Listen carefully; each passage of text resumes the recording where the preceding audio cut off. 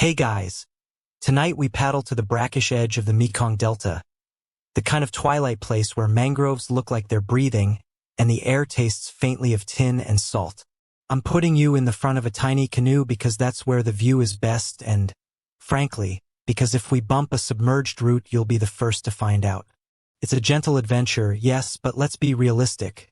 The mosquitoes here trained at a secret academy and they collect souvenirs. So, before you get comfortable, take a moment to like the video and subscribe, but only if you genuinely enjoy what I do here. Drop your city and the exact time in the comments so I know where you're listening from and whether your night is ahead of mine or already washing away. Now, dim the lights, maybe turn on a fan for that soft background hum, and let's ease into tonight's journey together. Under a fading stripe of purple sky, the canoe slides past roots that look like rows of knuckles gripping the riverbed. A shy breeze presses the mangrove leaves into a soft glitter, and brackish ripples push against the hull with the mild impatience of a cat. Someone on shore is cooking rice. Steam curls low, weighted by the river's damp breath, and the smell folds into the sap-sour perfume of nipa palms. A lantern swings from the prow and sketches your outline on the water, a long shadow that flexes with every stroke. Local kids call this hour the blind time, because the river forgets which way is up and the sky borrows the color of wet clay. You balance your knees, touch the water, and feel the temperature flip where salt threads through fresh like a sly rumor. Our guide taps the gunwale and whispers that the first swarm is coming and that the best defense is to think non-delicious thoughts. He's kidding mostly. A coil of dried leaves smolders at his feet, and its smoke signals a truce with the tiny air force. Between one paddle and the next, phosphorescence stirs like a pocketful of glow dust. Each stroke writes a brief sentence on the surface, and the letters fade before you can pronounce them. A night heron clicks from a mangrove arch, then lifts away like a paper cutout, and the canoe nudges into a corridor where every branch seems to have knees. Water here is half mirror, half memory. As the tide turns, it sucks at the banks with a careful thief's patience, revealing just enough mud to hint at footprints and then covering them again. Fishermen leave tiny lamps on stakes along the bank, low constellations for boats without compasses, and the wind picks up the smell of diesel, asafoetida from someone's soup, and the mineral tang of silt.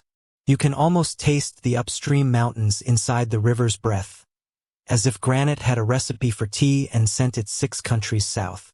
Beyond the lanterns, the river widens and begins to speak in more than one voice.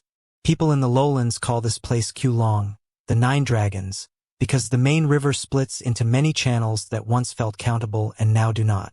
Some old maps name fewer or different branches, others treat submerged distributaries as ghosts that still deserve ink, and the arguments about which dragons are the real ones can take an entire afternoon. A mainstream history lesson slips easily into the night. Migrants from the north moved gradually down here over centuries, joining communities of Khmer and Cham heritage already threading nets through these waters. Place names flowed like the current, languages braided and unbraided, and every village adopted a flavor of river pragmatism that outlasted palaces and politics.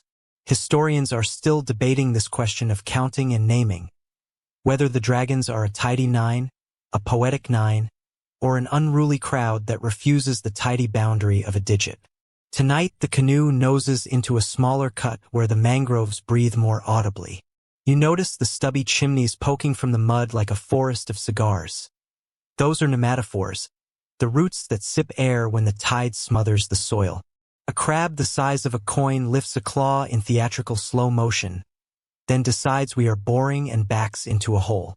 The guide, who has exactly 3 jokes he rotates by season, assures you that newcomers traditionally fail their first mosquito exam, then hands you a dab of crushed citronella and a strip of cloth to tie around your wrist.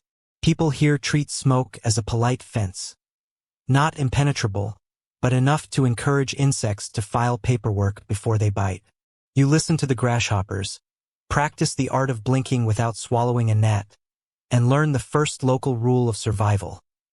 Tides, not clocks, tell you when to eat, nap, and build up your fire.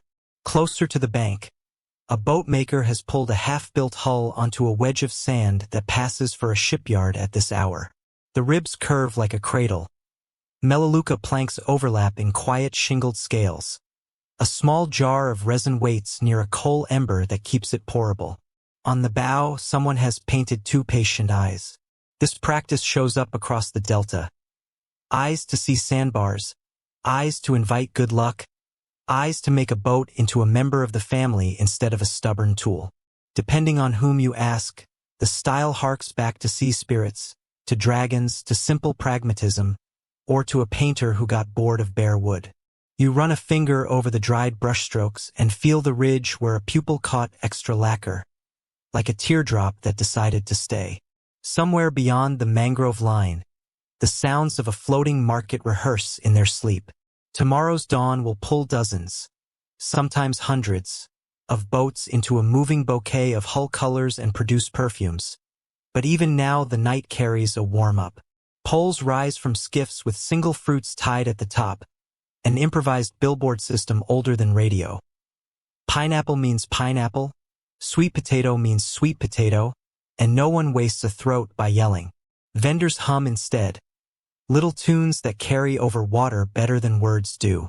Some elders say these melodies were once bird imitations, the Delta's version of whistling to house sparrows. Others insist it was just a sly way to keep prices secret from outsiders. You believe both because contradiction suits a river that teaches its banks to move a little every year. Across a narrow creek, a low shed hoards the smell of fermented fish like a dragon guards treasure. Inside are vats of nosimam, fish sauce as old as trade itself here, layered with salt and thyme and patient gravity. A grandmother tips a small ladle onto the floor, first drop for the ancestors, and then seals the lid again with palm rope that creaks faintly. Mainstream fact for your pocket. Traders once carried sauce upriver in ceramic jars, and the jars sometimes outlived the boats. Cork for your smile. A few families keep a ceremonial wooden fish above the doorway, not as a deity but as a reminder to treat the river as senior family. You taste a single drop on your fingertip and it blooms bigger than expected. Anchovy thunder, sweetness on the tail, and a mineral line that could pass for the river's autograph. Around the bend, children practice a game with reed rings, tossing them onto poles sunk in the shallows. Their laughter sticks to the air like warm rice, and somewhere a drum thumps a sleepy rhythm that you feel through the canoe floorboards.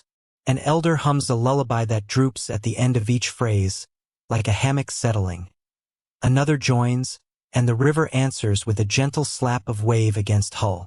There is a scholarly rumor that one melody encoded tidal advice long ago, high notes for flood, low notes for ebb, and that families traded the verses as quietly as recipes.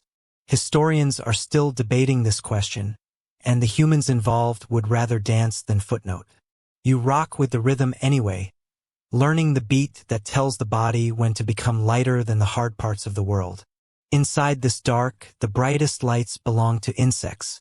Beetles pop on and off like shy embers, and a fringe of fireflies lines the mangroves in an almost synchronous pulse. Biologists have cataloged several species here.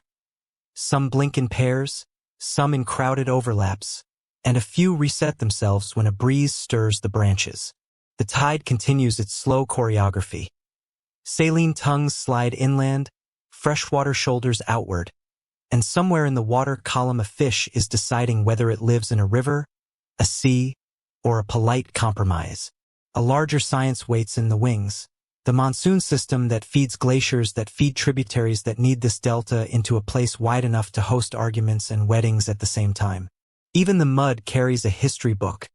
Silt grains from upriver volcanoes, borrowings from far fields, and a dusting of crushed shells that testify that the earth enjoys disguises. From a forest of nipa stands, a path on stilts leads to a house that appears to be practicing levitation. Walls are woven from palm leaves in a chevron tightness that turns rain into a patient visitor rather than a nuisance. Under the house, a rack holds poles, oars, baskets, a school of aluminum pans, and today's catch cooling in shadow. After big rains, everything rises. Pots go to upper shelves, beds climb a rung, Babies nap in hammocks tied to rafters. There is mainstream knowledge here too. Homes are built to lift so that the river can visit without breaking the floor, a long agreement between architecture and weather. A small oddity makes you grin. A bamboo ruler scored by bite marks hangs near the door, the true signature of a child who used the tool as both toy and measuring stick. Nobody threw it away because luck might be measured in that same stubbornness. Elsewhere along the bank, a battered espresso kettle percolates on charcoal, a relic of past empires that stayed because it knew how to be useful. Coffee wafts through the mangroves in a smell that could wake a fish, and the guide demonstrates how to pour it over condensed milk until it makes a two-tone sunset in a glass. Robusta beans favor this heat, and so mornings across the delta strum awake to the clink of spoons and the whisper of metal filters. A market rumor insists the best barista once balanced 2 cups on opposite ends of an oar and stirred them simultaneously while ferrying a passenger who refused to stop telling jokes.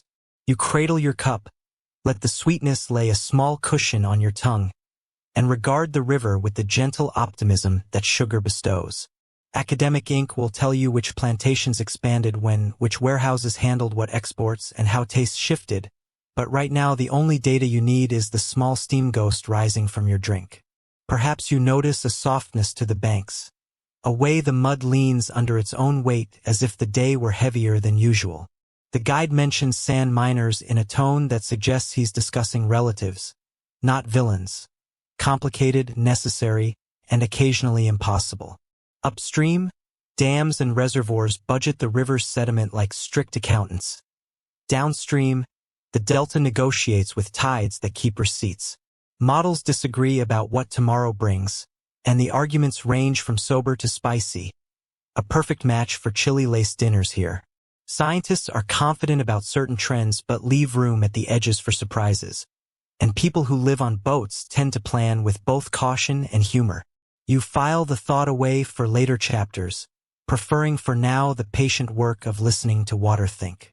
Out on a wider sheet of water, moonlight finally commits to a lane and skates forward in a broken silver path. Someone hands you a tiny paper lantern, a fish shape folded from waxed rice paper, and you set it afloat with a breath that almost counts as a wish.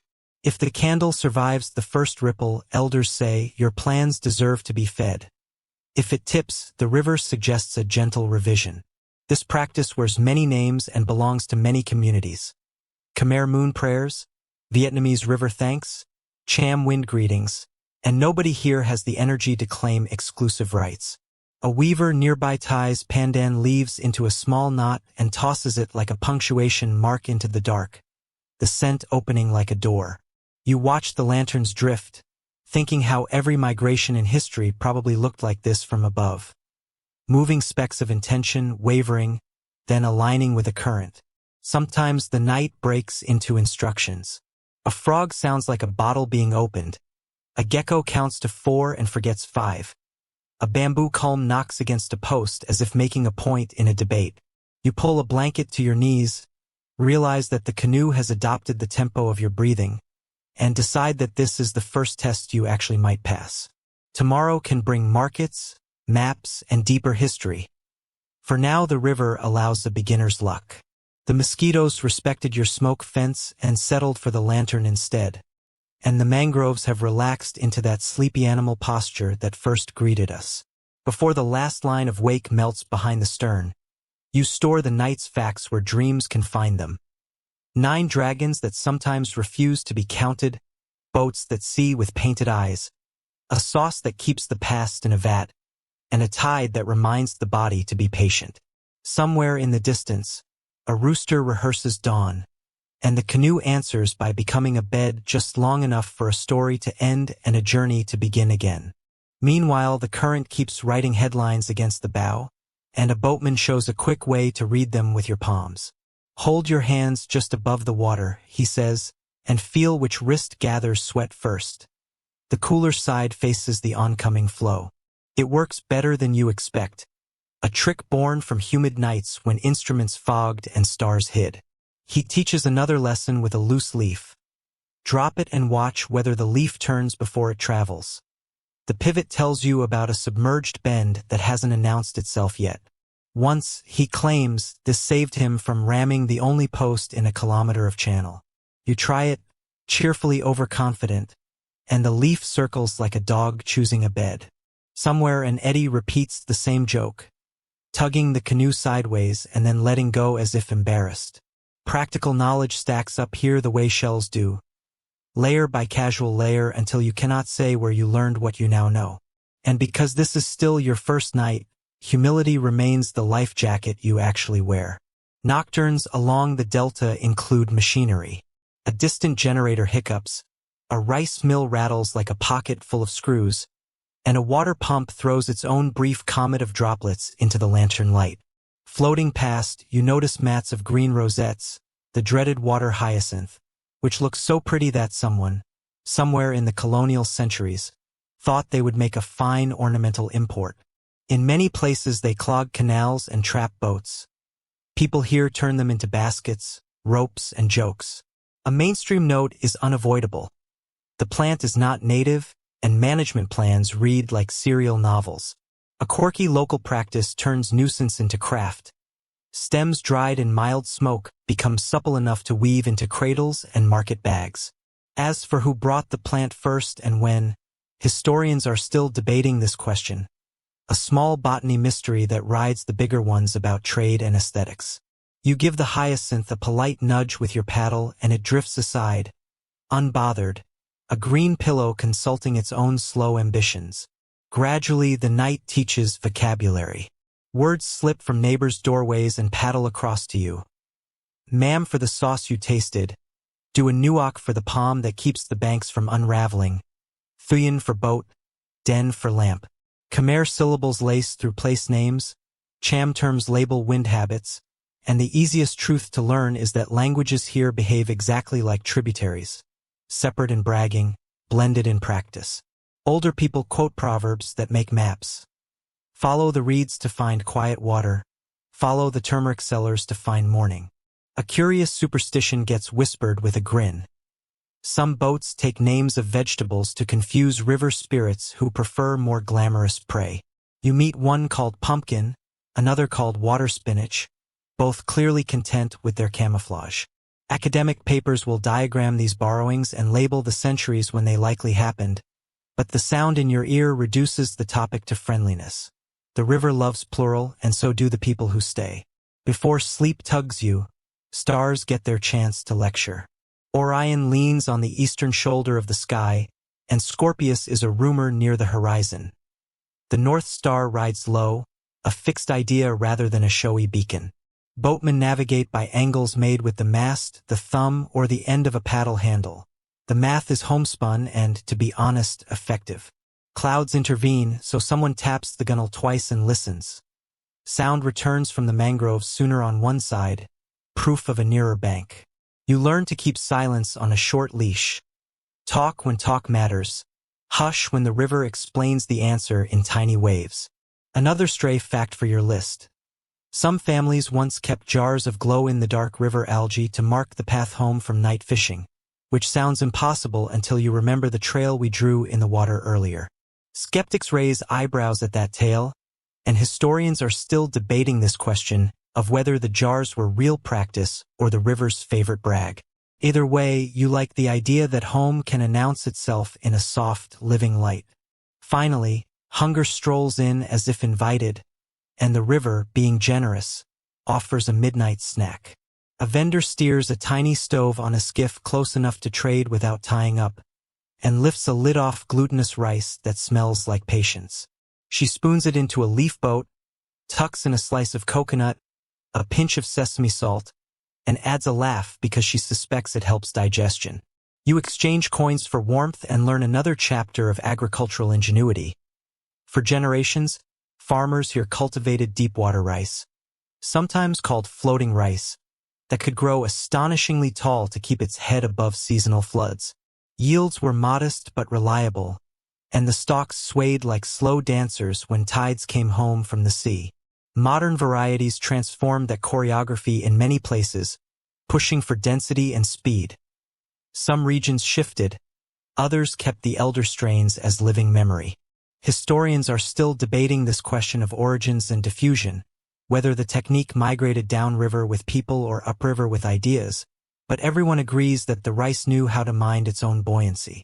The vendor tells you she prefers old stories to new arguments and taps the lid twice, a superstitious thank you to the grain. For dessert, she pours you a small cup of coconut water that tastes exactly like the word relief. Your guide grins and repeats his favorite warning. First-timers rarely survive their mosquito exam, but he nods at your smoke bracelet and concedes you might squeak by. The canoe nudges a post, the lantern sighs, and the delta, pleased with your attention, shifts to an even lower gear. Somewhere a dog decides the moon is a guest and barks politely, and the water answers with a hush that sounds like pages turning in a large, unfinished book. Dawn lifts like a slow curtain, and the gray that hid last night's edges becomes a fine-grained sketch of channels, stakes, and tree knees. A smear of orange catches on the ribs of parked boats, and a rooster tries a bolder key as if promotion is available. The canoe rocks in place as the tide shifts its mind, and the guide squats on the stern, draws a quick map on his own palm with a bit of char, and flips the hand toward you like he's offering candy. He insists that the skin remembers better than paper because sweat edits what no longer matters. It's funny, but it also works. Lines that stay are the channels we're about to take, and the ones that blur were yesterday's elegance. By the time you lean closer, he's already rubbed out a bend and added a cross where two narrow ratch meet in backwater friendship. The river, he jokes, is a pencil that refuses erasers. Your palm is the opposite. Palms become classrooms before breakfast. A grandmother on the bank taps a pattern into your open hand, 3 light, 1 hard, to teach the cadence of a particular eddy downstream. To say thank you, you try to tap it back but add an accidental extra beat, which makes the kids laugh and rename the eddy the hummingbird. The lesson grows. Push the heel of the hand into your other palm to feel the way a flood presses.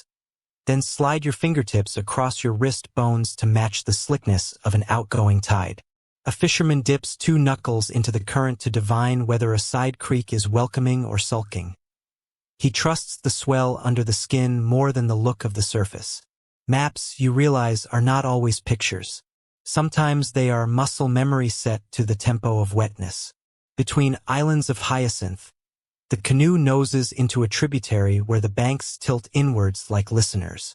Wooden poles mark a secret lane, 3 on the left, 5 on the right, forming a counting sentence you have to read while moving. Locals call it a shortcut, though shortcut here doesn't mean what your city brain expects. These passages are sacred as much as they are efficient, protected by rules you whisper more than enforce. Certain boats lower flags, some ferry pilots switch to a softer voice, and a few hum a tune that belongs only to this ribbon of water. The cham uncle in the next skiff touches his brow twice and points the way with his chin, a gesture that feels like both polite greeting and navigational arrow. The passage is barely wider than our oars, and yet it carries the comfort of a long hallway with familiar pictures. Contrary currents draw question marks that the sun reads for us. On the open reach, wavelets from the sea bully the river's ripples, and the surface becomes a crossword where 2 languages jostle, both insisting on down clues. You trail 2 fingers and feel a diagonal tug, then a slackness, then a steady insistence. A boy sitting astride a bamboo pole planted in the shallows explains that the diagonal means, borrow this lane for a while. The slackness says, you're on your own. And the steady part is where the fish might be generous. He laughs that you will not enjoy the generosity without the correct bait, which apparently is a mix of rice hulls, coconut fiber, and a gossip nobody repeats to outsiders. Humor lands lighter than the tide, but it sticks long enough to become another landmark in your mind. Beside a stilt house, a woman unrolls a cloth on which a map blooms in indigo. The cloth is an heirloom, dyed with the patient work of plants and time, and it carries both cartography and embroidery. Streets that don't exist anymore glimmer in thread. A sandbar that still sleeps under the modern channel stands proud in the old stitch, and a small boat with embroidered eyes sits exactly where her grandfather used to anchor for evening tea. She explains that this was the village's way to remember where to go when storms erased signs and cattle ate the bamboo stakes. The cloth lives between worlds. Map as mnemonic, map as altar. You run a finger along the stitched how branch and notice a seam where the thread changes shades, and she shrugs. Some names lasted longer than their colors did. Meanwhile, the guide introduces you to the 9 dragons argument, which is not so much an argument as a family gathering with extra dessert. The mainstream story says the delta divides into 9 mouths at the sea, a poetic inventory that invites a neat list. Reality performs its usual mischief. Mouths silt shut, new ones open, canals stitch shortcuts that become primary paths, and the number 9 keeps wobbling like a lantern in a draft. Elders recall the Baali silting slowly until it wheezed into stillness. Engineers in the late 20th century propped a dam there for salinity control, and fishermen updated their routes with a sigh and a shrug. Historians are still debating this question of counting literal 9, symbolic 9, seasonal 9, and the loudest conclusion today is that certainty is bad at swimming. Across a field of reeds, a Khmer monk walks the morning, saffron robe reflecting geometric sunlight off the canal. He holds a small notebook that collects place names in 3 scripts, and he smiles as he shows how the same syllable bends when it crosses from Khmer to Vietnamese to French spellings. Names migrate the way people do, he says, losing a letter here, gaining a diacritic there, but always carrying a memory of where they began. A village called Tra Vinh might be written in a flowing Khmer hand on a wooden board, romanized briskly by a colonial surveyor, and sung in Vietnamese as a 2-note lullaby. The map in his head holds all 3, and he claims he can tell time by which version a visitor uses. Skeptical eyebrows escape your face until he correctly guesses you learned the name from a coffee label. Under a cluster of nipa palms, a class for small captains convenes. Children sit in a canoe belly up on the sand with a chalk stub, turning the flipped hull into a slate. They draw channels, set tomatoes as islands, and flick pebbles for boats. The teacher, who appears to be 12 and blitzed on sugarcane juice, sets rules that sound like poetry. Go where the wind is curious, not where it is angry. Chase the shadow that arrives before the bird. Follow the raft of ants when the rain speaks loudly. Those lines double as field notes for reading the microclues of a lowland day. The ants indeed form rafts. The birds foreshadow the gust. The wind tells its own gossip on the surface in tiny, hairy scribbles. Your own chalk map, shy of elegance, features a tomato island labeled, "Do not hit." Perhaps you've noticed that maps here are also calendars. The first day of the flood season wears a bent frond at the temple gate. The market shifts 2 barges upstream on a day whose numeral ends in 5. Weddings prefer the mid-ebb when the river is neither chattering nor sulking. A boatman traces a crescent on a mahogany paddle to mark where he anchored during the last very low spring tide, insurance against future memory lapses. Another scratches a line inside his boat where floodwater once climbed. The mark becomes both warning and brag. Paper maps exist, of course, in government offices and surveyors' tubes, but the river favors living documents. Scars on wood, threads on cloth, wrinkles in skin. Later, a French-era chart surfaces in a warehouse that now sells noodles and rope. The chart is a beautiful liar. Crisp, exact, and confidently wrong about 2 creeks that have since retired. A fisherman named Pumpkin, his boat carries the same vegetable alias, lays the brittle map next to his own notebook, a water-warped thing that has survived a decade of pockets. His pages look like the daily thoughts of a river. Pencil lines thick where traffic hums, dotted where boats must pretend to be ghosts, arrows where the tide performs an unadvertised trick. He doesn't resent the old chart. He admires its faith that the world could hold still long enough to be measured. Still, his version wins the argument at lunchtime, because lunch needs a map that knows where the floating soup vendor prefers to drift. Someone asks how you tell a sacred shortcut from a regular one, and the answer arrives as a story rather than a rule. Once a year, the village ferries a set of objects, a drum, a basket, a carved fish, through a narrow canal without stopping, speaking, or coughing if they can manage it. The canal turns into a thread that sews the community to its ancestors, and interruption is discouraged. On those days, the shortcut belongs to ceremony. On others, it's open to the daily traffic of gossip and vegetables. Another shortcut hosts a boat race every dry season. Sleek long canoes paddled in insane unison, spectators tossing jokes as if they were confetti made of air. Sacred doesn't mean forbidden. It means particular, and the particular shifts with seasons like a polite, persistent tide. Outward from the market, the canoe glides toward the Tien branch, the so-called upper river, while the How or Basak keeps its own counsel behind a screen of palms. A teacher at the bow, formerly a surveyor and currently an enthusiast, explains that when people say the Mekong, they often mean a family of rivers, mother channels, child canals, adopted waterways, and cousins who only show up at festivals. Mainstream knowledge never hurts. The delta you're riding was built grain by silt tumbling from far mountains, a geologic generosity repeated annually. The teacher gestures to a high-water stain on a warehouse wall and makes the dry joke that this is their local museum of contemporary levels. The label changes every year, and admission is free to anyone with a sense of humor. Floating along, a man in a conical hat teaches the compass by scent. Upwind brings brine and a faint metal note when the sea flexes its influence. Downwind smells of damp leaves and cooking smoke.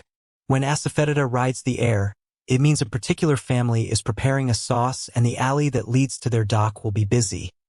When pandan dominates, a school is steaming sticky rice for a festival and the side canal will be cordial but slow. You close your eyes and try it, identifying the sea by its cool, iron whisper and the market by its layered sweetness. The man nods approval and then adds a twist. Burned rice smell often marks a boat engine overheating, so if you catch that note you give the vessel extra space. Navigation by nose is odd, sure, but it's an oddity tuned by generations of practical noses. Once the sun climbs higher, the guide declares it's safe to discuss the map that bites. Sandbars move here like sleepy crocodiles that can't be bothered to announce their travel plans. The practical trick is to watch the color of the water sharpen from tea to glass near a shallow. Then smear again to tea after you've passed it. He shows how reed tops bend over bars where the current pins them. He places a leaf on the water to see if it spins. 2 spins mean a bar. 3 mean a whirlpool worth avoiding. 4 mean you're being mocked. Your leaf performs only 1.5 spins, which he interprets as a friendly warning. Keep right. Skeptics demand instruments, but instruments demand batteries, and the river is perfectly content to offer leaves. Night never fully leaves the under canopy, and some creek bends keep their own dimness all day, like rooms that prefer candlelight. In the hush of one such bend, you meet a man who collects obsolete names. He carries a folded sheet listing mouths that no child now uses in channels claimed by mud, and he tries them aloud the way some people test the fit of old coats. A name like Bathak rides his tongue with the balance of a canoe, while Dinnan fits like a door latch clicking home. He doesn't mourn so much as archive in his own throat, and when he hears a visitor say 9 dragons he smiles indulgently, as if to say, "Let the poetry work, we'll handle the rest." Elsewhere, the day's lesson turns to measurement. A woman who used to sew uniforms during the war now stitches distance with a string around her wrist. Every time the paddle dips, she pulls the string a finger width and knots a memory of where the canoe switched lanes. At home, the string becomes a loop on her wall, and the family knows that when she points to a knot, she means a bend where an unexpected kindness happened, or a snag where caution paid off. Quirk becomes toolkit. Station markers that smell like palm sugar, maps that chime when the wind bumps a hung spoon. A waterproof calendar scratched into the roof beam of a boat with moon phases and rice prices sharing the same line. The variety isn't random. It's what survivals look like when a river edits your plans. Beyond small bridges, the silhouette of a colonial warehouse holds cool air and a stash of stories. The brick remembers a time when surveyors insisted on straight lines, canal diggers obliged with aching hands, and rice yields ballooned behind new dikes. Modernization arrived by dredge and decree, and the delta adapted with the pragmatic grace of a market vendor who will sell you both mangoes and the knife to peel them. Scholars argue about net gains and losses. One historian calls the canals a boon that fed provinces. Another labels them a harness that dragged people into schedules the river never authorized. The truth sways between them like a hammock because what helped one bend hurt another. That's the problem with maps that don't include feelings. Finally, a child offers the smallest atlas. A wrist covered in pen marks, each dot a place where she has lost and found something. The dots are confessions. Slipper here or there, patience on a day with too much rain. She says the prettiest dot is where a floating library tied up for an afternoon, and she borrowed a book about birds that could fly upside down. You nod, curious, and she confirms that swallows, in certain moods, manage the stunt, which dovetails perfectly with the way this river prefers its rules. Flexible, showy when required, and smug about gravity. Her wrist map doesn't need to be accurate forever. It needs to be true today. Afterward, a teacher lays twigs on the water to sketch the fork we're about to take. Twigs behave like obedient students when the current is confident. They jitter when asked difficult questions. The fork to the left accepts the twigs with a run of gentle pulls. The right fork tosses them back like a joke told twice. We slide left, and the guide announces that this old lane used to be blessed on certain mornings by a woman who walked its bank, burning small cones of powder that smelled like winter in the tropics. The ritual wasn't formal, no texts, no temple, just habit invested with care.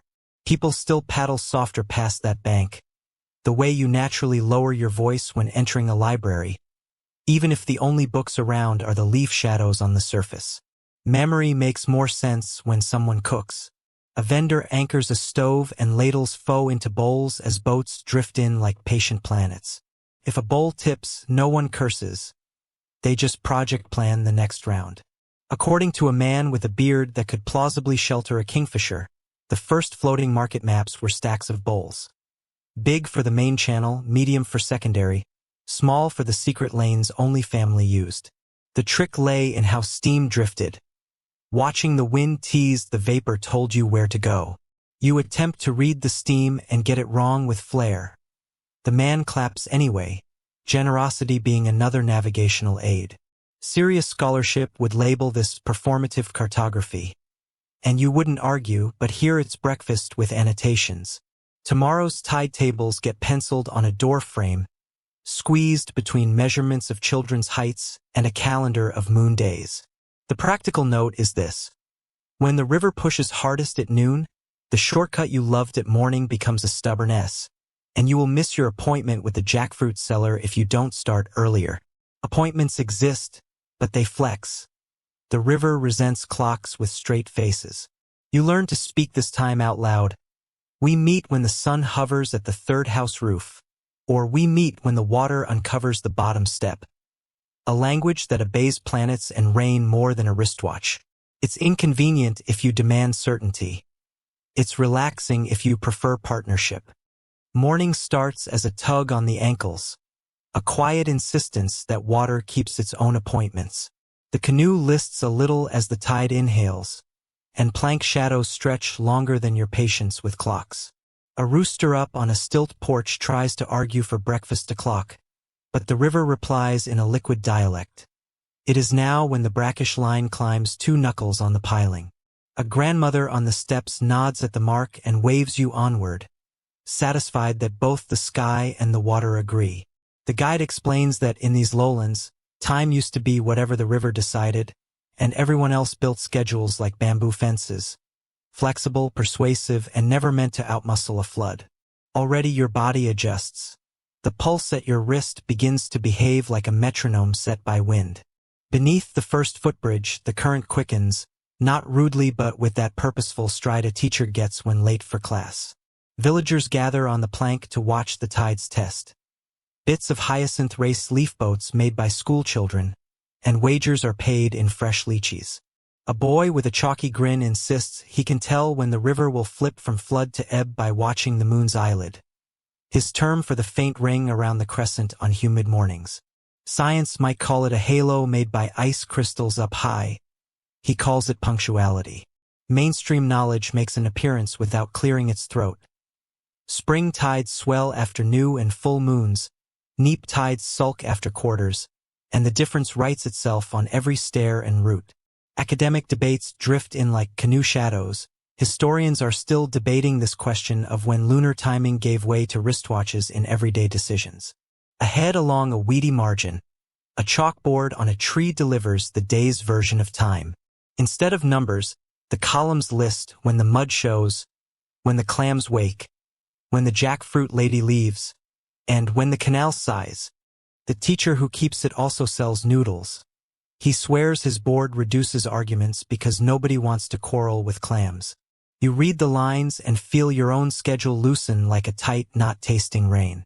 A fisherman ties a string around his, or at the exact minute the water reverses. A quick mnemonic so the evening trip aligns with friendly currents. He doesn't mind being off by minutes. He minds being off by a current's attitude. Precision exists, but it steps aside for usefulness here, like a polite cousin at a crowded table. Somewhere behind the mangroves, drums begin to test their skins. Weddings prefer mid-ebb around these parts, an hour when the river neither scolds nor slows, so the flotilla can glide from the bride's house to the groom's with dignity and minimal splash. A woman in a red scarf inspects the tide line on her stairs and declares the auspicious minute will arrive when water retreats below the third bamboo notch. The groom's uncle pretends to consult an almanac but is really waiting for the wind to stop making fun of his hair. Quirky practices blossom in the details. Bouquets are tied with fishing lines so children can reuse the knots. A small jar of noosi-mayam rides in the prow to remind the river that this boat understands promise. Serious folklorists have argued for years over whether tide-based wedding timing began as cosmology or logistics. Around here, people call it manners. By late morning, the school bell refuses to ring until the mud ledge outside the classroom has enough firmness to catch a thrown shoe. That is the test. The first two throws sink and giggle, the third lands and sulks, which means recess ends. The teacher shrugs as if to say she reports to the river. Timetables printed on paper exist, but pencils remain brave enough to change numbers when tides laugh. Mainstream knowledge floats through the window. Seasonal monsoon patterns ride the Indian Ocean's mood swings. The southwest monsoon hauling wet summer inland and the northeast monsoon tidying up with cooler, drier air. Dry season mornings smell like sand. Wet season afternoons sound like a million polite hammers on tin roofs. School children translate that into simpler rules. Dry months bring chalk dust. Wet months bring frog choirs. Consider the way a floating market tells time without saying it aloud. Pineapples stand like flags on poles, their angle reading like a sundial to regulars. Steep angle means early, lazy lean means late, horizontal means the seller's kids already napped and woke. A coffee vendor calibrates her kettle whistle to tides by accident, yet customers swear the high pitch only happens near slack water. Habit turns coincidence into instrument here, and nobody sees the need to correct a story that works. Meanwhile, a biologist, elsewhere on the river, counts the minutes fish wait before nosing into freshwater after a high saline pulse, building a graph that looks suspiciously like a lullaby. The graph gets framed badly above his desk and smudged by humidity, a souvenir of seriousness that lives comfortably beside jokes. Everyone has a trick for predicting whether to dig clams today or sing about them instead. One auntie tips a leaf boat into a puddle and observes whether it spins clockwise twice before it escapes. 2 spins mean the tide will politely empty the bank by afternoon, while 3 spins mean overconfidence is a dish best served with backup snacks. Another person hangs a spoon from a rafter and watches the sway after the morning breeze. Certain rhythms mean the cove will host tourist boats and patience will be expensive. These methods aren't peer-reviewed, but they are neighbor-reviewed, which counts for plenty. Historians tracing similar indicators across the delta argue about origins. Some claim Cham sailors passed down wind-reading customs. Others suggest Khmer rice calendars slipped into canal life. Historians are still debating this question, and nobody here is in a hurry for them to finish.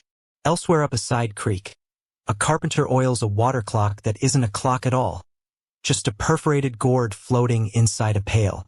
As the gourd takes on water, it sinks at a speed that matches a practice song. He hums the tune, stops when the gourd kisses the rim, and declares the tide has 15 minutes left before it loses its temper. Children learn to calibrate by taste. Add a pinch of salt to the pail for the dry season, subtract for the wet. The carpenter insists the device measures mood as much as minutes, which sounds eccentric until you consider how many city clocks measure stress without volunteering help. In this creek, a gourd sings, and that's enough to organize a morning of repairs.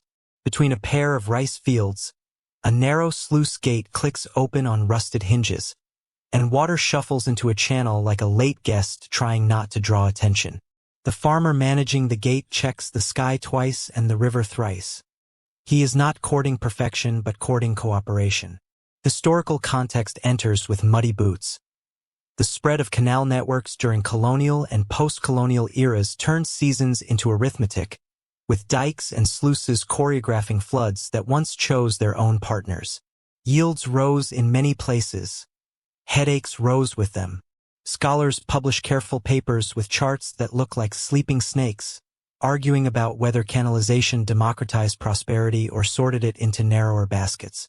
The fields themselves respond by growing rice because that is what fields do when given half a chance.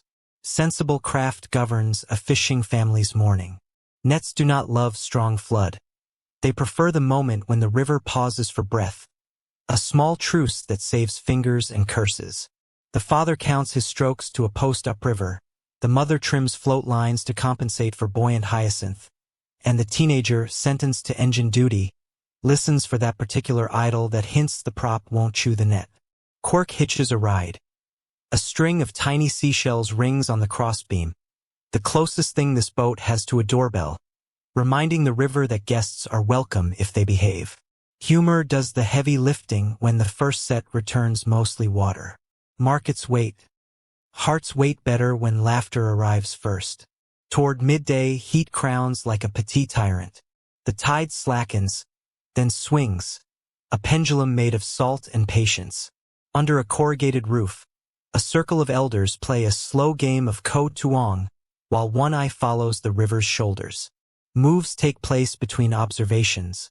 Horse to the riverbank, pawn forward one step, announce that the neighbor's ducks are conferring about weather again.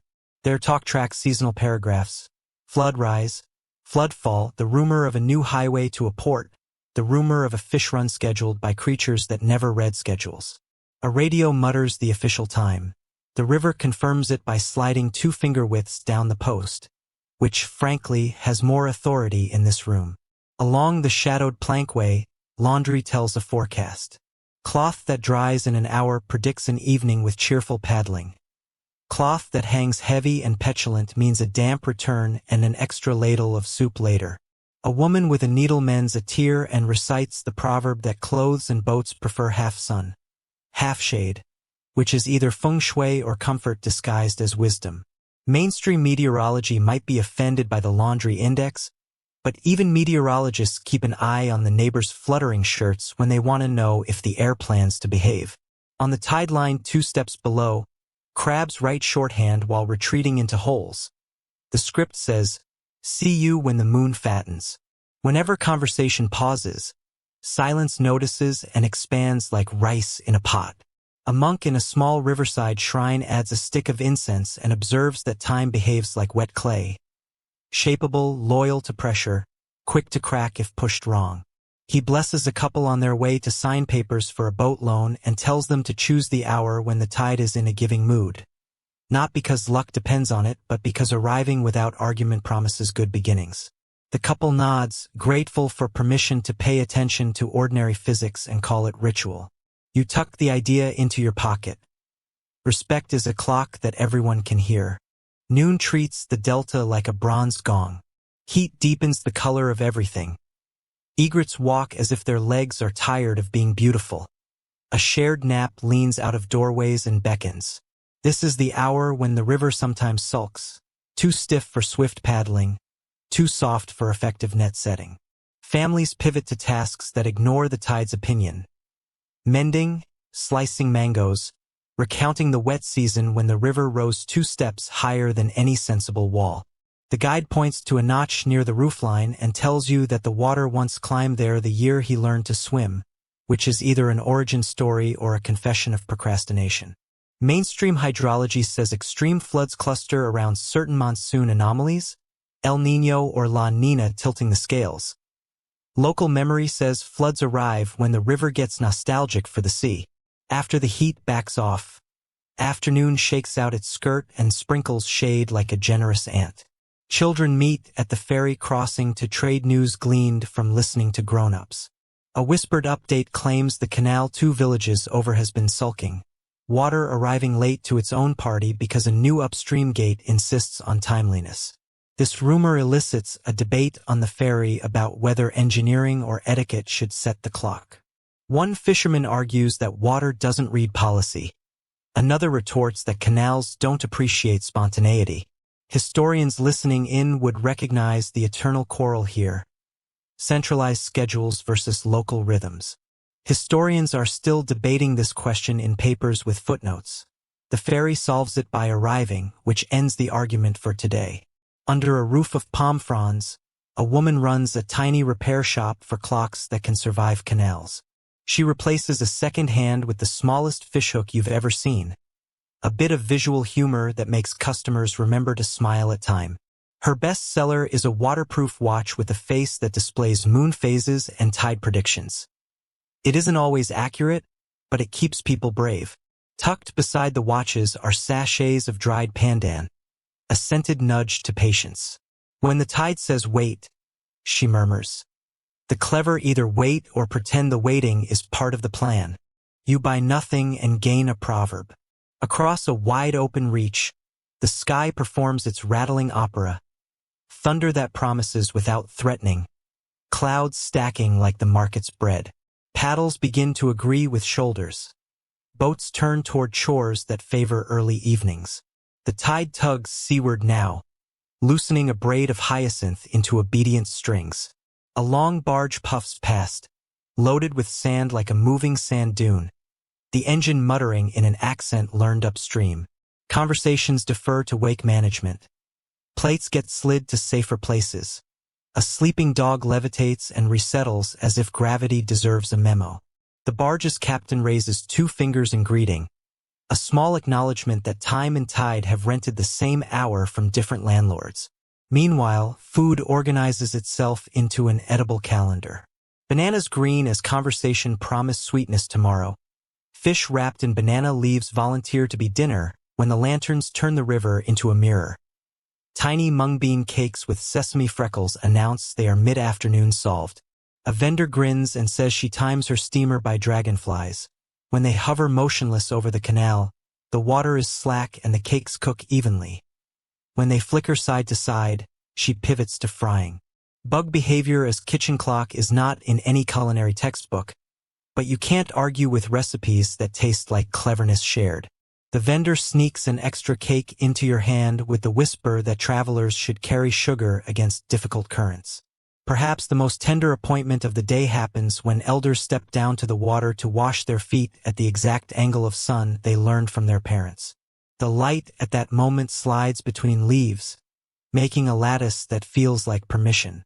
They chat about the old year when the river delayed flood by nearly a month, confusing the rice and the marriages alike. One uncle insists that upstream dams altered the timing too much. Another counters that the monsoon's late breath was to blame. Both have pieces of the truth, and the argument is affectionate rather than sharp. Mainstream science documents changing sediment loads and the knock-on effects to delta morphology. Household schedules record changes in naps and noodle cooking times. The scale differs, the care does not. Finally, evening glides in with the tide's velvet glove. Lanterns float out from doorways and settle at the edges of things, and conversations slow down into sentences that deserve longer breaths. A group of teenagers practice paddle drills for a race that will happen when the moon fattens again. They count in a rhythm that matches the river's exhale. Parents calculate bedtime not by a number, but by the sound of frogs.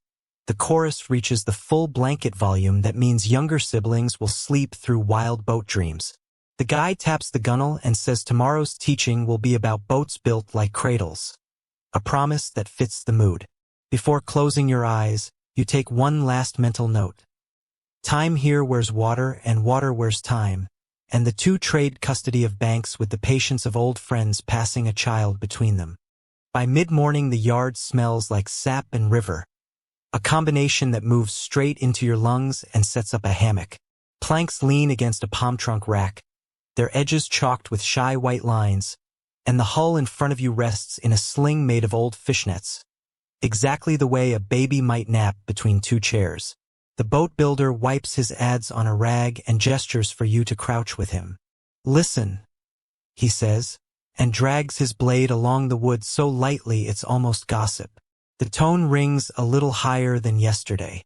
He nods, satisfied, and tells you the plank has learned its curve overnight like a student who finally understands the homework. Sawdust rides the air in lazy spirals while a kettle hisses on a scrap iron stove. You take the paper-wrapped sand and rub the hull in circles until your fingertips tingle and your shoulders decide to be honest about their limits. The grain grows visible the way writing grows under a pencil when a child shades the page.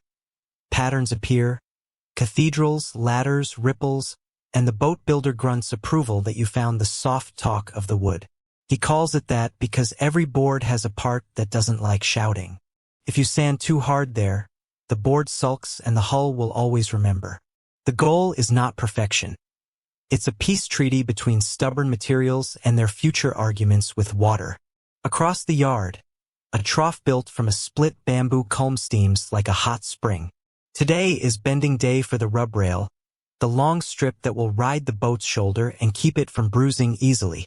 The strip soaks while two cousins feed a fire with rice straw and palm midribs, and the steam smells faintly of sugar because straw never forgets what it used to be. You dip a hand in, pull it back with a hiss you pretend is courage, and agree to hold the far end when the builder calls. He counts down, you lift, the strip goes limp as a smile, and the boat accepts its new necklace with a creak that sounds exactly like, well, all right then. Melaleuca is today's star. Paperbark, tram, the tree that wears its own bandages. Planks cut from it carry a medicinal perfume. Cousins to the cajeput oil people rub on temples for headaches and on chests for colds. The builder prefers Melaleuca for side planks because it forgives small insults from sandbars and swells without announcing it to the neighborhood.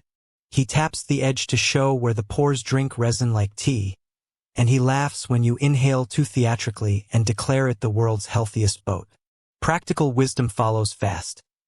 Melaleuca can warp in a sulk if dried too quickly, so boards nap under shade for weeks with stones on their ends like lazy cats. Hopia, heavier and less talkative, waits under a tarp for the keel job. Saw den, the builder calls it, running a thumb across a tiny vein as if reading its pulse. Keels need a temperament that dislikes foolishness, and Hopia obliges by being dense, steady, and grumpy about fungus. The beam gets planed until shavings froth like cinnamon curls on the ground. You learn to steer the plane with your hips, not your wrists, a lesson that sounds suspiciously like dancing advice. When the beam seats in the cradle of blocks and wedges, the hull stops fidgeting, as if the boat finally knows which spine it woke up with. Steam carries additional chores in its cloud. Ribs, thin, tough strips, must bend to the hull's inside without cracking into arguments. A long metal drum, the reincarnation of an oil barrel, becomes a portable sauna. Someone whistles, the lid pops, and the yard fills with what looks like a dragon's housekeeping. On cue, a cousin slides a scorching rib into place while the builder pins it with clamps and murmurs a sentence under his breath. Later you ask about the words, and he shrugs. Old tune for new curve. Ritual helps the hands remember what the head forgets. Under the shade of a nipa roof, a low table holds a museum of joints. Scarf joints for lengthening planks, skegs that marry keel to stern like a handshake, and a pile of wooden pegs that look like giant matchsticks. Nails are present but treated with suspicion. Iron talks too much in brackish water and corrodes into opinions nobody respects. Pegs, tree nails, the textbooks would call them, swell in their holes and promise decades of faithful silence. The builder sets two planks together, draws a fishhook curve with charcoal where they must meet, and cuts them so the seam looks like art trying to pass for utility. When you fit them and the seam disappears even before caulking, the yard applauds as if you just told a joke everyone wishes they had thought of. No one here trusts a seam until it learns to whisper. Caulking arrives like the moral of a parable. A twist of fiber, a dose of resin, a sequence of taps with a chisel that calls itself a bee. Coconut fiber gets combed into a long ribbon, then tucked into the hairline between planks with a caulking iron that pings a music you could dance to if you weren't busy learning where not to hit your own thumb. Resin follows, Dao rye, the local tree's gift, warmed until it behaves, stirred with powdered shell and a breath of ash. The smell could be a forest's idea of candy. Once the seam drinks it, the hull looks as if it's been told a secret and intends to keep it. Old-timers insist on silent boats, especially for night fishing. Tricks accumulate like lucky coins. Banana sheath washers under oarlocks. Beeswax rubbed on thole pins. A mat of woven hyacinth under the engine mount. A thin slice of cork between mast and partner. Even a row of tiny shells along the gunwale so water, if it must slap, plays a softer tune. The builder demonstrates the knuckle test. Wrap your knuckles along the plank. If the sound sharpens, a rib is asking for a shim. You try, baffled at first and then weirdly fluent. It's like learning to hear your own name in a crowded market. Somewhere nearby a paint can opens with a sigh, and a little crowd materializes as if summoned by scent. Today the bow gets eyes. This is not decoration so much as instruction, a way to teach the boat where to go and what to avoid. The painter, a woman whose hands look like they've known all sorts of tools, sketches two almond shapes that are neither fish nor human, then anchors the pupils with a dot of lacquer so glossy it could be a night heron's blink. People in the yard debate styles, round pupils for river, slitted for sea, lashes if the boat is flirtatious, and the painter pretends not to hear. When a child asks where the mouth goes, she says boats speak with wakes. Mouths would only confuse them. Knots describe another syllabus. The bowline is for respect, the clove hitch for arguments you plan to win later, the figure eight for people who like to rest easy. You learn them as if they were verbs. Tie, release, trust. The builder's wife shows you a knot she calls stay and think. A loop that slips when pulled the wrong way and holds when treated kindly. You practice until your fingers do the remembering on their own, then lose the plot when a neighbor tells a joke about a fisherman who married the wrong rope. Laughter here does more than decorate. It saves you from taking your mistakes personally. Then comes naming, a ceremony pitched halfway between comedy and spell.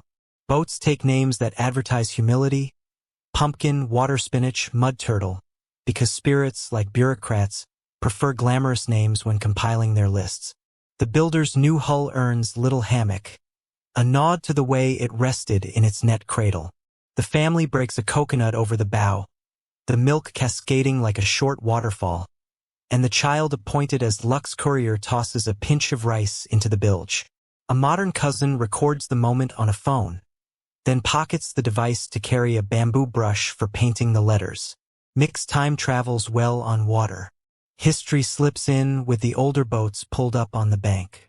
A broad-bellied gee bow, coastal trader from centuries past, sleeps under tarps, its deck curved like a grin, its ribs stout from stages of cross-province commerce. Sail used to be the law. Brown matting stitched from nipa leaves billowed like patient thunderclouds. When diesel engines arrived, hulls slimmed, knees argued with deck beams differently, and long-tail propellers gave channels a new accent. Mainstream histories will tell you about colonial surveys, canal straightening, and the export hunger that reshaped boat dimensions. Builders here will tell you which year the old carpenter switched from iron nails to pegs and how the river laughed when he pretended not to be nervous. Design like gossip travels. Chinese junks, Khmer racing canoes, Cham lateen rigs, Malay hull curves. Every visiting silhouette left a helpful rumor behind. A scholar once tried to classify delta boats with botanical seriousness, sketching sterns and bows as if drawing leaves. The sketches hung in a provincial museum for a while and then migrated to a cafe, where the owner penciled in the nicknames locals actually used. The origin of the painted eyes becomes its own coffee debate. Brought by traders from farther east, inherited from Austronesian ancestors, or simply a case of humans giving faces to things they love. Historians are still debating this question, and the painter from earlier pretends to nap rather than vote. Noise, the enemy of stealth, gets an afternoon lecture. Hulls that complain make fish suspicious, and suspicious fish make markets unfunny. The builder shows you how to line the bilge with woven coconut midribs to interrupt echo, how to tape a strip of fabric under a deck plank that tends to tattle, how a thin felt pad under a pail keeps it from turning every bump into a sermon. Even the oar blade benefits from a bevel that enters water like a secret. Your first stroke, loud as a marching band, earns a chorus of theatrical gasps. Your second stroke earns a nod. Improvement is the only applause anyone truly expects. Oarlocks evolve into a miniature universe. Thole pins, bare and proud, are wrapped with rope to create a soft shoulder. A drop of rendered fish oil goes on the wrap. Smellful, yes, but the river does not demand perfume. When you ask if modern plastic sleeves would be easier, the builder shrugs. Easy is not the whole point. The sleeve solves a problem and creates a new one. When it cracks, it insists on replacement instead of repair. Rope, by contrast, tells you what it wants with fray and shine. Tools that talk get to stay. At the bow, the stem post meets the keel with a scarf that looks like two hands interlaced. You hold the clamp while the builder drills for a peg, and he insists the peg be cut from the same tree family as the post. Relatives argue less, he says. Aligning the grain so swelling will pull the joint tighter under stress. The image sticks. When the river pushes, the boat remembers who it is related to and hugs itself smarter. You press the peg home with a mallet that bears 30 seasons of dents, and the sound rings like a wooden bell. Colors sneak in once the seams cool. The underbody will wear a coat the color of river tea, practical camouflage, and the topsides may be green, blue, or whatever paint the cousin found cheap in the city yesterday. Older boats wore earth and river. Newer boats flirt with lipstick shades, then come back to simple after a few seasons of sun. The builder lets the children choose the interior color. They pick yellow because morning feels yellow, and a boat is happiest at morning. This logic goes unchallenged. Superstition cheerfully takes up a stool beside physics. Boats avoid their first launch on certain lunar days when the river has a reputation for teasing. A tiny charm, 2 grains of rice and a sliver of beetle leaf, gets tucked under the forward deck to discourage sulking. When a plank squeaks during construction, someone tells it a smooth lie. We are not building a boat. We are building a pillow.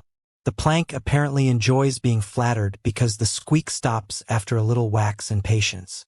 Skeptics smile, but nobody forbids kindness.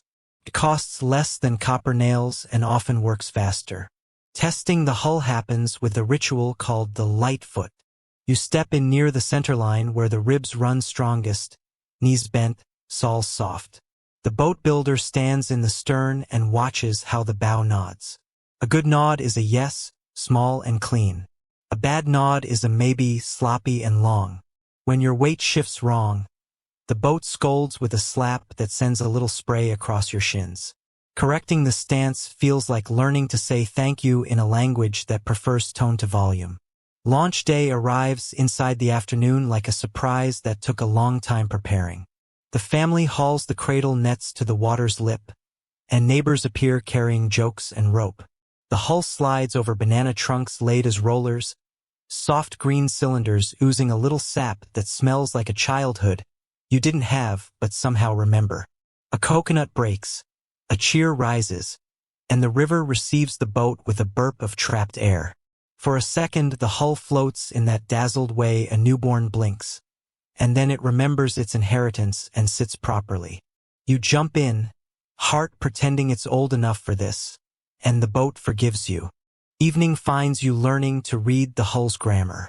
A forward slice, a pause, a pivot with the heel, a lazy drift under a low branch. The builder points to the wake, 3 chevrons, then a soft fade, and tells you what each part means. The first announces, the second negotiates, the third apologizes. Fish prefer apologies to announcements. You practice until the wake looks polite. Behind you the yard now holds a temporary absence where the boat used to nap, and you feel oddly protective as if leaving a cradle empty requires a poem. Tomorrow the boat will carry baskets to the dawn flotilla, and the painter swears the eyes know the way already.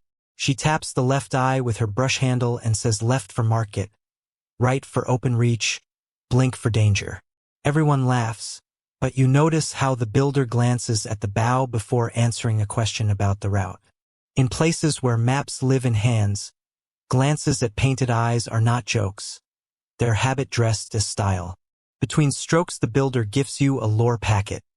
Don't lash a wet rope tightly. It will remember the insult and shrink into stubbornness when it dries. Don't sit on the forward thwart when the river sulks. The bow will exaggerate and you'll terrify yourself. Don't call the first scratch a scratch. Call it a story, and it will behave. These rules are not in any manual, but the boat nods when it hears them, and that, frankly, is credential enough. Tools acquire names as if they are crew. The small adze is quick tongue. The long plane is patient uncle. The drill is hungry bee. When you misplace the mallet, someone calls out, "Where did the bell wander?" And it makes perfect sense. You learn to oil the blades with the thin sheen of coconut at day's end, to hang them where the river breeze can remind them about tomorrow, and to thank them with a pat you pretend is for luck but is actually for gratitude. Names of boat types begin to make a geography in your mouth. Sampan for the flat, friendly workhorse. Tamban, the 3-plank boat, for tight creeks. Gi-ngo, long and narrow, for races that slice water into applause. Gi-bao, round and deep, for coastal swagger. Each name holds a recipe. Plank order, rib spacing, shearline mood. A neighbor insists the tamban hums in E minor when paddled correctly. You test the claim and discover that if music isn't present, you're paddling wrong. Workshop gossip meanders into history again, this time with a map drawn in coffee stains. The builder traces a route from forest to yard to market. Logs floated down during flood peaks, shaped into lives, then traded into more lives. Colonial engineers dug straighter canals. Wartime logistics turned discrete creeks into corridors. Peacetime engines swaggered into quiet corners and offered speed where stealth once mattered. Mainstream knowledge sets these changes in decades and policy. The yard frames them in the language of tool marks and the smell of certain resins returning after long absences. Patience becomes the day's thesis. The boat insists you don't rush the last coat. The resin pleads for another handful of whispers from the fire. The caulking begs you to believe that small taps do more than large ones. You surrender, let your shoulders loosen, and notice that the river nearby has shifted its sentence endings to question marks. Evening will answer with soft periods later. Until then, everything asks politely. Meanwhile, a rumor paddles in with a cousin from upbranch. Fiberglass has been courting the next village, promising low maintenance and shiny colors. The builder shrugs without bitterness. Every material tells a future. Wood tells one that includes repairs you can do with neighbors and a song. Fiberglass tells one that includes waiting for a truck. Both futures float. The yard will keep wood as long as the trees argue in its favor, and as long as hands prefer sentences written with shavings. Cham friends visit at dusk with a sail that looks like a scythe catching a moon. They rig it to a small mast through a sliding saddle, so the boat can duck under bridges with a graceful shrug. One of them teaches you the wind's polite greetings, how to see a gust's shoulder in the ruffled pattern across the canal, how to smell brine when the sea's longer arm reaches in, how to lift the sheet just enough that the boat stops complaining and starts purring. The sail tug is a cradle-rocking motion writ larger. It invites sleep even while you learn. Sails, when they fly, turn the river into handwriting you can read from a distance. Khmer racing crews practice farther down. Narrow boats slicing with such discipline that the water seems to arrange itself to make way. The long hulls look impossible until you watch them stop and laugh, the paddlers hanging their legs into the river like boys from a pier. A local teacher says some designs echo older lake boats and ceremonial craft, while others are experiments with the physics of bragging. Historians are still debating this question of lineages, and the river, as usual, lets the arguments flow around a sandbar and rejoin into something useful. Engines get their say as dusk deepens. A small single-cylinder putters to life under a woven mat that doubles as a muffler, and the builder listens with his whole spine. He asks you to place your palm on the transom and feel the harmonics, how the vibration smooths when the prop bites well and sulks when water starves it. He adds a wedge under one mount, the note relaxes, and the boat seems to breathe easier. Newer engines make a cleaner sound, he concedes, but they also encourage people to hurry, and hurrying is expensive in quiet places. Repairs hold as much dignity as fresh builds. A woman arrives with a hull whose starboard cheek carries a scrape from a flirtation with a hidden stump. The builder sands, scolds, soothes, and shows you how a butterfly patch can save both time and pride. Two thin veneers, one outside, one in, epoxied with a clamp that looks like a scarecrow's hug. He declines to hide the repair completely. Boats without scars, he says, are either liars or they don't go anywhere worth singing about. The woman nods and leaves with her hull brighter than she brought it. Children tumble back from the river edge with pockets of treasure. Nails that are not nails. A snail shell that insists on being a whistle. A broken paddle that plans to be a shelf. They volunteer to paint numbers inside the transom for state inspection, and manage to paint their elbows with equal enthusiasm. The builder's wife organizes them with grace, telling each child's future based on the neatness of their brush lines. Captain, cook, engine whisperer, storyteller. Your line earns storyteller, and you blush partly because it feels like permission, partly because your line wobbled on purpose. Recipes for keeping a hull sweet get traded like gossip. Rinse after salt days. Let the bilge dry like a cat nap, warm but not hot. Paste a little lime wash in the lockers to keep smells from practicing acrobatics. Rub the oars with a cloth that remembers oil but forgot to be greasy. Someone claims rubbing the gunnel with the cut side of a green mango deters certain insects and encourages others to attend parties elsewhere. Nobody derides the idea because mango exists and science is welcome to catch up. Details sharpen as night extends a friendly hand. The painter returns with a second brush to add a tiny white on each pupil. A light to sail by, she says, and the effect is immediate. The bow looks awake. A grandfather ties a talisman under the thwarts. Two strips of palm woven into a knot that promises safe crossings at low water. He spits in the river for luck, apologizes to the river for spitting, and the river pretends not to mind. The builder sweeps the yard with long, slow strokes that hush the scattered shavings into a polite pile. Craft, in the end, is just attention stretched over time until it becomes care. The hull in the sling has turned into a member of the family right under your hands. It will carry melons and gossip, shrimp and lullabies, patience and argument, laughter and plans that need crossing to become true. By the time the yard dims and the river gathers itself into a low, satisfied hum, you realize the phrase "boats built like cradles" describes not just shape but intention. The boat will rock whoever trusts it, and rocking is one of the oldest languages for promising rest. Memory will keep the day tidy for you. The steam that curled like a dragon doing chores, the beeswax on your fingers, the resin's caramel hymn, the peg that felt like it was shaking hands with history, the painted eyes that were not decoration but instruction. Tomorrow's market waits somewhere downstream, already practicing its chorus of vendors and engines.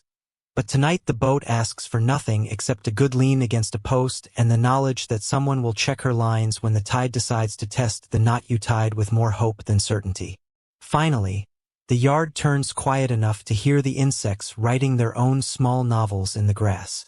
A lantern drowses. The river laps the bank with the connoisseur's approval of a well-sanded piece of furniture. The builder nods to you, not quite dismissal, more like adoption, and says, "Sleep. The boat will need your hands early." A cradle gently creaks in its net, and the lowland night, fluent in lullabies, translates that creak as a promise.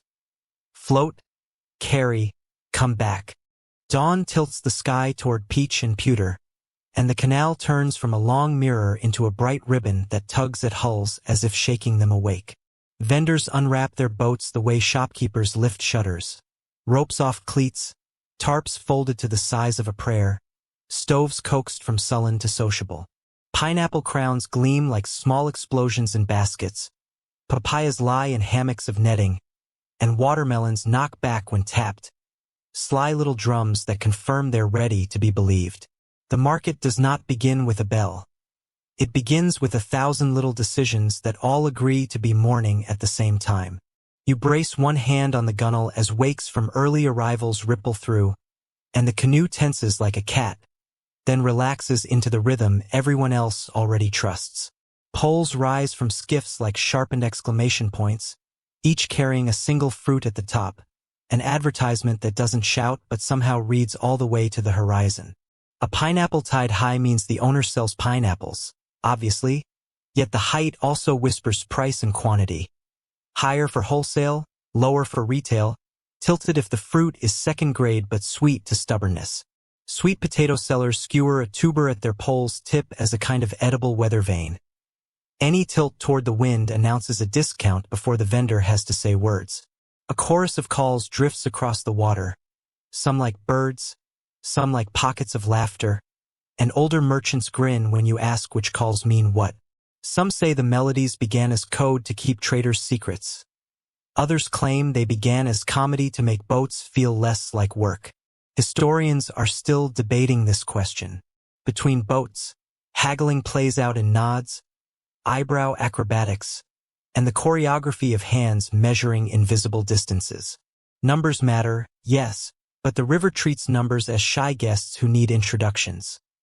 Context arrives first, courtesy follows, then prices happen, ideally without anyone feeling clever or cornered. A woman with a red scarf flicks her wrist to show 3 kilos, then holds her palm low to imply the budget behaves like a small, determined turtle. The seller nods, aligns 3 pineapples beside the oar-like exclamation marks arranged for a poem, and tucks a 4th into the basket without ceremony.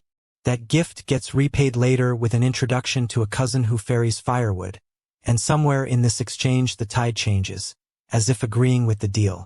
You lean in, absorb the syntax of nods, and discover that bargaining on water moves like paddling. Smooth corrections trump sharp turns.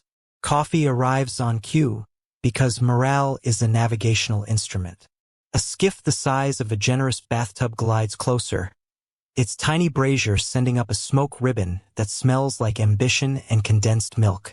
The woman tending it pours dark brew through a metal filter, then unspools a gloss of milk that settles into the bottom of your glass like a small sunrise.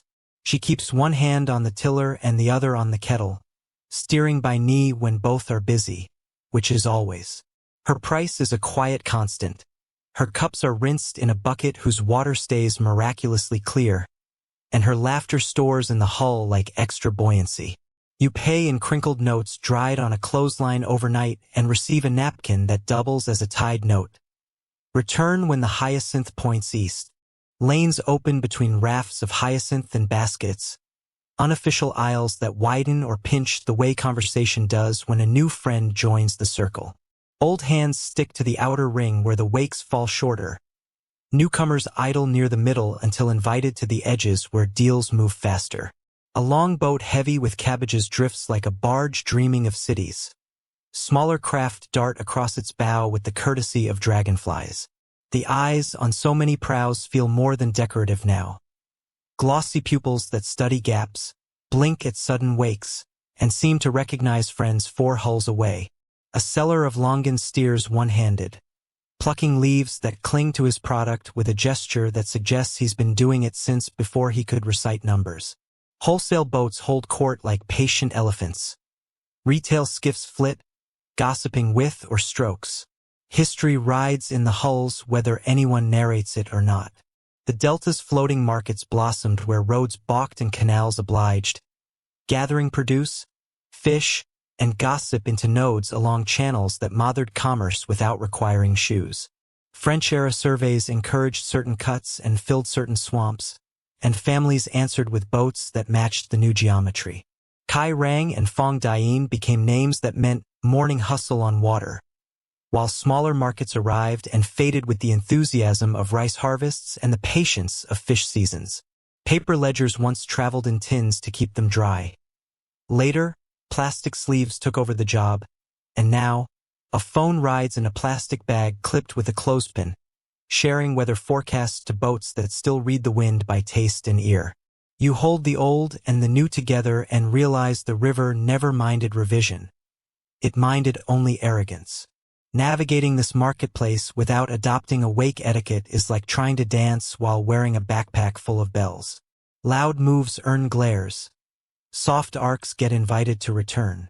A seller of pomelos demonstrates the art. Approach diagonally so your wake slides under rather than slaps against. Slow before the last meter so your bow kiss is a whisper. Push off with an inside stroke that leaves neighbors' cups upright. She compliments your third attempt, then hands you a pomelo segment that tastes like sunshine lowered by a string. In return, you agree to ferry a bag of ginger 10 boats down, thereby becoming a temporary employee without paperwork. Employment here is always half friendship, half logistics. Traders who work spices treat scent like a compass and the market like a wind rose. Cassia coils breathe under wet cloth.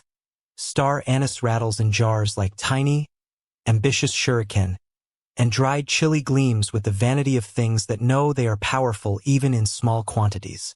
One cham uncle carries a reed flute that peeps a phrase when his boat has turned into a stall. He says it keeps hands busy when mouths must stay polite. Older women blast him with affectionate sarcasm. Music is nice, boy, but do not confuse customers into buying cilantro when they asked for coriander.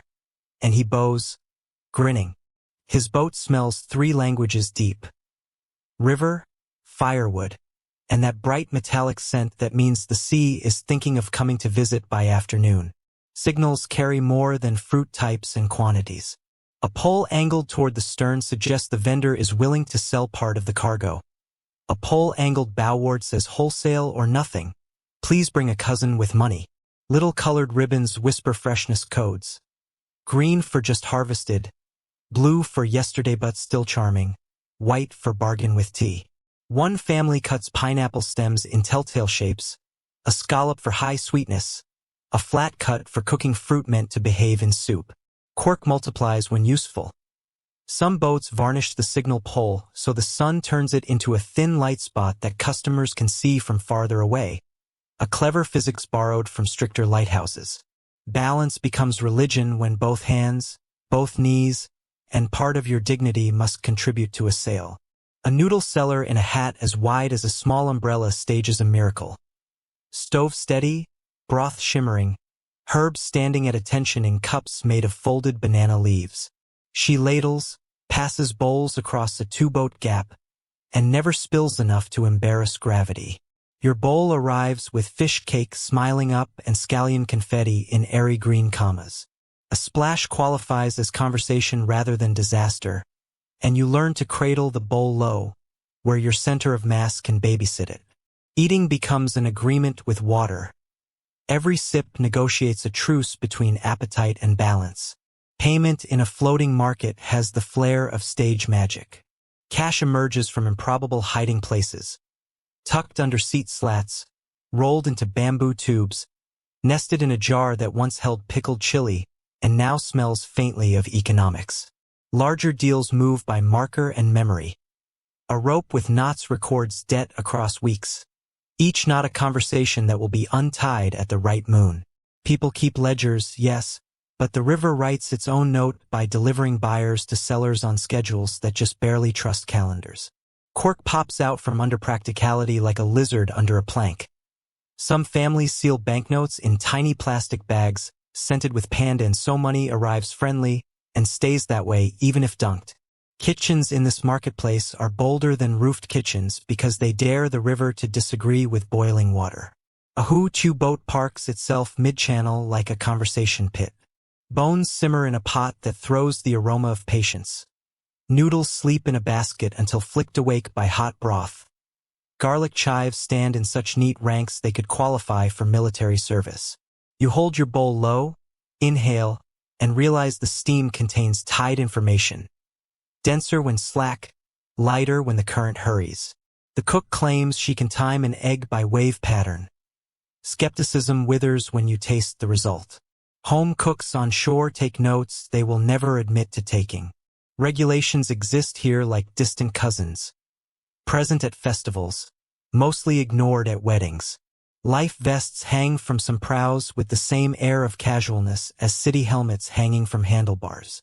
A man in a cap that implies authority drifts by, reminds two teenagers to shorten their engine tails so they don't harvest seaweed and regret, then buys a bag of lotus stems and leaves smiling.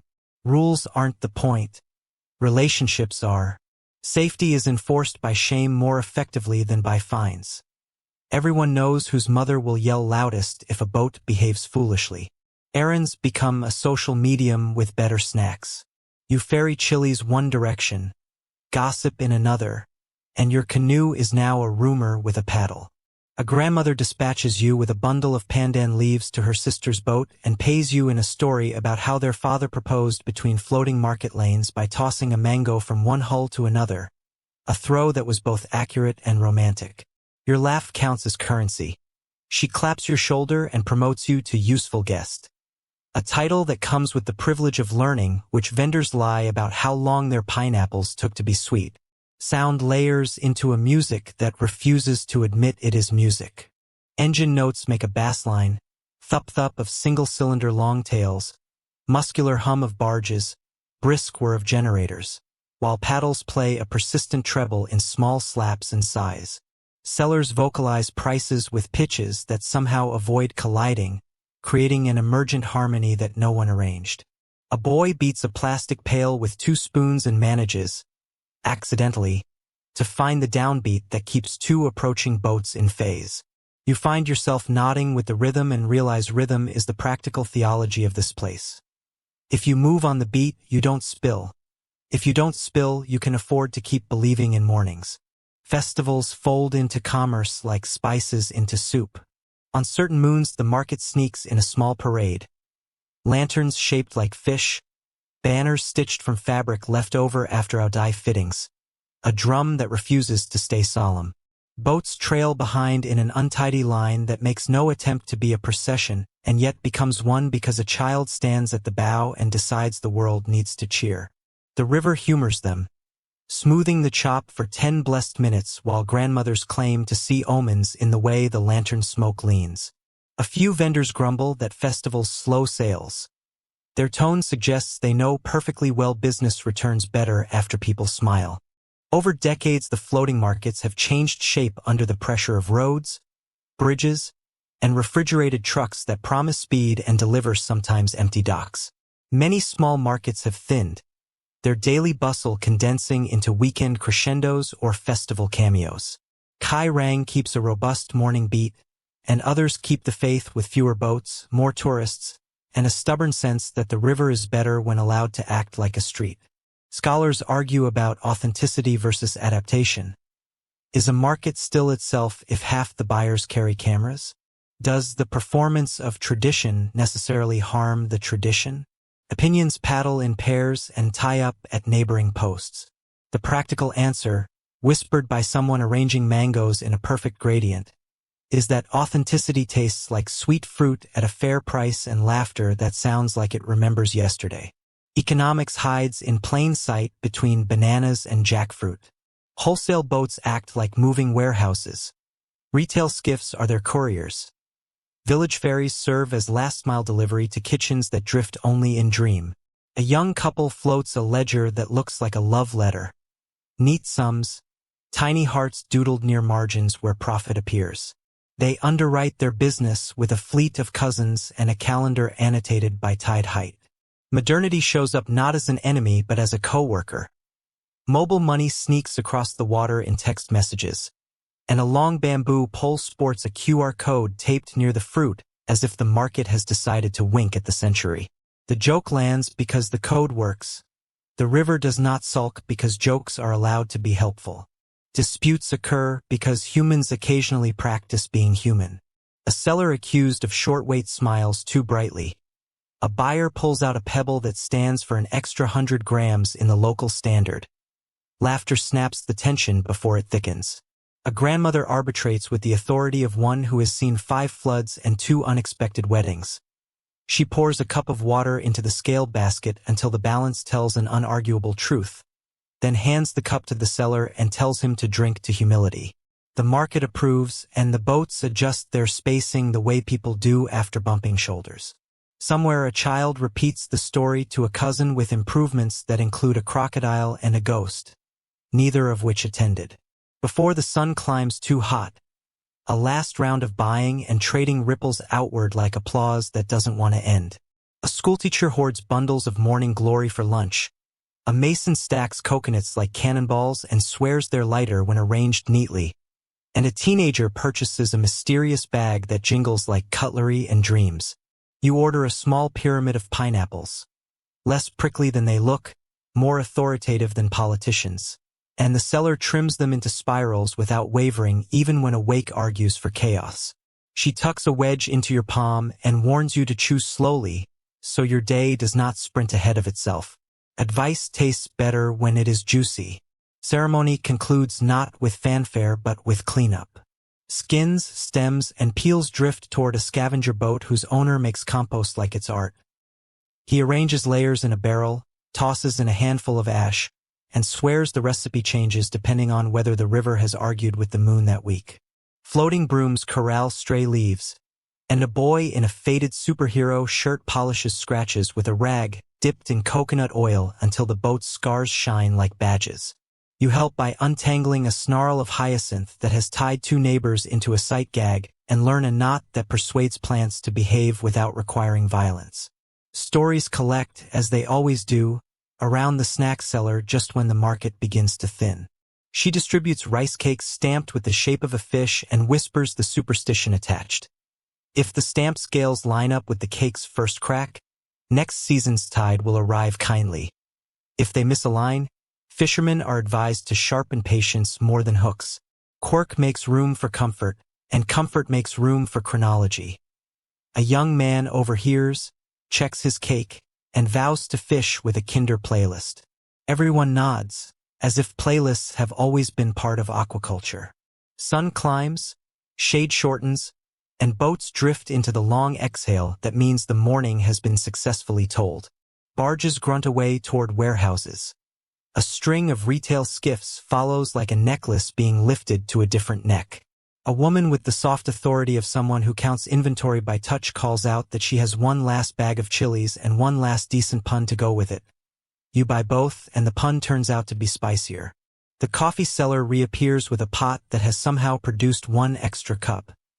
She gifts it to the river, pouring near a mangrove root with the solemnity of someone signing a treaty with the day. Wind lifts later, promising ocean breath by late afternoon, and the market accepts the hint. Poles lower, tarps return to their patient rectangles, and boats nudge each other goodbye in a choreography that makes room for shy water to retake the center. Your canoe turns toward a narrow arm that smells like smoke and anchovy. Somewhere ahead, vats of fish sauce drowse under a roof that has seen more seasons than your calendar knows how to list. The last vendor you pass waves the end of a reed like a flag and tells you to return tomorrow if you want the gossip about a family whose boat will carry an entire house by evening. The day doesn't end. It continues somewhere else, and you follow, because that's what rivers ask politely and markets confirm cheerfully. Noon-heavy air folds itself over the creek as the canoe noses into a courtyard that smells like sea thunder tamed by patience. Vats loom taller than doorways, banded with rattan hoops that hold their bellies the way old belts hold old promises. A roof of palm and corrugated tin throws a low shade, and the sun slides around the edges like a curious cat. A grandmother in a blue headscarf lifts a paddle that could double as a ceremonial or and waves you in with the authority of someone who has salted more fish than most people have eaten. Somewhere under the roof, a drip ticks steady as a metronome, and your stomach, which does not understand tradition but recognizes lunch, attempts to keep time. Inside, vats tower like quiet drums. Their staves stained the color of tea that grew up to be honest. The cooper who made them hammered wooden pegs until the wood remembered being a tree and decided to hold together. Covers woven from palm midribs rest on top like patient hats, and each has a polite hole, just enough for the sauce to breathe, not enough for mischief. A pipe juts from the lower side of each vat, stopped by a plug whittled to fit 1,000 times and still surprised by its job. The first drip from that tap, the grandmother says, never goes to humans. It belongs to the ancestors, who apparently keep excellent taste and worse boundaries. Elders claim the recipe is simple. Their eyes say the recipe is stern. Anchovies, small, bright, fidgety silver paragraphs, arrive salted on the boats, already learning humility under crystalline blankets. Salt shakes down in layers like snow that never melts, heavy and glittering. A dry season harvest inland of the sea. Fish, salt, fish, salt. The cadence is steady and merciless, a lullaby for storing sunlight in brine. Ratios exist and everybody pretends to know them by heart, 3-to-1, maybe, or something a hair less hungry depending on the day. The real ratio, the old woman hints, is patience to weather. Dry seasons offer virtue. Wet seasons demand negotiation. Recipes here include verbs that most kitchens forgot. Mound, tamp, wait, listen, wait, wait again. A young uncle climbs a ladder to stamp the pile with his heels in a rhythm his father taught him, compacting fish into a near silence that will turn into liquid months from now. A girl with the serious job of watching for cheats inspects the top layer to make sure nobody in the stack has tried to float. The space smells like the ocean remembering the river, a perfume that strikes the back of your throat and then retreats politely, like a joke that knows when to leave well enough alone. Your guide coughs once and grins. First-timers always think the air is full of intention. It is, and the intention is lunch next year. Layer upon layer builds to a height taller than your confidence. Someone hums as they sprinkle more salt, and another voice joins in the same melody you heard last night on the water, the lullaby that rides the tide's shoulder. A scholar once suggested that songs in fermenting houses function like metronomes for work and memory, syncing bodies to tasks that require consistent hands. Historians are still debating this question, whether the lullabies encode practical timing or simply pass the hours without mutiny. The song sways forward anyway, and the grains fall in sync. Soft little meteors landing on a planet of fish that is already making new weather underneath your feet. Between vats, a table hosts the tools of persuasion. Paddles with edges polished to an oily shine, ladles carved from coconut shells, sieves woven from bamboo that has been argued into flexibility. A jar of resin sits in a ring of ash to keep it obliging. A bundle of pepper leaves waits for a roll that nobody explains, and you suspect its job is to lend fragrance to memory more than to sauce. The grandmother taps a vat and listens with her temple against the wood. She's not hearing liquid. She's hearing gas. The small gossip that microbes trade when they are busy turning the past into a condiment. Science would call it fermentation. She calls it work that doesn't need witnesses. Nearby, salt pans spread like mirrors abandoned by the sky. The flats lie beyond the mangroves where wind forgets to bicker and sun performs its chores with almost ludicrous efficiency. Men and women bend to drag wooden scrapers, shepherding thin sheets of brine into shallower basins, coaxing crystals from glare and stamina. Pyramids of salt rise at the field edges, white geometry against a blue argument of afternoon. Dry season is a festival for salt. Rains insist on intermission. Mainstream knowledge checks in with a clipboard. Evaporation rates track temperature and wind. Monsoon calendars plot labor. And the best days produce salt that sounds different when dropped into a bucket. You listen and decide it sounds like glass being polite. History enters with a handful of shards from a ceramic jar half buried behind the vats. Traders once carried nuoc mam upriver and down, sealed in jars whose thickness bullied accidents into avoiding them. Some jars bore stamps of workshops. Some traveled in wicker jackets that hugged them like patient friends. Colonial warehouses counted sauce the way they counted rice, and ledgers noted taste adjectives that read like poetry written by accountants.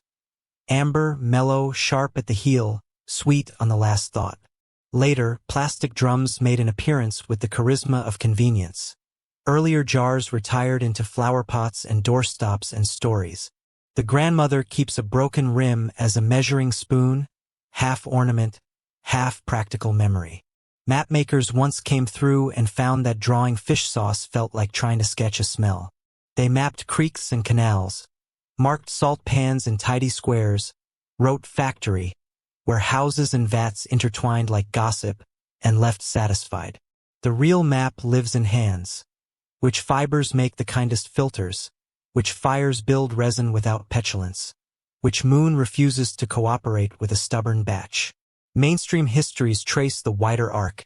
How Roman garum once perfumed Mediterranean markets, how Southeast Asian sauces carry parallel logic across species and seas, how trade made cousins of cuisines that never sent postcards.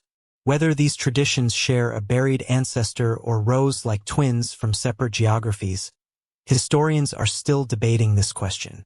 Techniques evolve in the small corners first. A plank under one vat bears a line of chalk, this much evaporation during that month, and a second chalk mark, less after the roof gained one more strip of palm. Someone experimented with letting the first press rest in a ceramic jug near a warm wall, and color deepened without tantrum. Someone else swears a breeze from the north makes the drip taste like surrender and prefers the west wall for its stubbornness. Micro-adjustments compose a theology of care so detailed that a city lab would beg for footnotes. Here the footnotes smell like melaleuca and salt and patience. Over the doorway a wooden fish hangs with a grin wider than geography, painted once a decade and dusted daily. The family says it is not a deity and not a warning. It is a reminder. Boats pass underneath it and remember the river deserves senior status in their family tree. A small tray rests below with 2 cups, one for tea, one for sauce, because hospitality in this house assumes guests might be human or something older. You're offered a taste on the tip of a spoon, the kind of spoon that's rubbed smooth by 3 generations of lips. It lands with the authority of a proverb. Not loud, not shy, attached to the mouth for longer than politeness requires. Laughter circles when your face tries to decide whether it is receiving thunder or sweetness. The grandmother pats your shoulder as if your taste buds are toddlers and says the first drip is for ghosts, the second for teachers, the third for honest recipes. She calls the earliest, clearest fraction NHI. The drip, a word that drops like a bead from the vat itself. Everyone else nods, though definitions of first carry the usual regional mischief. Some people keep the very first fraction for medicine cabinets of belief. Others fold it into larger batches to keep families from starting wars over tiny bottles. The rule that does not bend. The last drip, the faint amber that signals an end, is for luck. A finger is dipped, touched to a doorframe, and smudged into a comma pointing toward tomorrow. Evening deliveries begin long before evening exists. Bottles line up like a patient choir on a bamboo rack, washed so thoroughly that even the resident spiders might file a complaint about excessive cleanliness. Labels wait, hand-stamped, proudly uneven, and corks soak in warm water to remember how to be supple. A neighbor arrives with a stack of lotus leaves and a rumor. Someone upstream can predict tide by the way a drop of sauce beads on a leaf's wax. The grandmother snorts at the idea, then admits she checks anyway when nobody is watching. You test it and the drop sits like amber astronomy, a tiny planet on green night. Legends surface in the downtime between loading and lifting. Someone swears a long-ago batch refused to ferment until a girl told it a heartbreaking story. Someone else claims sauce once curdled when two cousins argued within earshot of the vats. A practical uncle adds that temperature probably had something to do with both. A cham fisherman tells a quieter tale. At a vanished harbor where his grandmother's grandmother lived, a wind carried a notice that the first fish would arrive early and people salted joyfully in advance. Whether that harbor lies under today's rice fields or near a silted mouth out at sea, historians are still debating this question. And the tale tastes like both warning and invitation. Markets remember the smell of a season the way trees remember rain. The dawn flotilla tightens its lanes when the sauce boats appear, making room for cargo that cannot afford capsizing. Wholesale buyers don't haggle size. They negotiate calendars. A drop on the back of a spoon tells one story. Patience determines whether that story will sell. You ferry 2 crates to a woman who runs a noodle shop on a corner that has moved 3 times with the river and has never stopped being a corner. She tastes, blinks slowly, and assigns the batch to broths for days when the tide arrives early.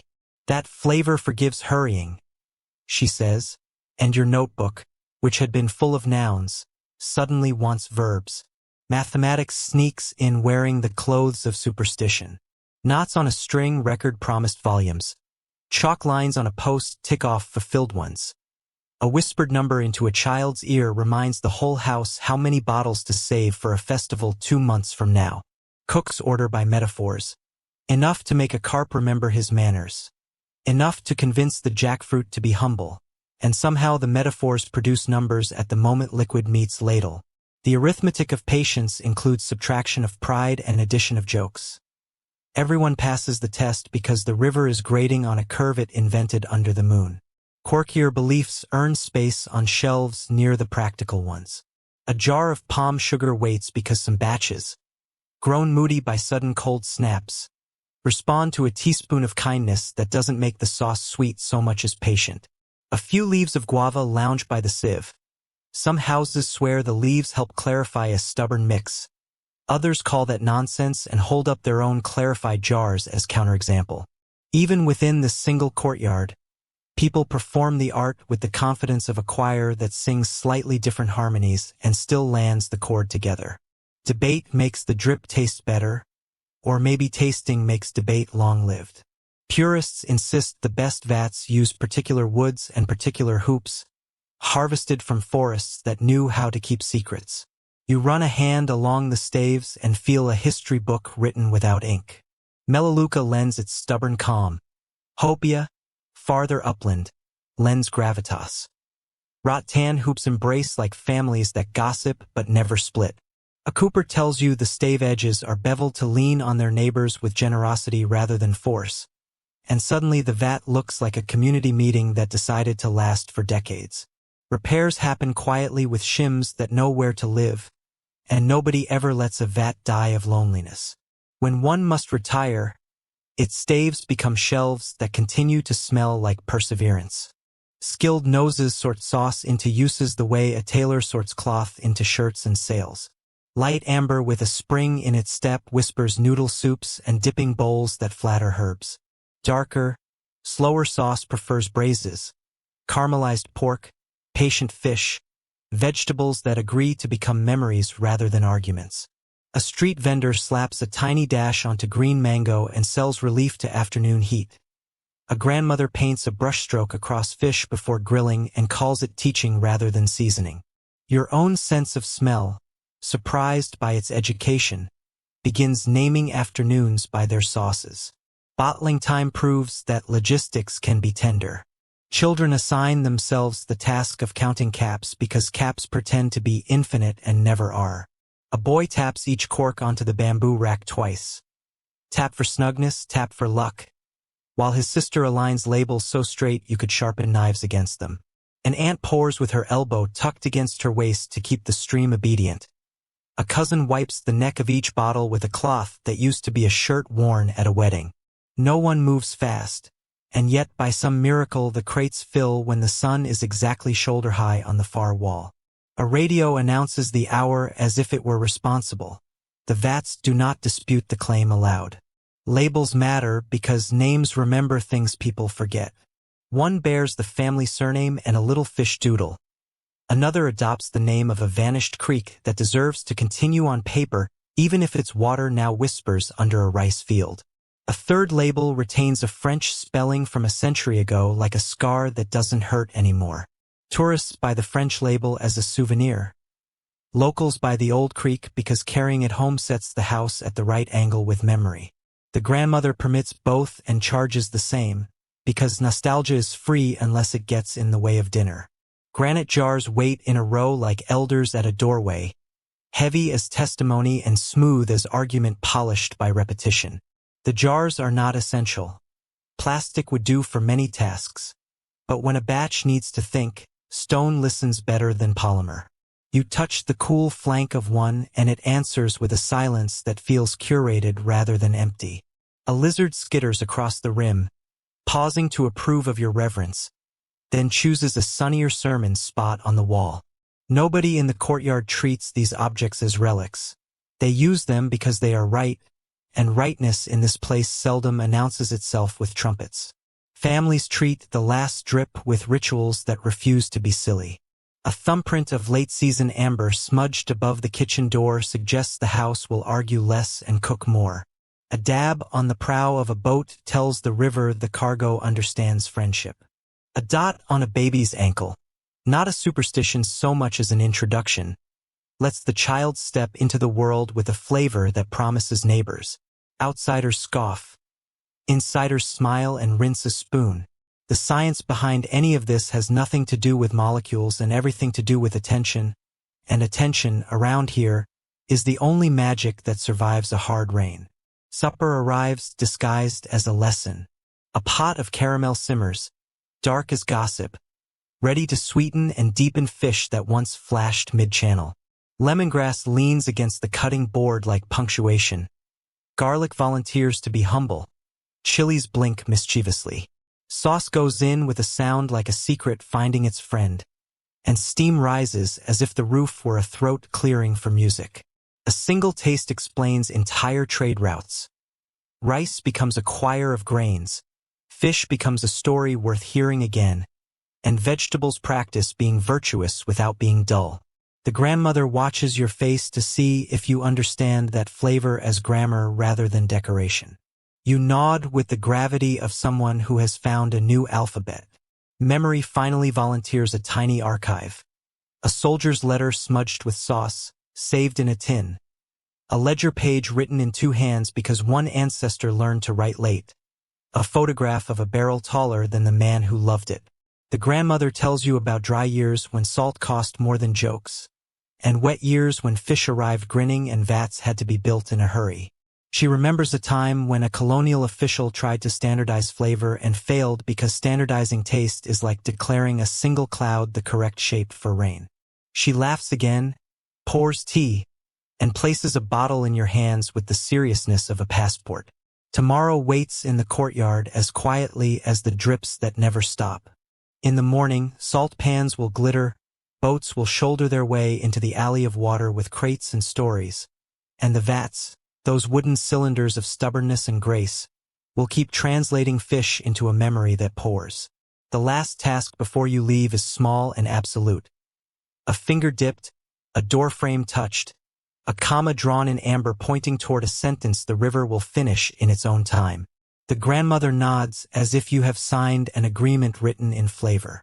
Outside, the afternoon leans into evening, and the creek resumes its habit of speaking softly about things that matter. Toward late afternoon, the creek opens into a pale green basin where the breeze behaves like a helpful translator, and a wooden minaret pricks the sky with a quiet optimism that smells faintly of cardamom and river mud. A kettle thumps softly on a charcoal tray in the bow of a boat painted the color of storm-calmed water, and a man with a salt and pepper beard waves you aboard with the kind of welcome that assumes you already know the way. Glasses clink. Tea the shade of brass cymbals meets sugar the size of pebbles, and steam laces the air as if the river itself were thinking aloud. The man introduces himself as Madden, cham by heritage and fisherman by practical necessity, and declares that today's lesson is 1 part wind, 2 parts memory, and exactly 3 laughs. Across the narrow channel, A small mosque leans into the breeze, its plaster walls the same luminous white as fresh coconut meat. Children chase a ball along the stilted walkway, feet thumping in a syncopated pattern that makes the planks talk back. The call to prayer arrives on a ribbon of sound that threads past mangroves and slips over the tee like a polite guest. Engines idle respectfully, paddles slow, and conversations tilt toward softness. You sit cross-legged on a mat that has seen more weather than many cities, and your host grins that any proper talk about wind begins with the moment everyone agrees to listen. A cousin refills the glasses and pushes a plate of sesame sweets your way, promising they are scientifically proven to help memorize star names. Breezes wear names here the way boats wear eyes. Madden sketches a wind rose with a finger dipped in tea, dotting the cardinal points and then adding the monsoon personalities that matter most. Geo-nom, the humid southwest summer breath that carries ocean gossip upriver, and Geo-back, the cooler, drier northeast winter sigh that organizes boats into neat thoughts. Cham words layer in Angin Selatan for the south wind, Angin Timur for the east, borrowed cousins from Austronesian kin stretching island to island. Each name asks a different favor of the hull. Under Nam the river tastes slightly of iron, he says, and Pandan leaves perfume the banks. Under back the air thins and the water reads like glass pausing to admire itself. Stars take their seats before the sun has entirely changed its mind. Fingers arc upward as if conducting, and constellations collect names you can tuck in a pocket. The belt of Orion as a row of fish traps, Scorpius sprawled like a boatman's hook, the Pleiades as a bundled net blinking open with the season's gossip. Farther south, Canopus holds court low but bright, a south-pointing teacher that refuses to be dramatic. Southern Cross shows itself when the air behaves, just high enough to prove it isn't shy in this latitude. Mainstream knowledge nods along. Latitude near 10 degrees north gives you both hemispheres to borrow from, and your guide laughs that if planets could be counted as cousins, fishermen would claim them for weather advice too. Kites join the curriculum as the light rounds its edges. A boy launches a diamond of palm leaf and paper that hums along a string treated with wax. The hum shifts with gusts. A higher pitch warns of nerves in the wind. A lower one invites sails and long thoughts. Wind must be heard before it is seen. The Cham uncle insists, pressing the string into your fingers so vibration becomes a language your skin translates in real time. He calls the kite his quiet drum. The string thrums like a long lizard running and then settles into a purr when the breeze becomes trustworthy. You imagine carrying a kite to boardrooms and wonder whether quarterly reports would improve. Scent becomes compass next, because this delta teaches noses to be cartographers. A strip of cloth ties gently across your eyes, shutting the scenery but concerting the smells. Iodine from briny pulses, a green sour whiff from water hyacinth bruised by paddles, tamarind fire from a shore kitchen, faint diesel with a metallic aftertaste from a slow barge. The test is simple. Lean slightly. Name the direction the sea is thinking about. Point toward the swamp where mud smells like fresh coins. Identify the lane with floating jasmine because someone washes hair there every Thursday. You pass 2 questions, fail the third, and are rewarded with a laugh that means students are supposed to fail before they improve. The trick, the uncle says, is to notice how the same scent composes itself differently under different winds. Nasal flute emerges from a tin box like a secret with good manners. The instrument is a palm leaf tube the length of your hand, with 2 small holes and a beveled lip, played by breath drawn through the nose and guided by the mouth's shape. A cousin demonstrates a call that curlicues over water, 3 notes that mimic the alert noises of mullet near the nets. Another melody, softer and lower, means lift gently, a way to move net floats without panicking fish sensitive to sudden shadows. The claim is charming. Fish prefer frequencies that don't make them feel lectured. Scholars who visited once tried to measure the response and found hints without certainty. Whether the flute shapes fish behavior or simply the fisherman's rhythm, historians are still debating this question, and the nets keep coming up with dinner either way. Knots and nets form a second language around your knees. A drift anchor made from a conical basket opens like a jellyfish and keeps the boat slow honest when the current turns bossy. A boy shows you how to tie a double sheet bend with the confidence of a professor, grinning when your first attempt looks like a pretzel auditioning for a circus. Floats click against the gunwale like beads on a patient abacus, counting seconds between gusts. A cork you'll remember at breakfast. Some crews rub a leaf of fresh basil along the cork floats, not to flavor the river surely resists, but because they swear the sharp scent keeps a particular species of tiny shoreline insect from nibbling the corks at night. Science blinks. Practice shrugs and continues. Boats themselves whisper differences that carry older geography inside them. A lateen-like sail sleeps furled on a short mast that can slide down and duck under bridges without standing on dignity. The yard is patched where careless sun taught an expensive lesson. The mast partner is lined with an old slipper sole to keep creaks from announcing every thought at midnight. Small rigs like this, they tell you, remember coastal cousins in central and southern waters, back when compass cities faced seaward and traded as if the horizon were a neighborhood. Mainstream history puts that shoreline commerce between roughly the 2nd and 15th centuries. Indian Ocean routes stitched to the South China Sea like embroidery along a sleeve. Here in the Delta, the DNA of that confidence keeps turning up in practical corners. Harbors can vanish yet refuse to leave. The elders insist, and the proof grows rice. On a humid track between paddies, a farmer stoops to lift a small gray shard from the mud, washing it in canal water until a faint ring and a surprised bird appear in the glaze. The shard becomes a cup once again for an instant, then retires to the pocket as a souvenir of invisible maps. Children collect beads at the edges of fields after heavy rain. Tiny glass lozenges that warm to the touch and seem to remember caravans they never saw. The older men point south and draw lines in the air with sticks, sketching canals that met the sea when the coastline wore its weight differently.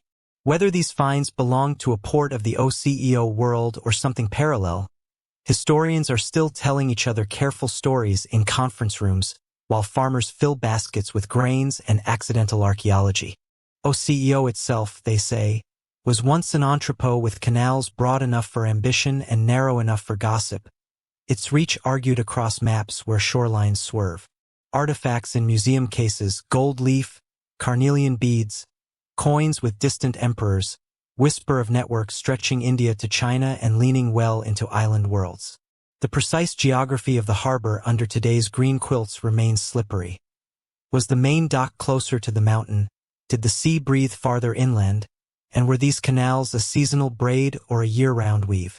While scholars draw cross-sections and argue about paleo shorelines, elders here look at the color of silt on a plow blade and declare that a river's ghost still pays rent.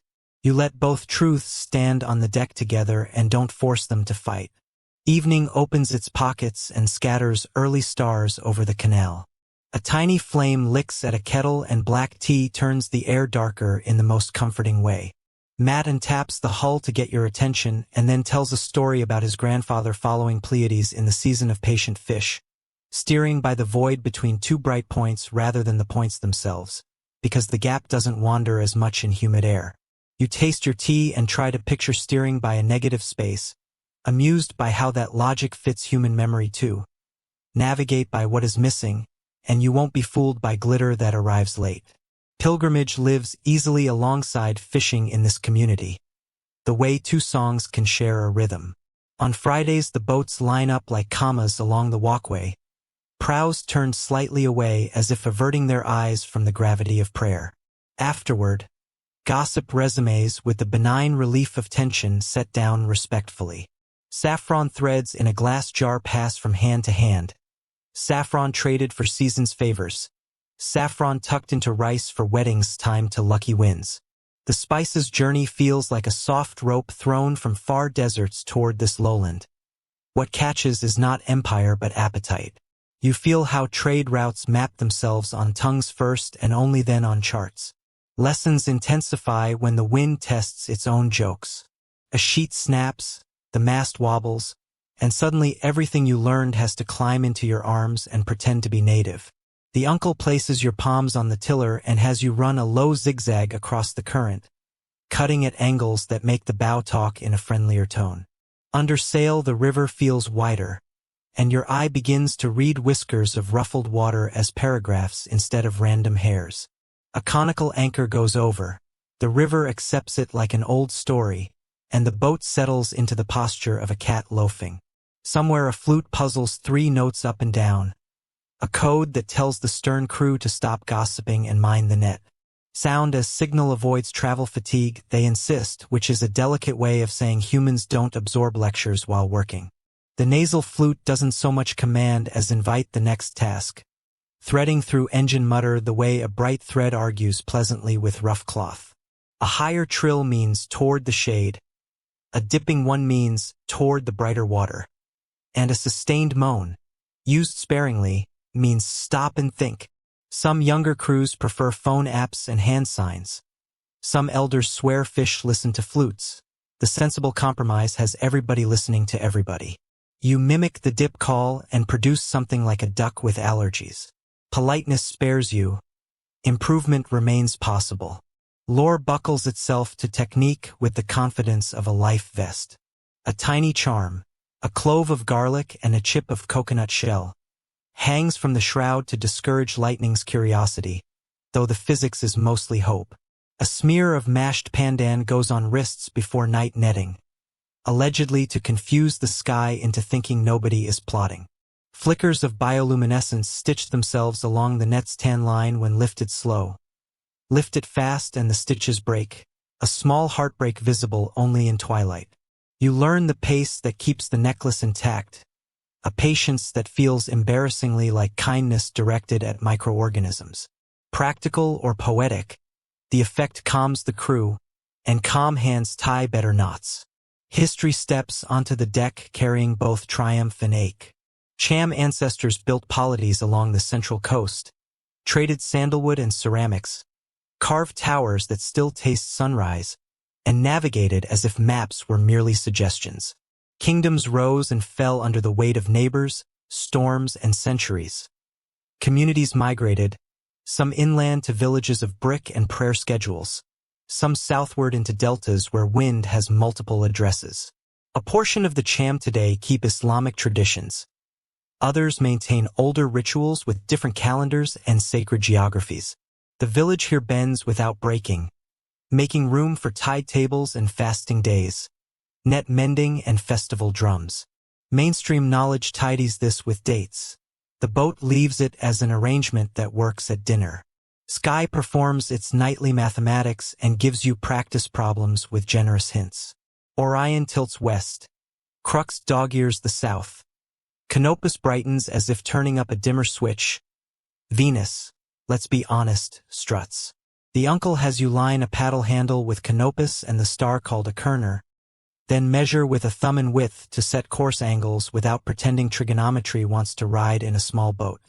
It's surprisingly persuasive. Your body learns to be a protractor and enjoys the promotion. You swear the scent of the sea leans closer just as your angle sharpens, which might be science or flattery working on the wind. Food interrupts instruction in the gentlest possible way. A pot of rice purrs under a lid held down by a stone. Fish curls in a cradle of banana leaf over quiet coals, and a salad smells of green mango and righteousness. Sauce, yesterday's history lesson in a bottle, makes an appearance that earns a sigh from your mouth. Madden flicks a pinch of salt into the water with the solemnity of hello to the river, then balances the plate at the bow where little wind steals and gives it friendly speeds. Eating on boats requires choreography. Hunger learns to make smaller gestures. Ankles defend bowls while elbows practice courtesy. Everyone becomes less opinionated after the second spoonful. Once appetites behave, the vanished harbor returns to the table like a relative who tells the best stories and never stays too late.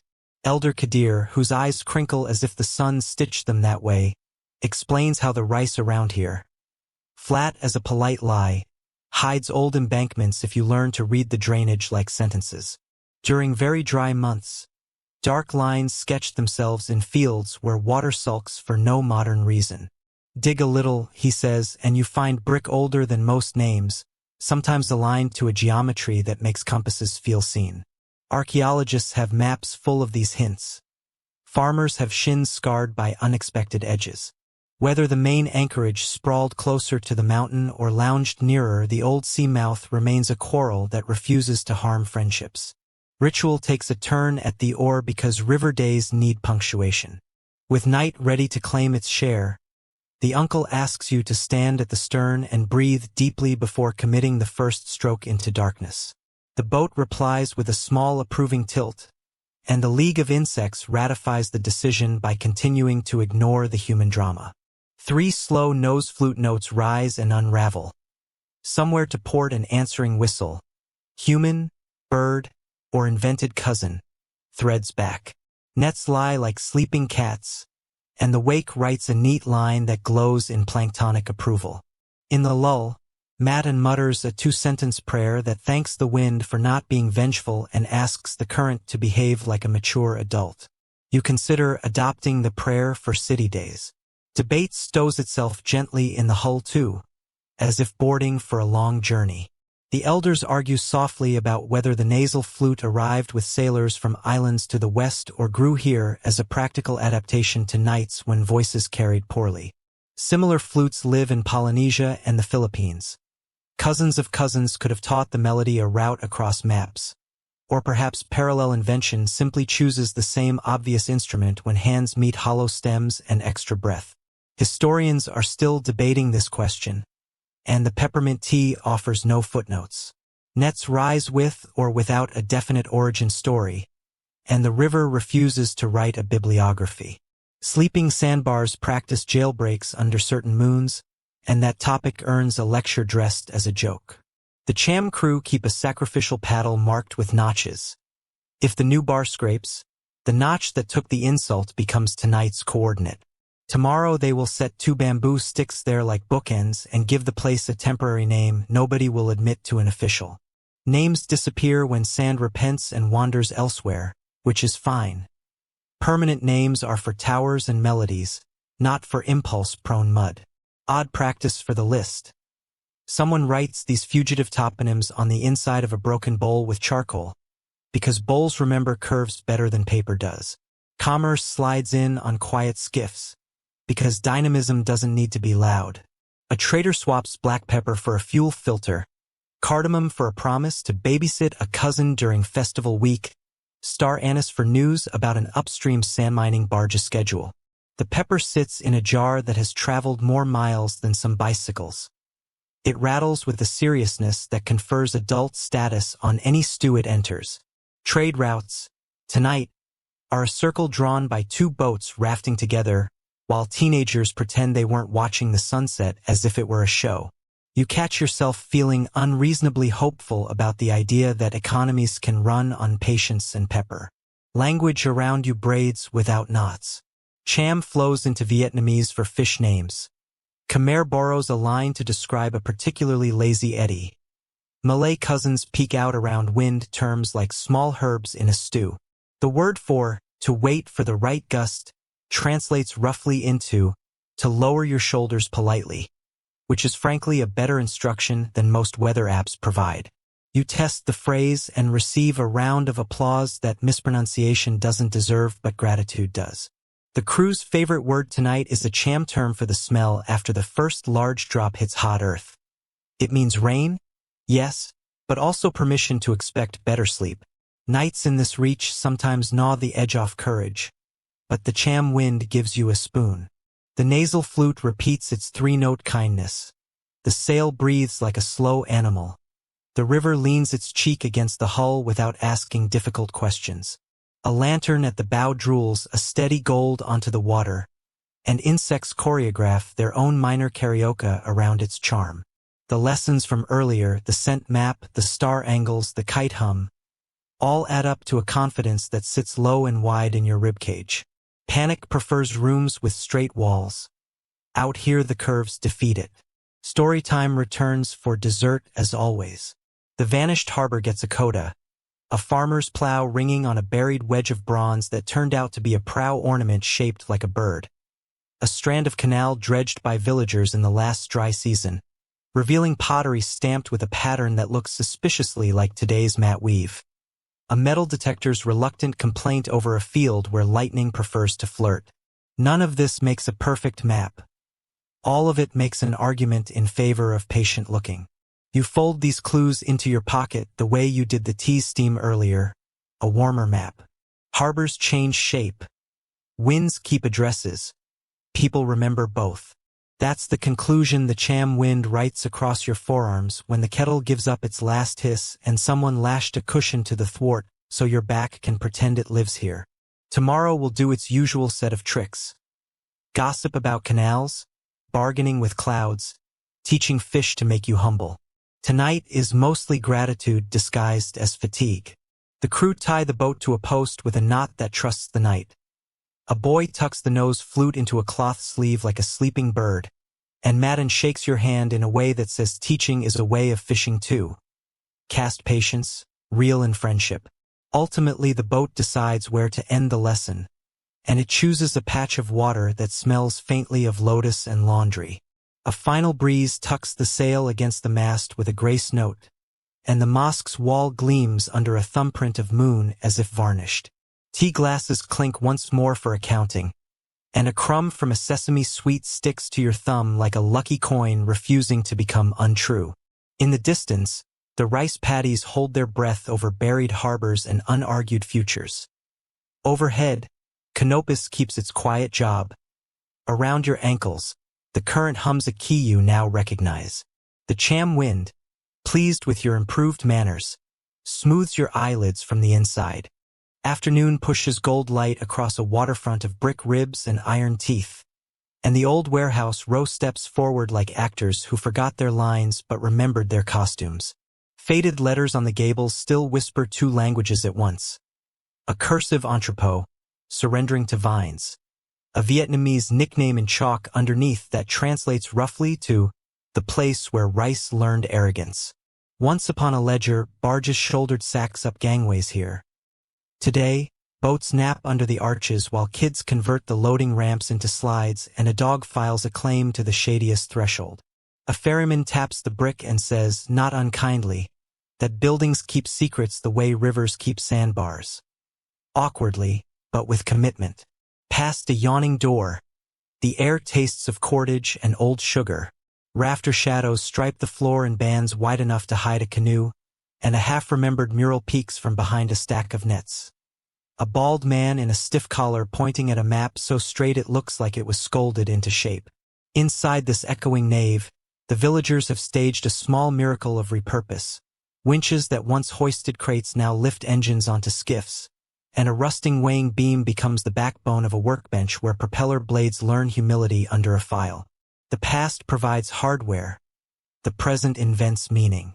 Coffee decides to conduct the tour because of course it does. An aluminum fin perches on a chipped saucer like a stubborn bird, drip drip dripping into condensed milk that glows the color of well-behaved sunlight.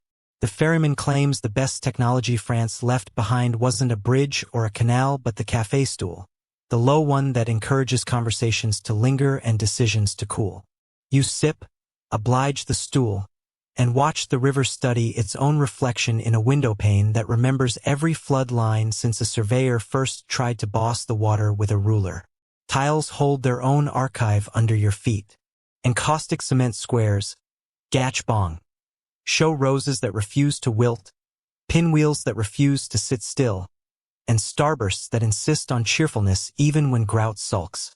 Some floors from the colonial period made their way into kitchens and boat sheds when warehouses sagged.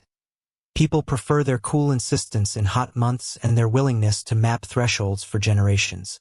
A grandmother taps a tile rosette and says that during big floods she measures water height against that particular petal. Practical, yes, but also a way of making time kneel to a flower. Canals enter the conversation the way a levee meets a river, at angles both cooperative and argumentative. Administrators arriving in the late 19th century insisted on dredging old arroyos and cutting new links, adding legal gravity to waterways that villagers already treated like the alphabet. The Cho Gao Canal, for instance, turned into a rice expressway between the Tien Branch and Saigon's hungry port. Its banks later shored with rock and rumor. The dredges chewed methodically. Mud spat back. Traffic patterns rewrote themselves. Whether the colonial spasm of hydraulic confidence improved life or merely extracted more from it, historians are still debating this question, and the water, being water, refuses to sign the minutes. Rice has the starring role whether or not it wants the attention. Mills sprouted along these banks, iron lungs that inhaled husk and exhaled polished grain by the ton, their belts slapping like impatient tongues. Export figures in the early 20th century ballooned. Saigon's harbor counted sacks the way monsoons count raindrops, and the Mekong Delta wore the nickname rice basket, even when baskets were not amused by metaphors. Mainstream history notes that yields soared with improved canals and reclamation, while households learned a new arithmetic of debt, tax, and land paperwork. The ledger pages kept a crisp accent. Family stories tell you who ate well, who left for the city, and who learned to negotiate with rainfall the way lawyers negotiate with clauses. Merchants and shophouses stitched trade onto the river's skin with thread borrowed from many languages. Hoa guilds tallied rice and pepper with abacuses that clicked decisively. Khmer vendors ferried fish and stories between temple fairs and market mornings. Vietnamese families ran the mill floors and the kitchens that kept them civil. Ledgers sometimes traveled in tin boxes to survive sudden rain. Bargains sometimes sealed with a sip of something that smelled like sugar burning its own diary. The river cared less about surname than about whether a hull kept schedule and a handshake kept its wrists straight. Monopolies drift into the memory like stern uncles. Colonial administrations ran salt and opium as state monopolies, a financial spine disguised as public order. The salt touched every kitchen, and the other substance threaded its own complicated shadow through towns and harvests. Taxes arrived in many fonts: land, head, and the infamous corvée of bodies demanded for digging and mending. Elders on the river still tell side-eye jokes about inspectors who believed a stamp could persuade water, and about the quiet resistance of farmers who learned to forget to be available when the shovel summons came without a tide-compatible schedule. Whether monopolies stabilized revenue in a modernizing state or squeezed households into narrower rooms of possibility, historians are still debating this question, and the debate smells faintly of ink and brine. Railways take a brief bow, because even rivers admit competition when the whistle learns to brag. The line from Saigon to Mai, though, opened in the 1880s, grabbed headlines as the colony's first track, and for decades it shouldered a portion of rice and passengers before time and politics pried up its iron spine. People here still swap stories of grandfathers who rode it to courtship and merchants who trusted it on days when the canal sulked. The nickname Rice Road hung in the air like steam over a pot. The river, predictably, smirked and kept doing its job. Electricity arrives late to the party in this narrative, and when it does, it arrives on a generator that coughs like an old smoker and then decides to perform. Kerosene lamps long held the night. Later, pocket dynamos flirted with romance and refused long-term commitments. Finally, wires crept along beams like vines and lit one bulb, then two. An uncle christened the first bulb Sun's second son, and refused to sit under it for a week, suspicious of light that did not smell of smoke. A fan joined the room with the charm of a small miracle and the appetite of a goat for fuel. Practicality negotiated with novelty until both agreed to nap during storms. Script trades costumes in the margins of this story. Quoc Ngo, the Romanized Vietnamese writing system built on earlier missionary work, became the everyday tanglebreaker in the early 20th century as schools and presses spread its convenience like lanterns down an alley. Chu Nam, tangled and elegant, stepped aside in public life while remaining a stubborn museum in poems and elder jokes. Literacy rates rose under the force of newspaper headlines and classroom chalk. Petitions traveled with brisk legs rather than ceremonial shoes. Whether Quoc Nguyen's rise owes more to colonial policy or to Vietnamese reformers grasping a useful tool faster than their rulers grasped its consequences, historians are still debating this question, and the evidence wanders through classrooms, notaries, and banh mi wrappers with equal confidence. Schoolrooms in these towns taught geography that smelled like wet wood. Children recited river names until they sounded like siblings, and maps on walls tried to flatten a delta that never stood still. In some places, the teacher was a clerk by afternoon, interpreting forms that tried to pour the river's curves into boxes. In others, the teacher doubled as oarsman, ferrying students whose homework bled from ink into water. The bell rang according to tide, not schedule. Attendance could be measured in centimeters on a stair post. A cousin swears that the best mathematics he learned was how to add a paddle stroke when the wind turned nosy. Postmarks hold their own chapter, stamped onto envelopes ferried by boats that understood gossip better than charts. Messageries fluvials, the river mail services, stitched hamlets to cities with timetables as honest as weather, carrying letters that smelled of fish sauce and tobacco, receipts spattered with rain, newspapers that taught far-off arguments to float into kitchens. The post office in one riverside town still keeps a drawer of obsolete rubber stamps that the clerk refuses to throw away because time itself might come in one day asking for a proper date. Cafes multiply along the quays like well-meaning rumors. A glass case offers pastries that learn to speak Delta. Eclairs tamed into modest sweetness. Brioche recruited to escort sardines in tomato sauce. Baguettes housing pickled carrot and coriander with perfect bilingual manners. Fin filters perform their patient trick across tabletops while card games rehearse the civic virtue of losing gracefully. A stool next to your own remembers generations of elbows, and the ferryman repeats his stool thesis with greater conviction. Real modernization is the comfort that allows neighbors to argue without standing up. Recycling becomes theology in a town that knows how to turn yesterday into tool. An anchor that lost its boat retires into a doorstop. A broken propeller, planted like a mechanical lily, guards a garden from ducks with violent curiosity. A length of rail from a defunct siding becomes an honest, indestructible mooring post. Ledger paper shredded for fishmonger wrapping turns into the river's semesters of literature. Inventory numbers dissolving into broth. An engineer visiting from the city calls it circular economy. The auntie at the quay calls it not being silly. Bridges throw their spines across narrow canals with equal parts pride and apology. Cast iron filigree in one neighborhood still bears a maker's mark from a foundry far away. Its paint flakes in pages, not chips, revealing a story that refuses to end. Children hang laundry from the lower struts, turning infrastructure into a clothesline that scolds nobody.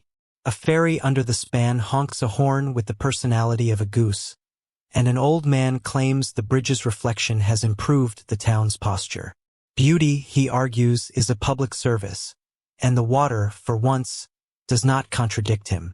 Bureaucracy takes human form in the memory of surveyors who came with chains and patience, measuring paddy and swamp as if hectares were polite and square. Cadastral maps multiplied. Red lines behaved well on paper. Feet got wet anyway. Deeds served as shields when land changed hands, and stamps, many stamps, became the paper delta's sandbags. Villagers learned to navigate counters and corridors with the same calm nerve they applied to eddies and shoals, and acquired a taste for official language that said thereof and aforementioned without blushing. The river listened to the phrases drift through shutters and continued to invent its own clauses in mud.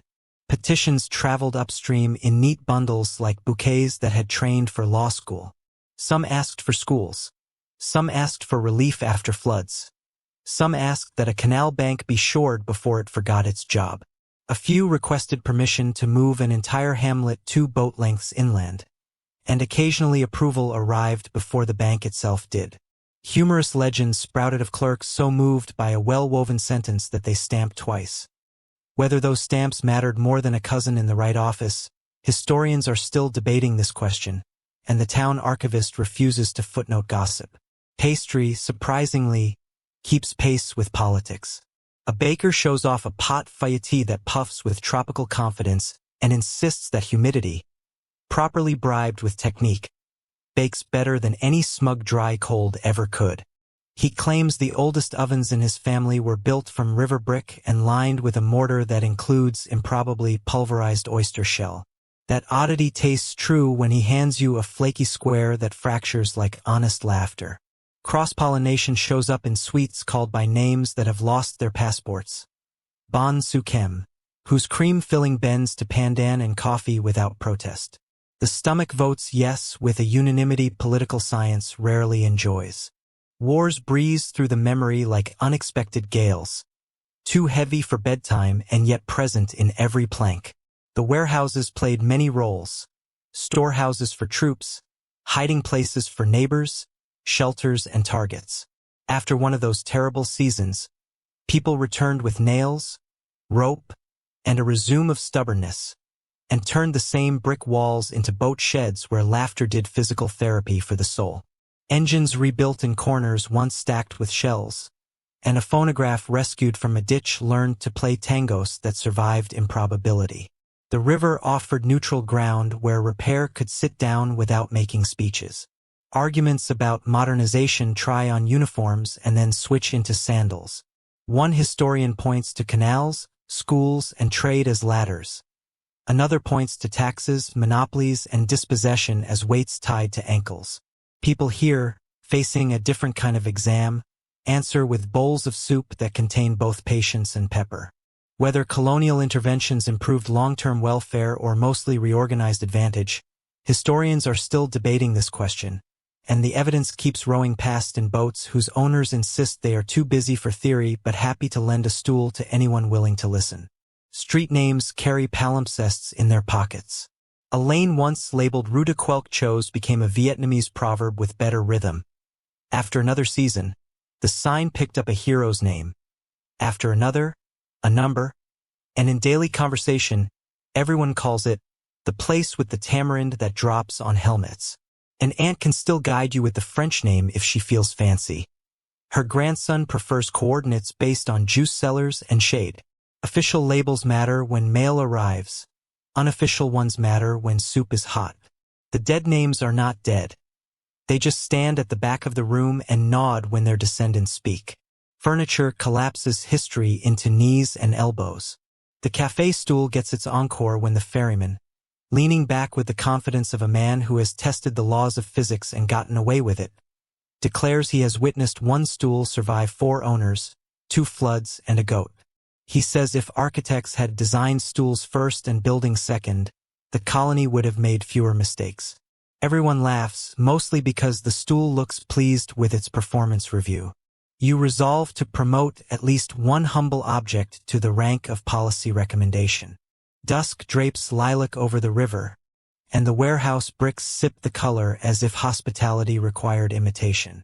A gramophone rescued from a closet surprises the evening with a saxophone line that belongs to a different city, and the kids on the ramps turn their slides into choreography.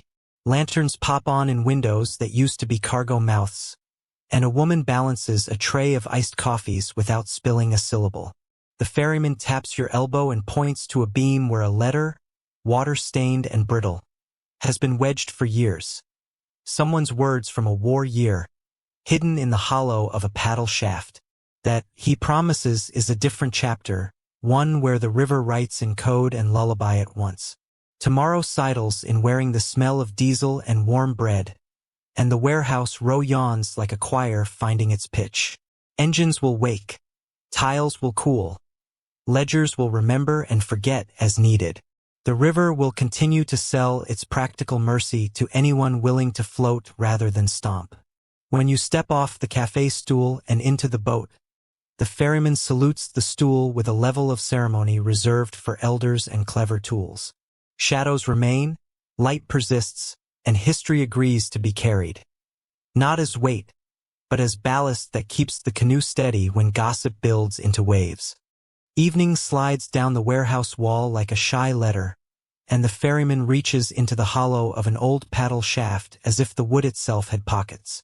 A roll of oilcloth emerges, stained the color of weak tea and tied with palm fiber that breaks reluctantly, like a secret rethinking its career. He lays the bundle on the canoe seat, and a smell escapes, a mild archive odor of damp, ink, and a distant kitchen. Nobody speaks exactly. The river speaks enough. Lantern light finds the edges, and the knots of your shoulders learn the vocabulary of attention. Folded pages reveal themselves one stubborn crease at a time. Handwriting runs slanted and quick, the kind of script that was taught with rulers and then rewritten by hurry. The date on top gives a year your mind knows from textbooks, but the ink makes it local. Names of creeks run like tributaries down the margins. Ratchman, Ratchtram. Some you've paddled. Some you've only heard in jokes told by neighbors who insist every creek is a cousin. Each page carries a soft watermark of the shaft's grain, as if the paddle had been reading over the writer's shoulder for decades. Beneath the first page, a scrap of cloth presses like a bookmark from a wardrobe that learned to be a library. Indigo lines, embroidered in a child's hand, map a cut through Nipa and Melaleuca with a simplicity that fails to be simple. Stars appear as white knots. A moon phase diagram squats near the bottom, labeled in the briefest possible way. Fat, not fat. The code is friendly. Fat moon means patrols see farther. Not fat means fish see less and boats see enough. Historians are still debating this question of how widespread such textile maps were. Handful of families, many villages, or mostly the invention of stories told after the fact. Outward on the river, the wind idles as if eavesdropping. The letter's first paragraph does not bother with preface. It begins in the middle of a day like a canoe slipping into midstream. Tied late by 2 breaths, it says. So we crossed at the jackfruit tree. That tree last appeared in your life as fruit in the market. Now it is a waypoint with bark and memory. Lines follow that read like a cooking recipe written by a navigational poet. 2 knots under the bridge, stop where the lotus leans. Sing the short verse if the lamp on the post is turned away. You try to hear the short verse and a lullaby from last night strolls back up the dark and sits down beside you. Inside the paddle shaft, the bundle held more than letters. A thin bamboo stick, not quite a flute and not quite a pen, carries a groove stained with something that might be ink and might be melted resin. The ferryman guesses it's for writing when rain insists on participating. The groove gathers liquid until a thumb can push it back into the world as a longer thought. The ingenuity fits the place. Boats invent tools the way people invent jokes. Whenever gravity gets smug. Between the lines, war takes shape without demanding gore or spectacle. Patrols ran these channels. Brown water boats with engines that talked in foreign accents. Local skiffs with engines that coughed in familiar ones. Oars that said nothing and did the bravest work. Villages wore mobility like clothing. Houses lifted, kitchens moved, shrines borrowed verandas and then returned them. Markets timed themselves to tides and rumors. Fishing nets learned to be curtains when the wrong wake approached. Mainstream history writes this area into the Vietnam War as a waterworld theater, riverine operations, mobile bases, the dense contest of canal and mangrove. The letter writes it smaller and truer. Aunt kept the pot warm on the stern. We ate when the eddy gentled. Along the second page, a margin sketch shows the eyes of a boat altered by a slip of paint. Pupils made narrow, then round, 2 moods for 2 times. The note explains gently. Round eyes at dawn signaled family crew. Narrow eyes near midnight signaled don't ask questions. People here do not agree whether this actually fooled anyone or simply organized the crew's courage. Historians are still debating this question, and you suspect the painter enjoyed argument as much as camouflage. Meanwhile, a list titled, Things Not to Forget, acts like a pocket manual for moving through charged water. Rope counted by elbows, extra bamboo pins for a hidden rudder pivot, a spare thole pin shaped like a spoon, a handful of rice tucked into a twist of newspaper that used to be news and now is insulation. An odd item, dried tamarind seed, has a note beside it, for the radio. Later you learn the trick. When the old set starts sulking, a seed rubbed between fingers helps cleaning contacts with exactly the right roughness, and belief does the rest. Quark shares a mat with physics in this delta, drinking the same tea. Elsewhere in the roll, a page switches to larger letters and looks like a flyer for a performance. Sing when the canal opens wide. The tune, a lullaby the elders still hum after kitchen chores, encodes times of night in the lengths of syllables. 6 for slack, 8 for flood. Notes scrawled at the bottom tell who started the idea. A teacher who played the moon like an instrument, maybe, or a market vendor who understood traffic better than most. Whether such songs predate the war and were repurposed or were born for it, historians are still debating this question. The melody refuses to reveal its passport. Overhead, a gecko coughs its small advice. The ferryman remembers a story about boatmen checking the first sound after a coded verse. If the gecko speaks, the crossing waits. If a heron launches from the same tree 3 nights running, the crossing happens and divination retires. Your city brain looks for probability. The river brain you've been growing accepts that caution likes company, even in the form of reptiles and birds. Occasionally the pages step into humor with both feet, because seriousness that refuses to smile tends to tip. One entry reads, "If stopped, discuss the merits of jackfruit seeds in curry. No one argues about curry without losing track of time." Another says, "Mosquito smoke is a neutral party. Offer it." A sketch shows how to balance a load so barrels look like barrels rather than secrets, with a comic note reminding the reader that a floating duck sits off-center too. The effect is a friend taking your elbow in a crowded lane and turning drama into choreography. Across a paragraph edged in grease, the writer records a night when boats changed addresses. Houses went whole onto barges, walls folded like fans, altars tied down with extra respect, and a length of cloth used only for this job. The tide was unreasonably helpful. You can practically hear the river putting one finger to its lips. A line you love sits modestly near the end. Salt remembered to be light. Mainstream accounts note such relocations in official language, strategic hamlets, movement of populations, resettlement, words with corners. The letters' verbs are rounder: lift, fold, hush, carry, park like sleeping buffalo. Nowadays the old men claim that some channels learned to pretend they were elsewhere on certain nights, the way a good storyteller convinces an audience the room has changed. Lanterns placed deliberately along one path made another path uninviting. Soft drumming from a canoe lured attention the wrong way. A raft of hyacinth policed us straight on the polite pretense of being weeds. Whether decoy flotillas of lanterns really fooled patrols or mostly calmed nerves in the boats that deployed them, historians are still debating this question, but it's hard not to admire the idea of choreography as defense. Underfoot, the canoe nudges a piling and returns you to the page that smells faintly of fish sauce. A list of ingredients sits disguised as a tide table. Measurements double as times. 1 thumb of sugar equals 1 hour past slack. 2 breaths of ginger marks the window when a creek will stop sulking. The author may have been feeding a family while feeding a plan, or simply a cook who believed calendars were meant to be delicious. Either way, a pot of caramelized sauce later becomes a paragraph you will not forget. Beyond the letters, the ferryman points to a notch in the paddle shaft itself, a shallow pocket where the oilcloth rested. He taps it like a drum, and the tone returns dry and satisfied. He grins that what keeps confidences if you treat it like kin, and then he tells a story about a boy on this canal who hid his exam essay in a hollow or to ferry it to a teacher across a checkpoint. The grader returned a perfect score written in tiny script along the inside of the same and the boy learned that sometimes education prefers creative delivery.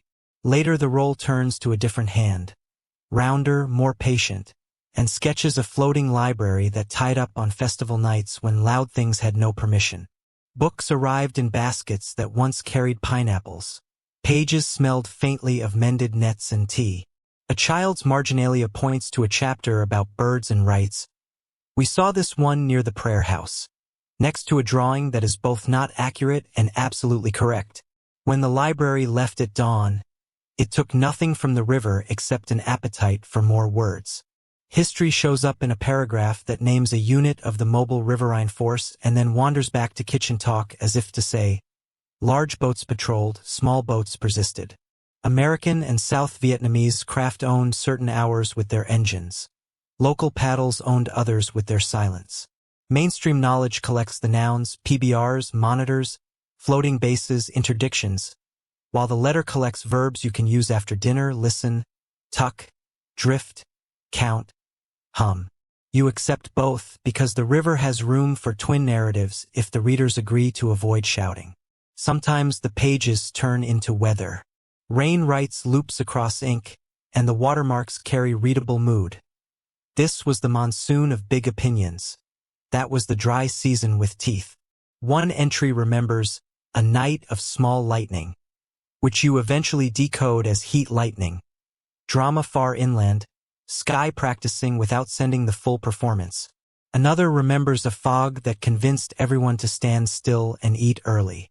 Food spoils less during fog, the note claims, because attention increases, a theory delightful enough to adopt even if thermodynamics refuses to cosign. Memory prefers objects, so the ferryman produces a charm that rode in a pocket for an entire year pictured in the letters. A strip of pandan leaf folded into a fish, dried to the color of straw and polished by worry. It is not a talisman you would find in a museum showcase. It belongs to a boat pocket, a drawer that still smells like engine oil, or a hand learning to stay steady. He offers it across the beam to your palm and says nothing until it sits there looking wiser than paper. Luck likes to be handled, he adds, and the river agrees with a small, tidy wave. Afterward, the conversation widens to include a woman who remembers shifting her kitchen 3 times one dark season. She ties her hair with a blue cloth and speaks in chronological mosaics. That night the stove lived near the bow. The next night the stove borrowed the neighbor's rear deck. The third night the stove earned a promotion to someone's veranda, while the men argued about whether this counted as moving house or moving dinner. Her eyes go distant for one sentence. We did not sleep badly. The remark holds more than it says and refuses to be interrogated. A boundary you honor because rivers and memories share that rule. Eventually humor returns with the right of residency. The ferryman tells how a cousin used a string of empty fish sauce bottles as a fence across a side creek. Not to stop boats, but to make them clink and announce themselves. An improvised doorbell that kept people from startling each other into mistakes. Another story remembers a bamboo pole that doubled as a periscope with a small mirror glued at an angle. The mirror allowed a look around a mangrove elbow without announcing the face doing the looking. Whether the mirror was genius or theater, historians are still debating this question, and the bamboo refuses to comment. Tonight, a fragment of lullaby proves itself useful again. The line that drops in pitch carries the meaning "wait until the water shows the bottom step." A domestic metric fitted neatly into sneakers and boats alike. Sung softly from one bank, it drifts to the other where someone is listening for instructions without wanting to hear orders. The same melody, sung 10 steps away, says, "Bring an extra paddle." Codes translate best when they're kind. Orders encoded as care arrive with fewer splashes. Tomorrow's chapters linger at the edges. Sand mining barges grumbling upstream, models of sediment pretending to predict more than they can. But the letters stay politely in their century and your lap. A last page lists the names of boats as if reciting class attendance. Pumpkin, water spinach, little hammock, sparrow, and 2 named after vegetables so unglamorous that spirits presumably lost interest immediately. Names become a margin of safety, a camouflage of humility.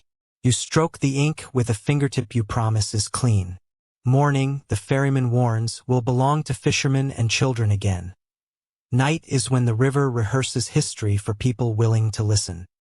He rolls the pages back into their oilcloth, slides the little bamboo knot flute knot pen into the shaft, and taps the paddle's end the way you'd pat a pocket that holds a key. Some letters are for reading once.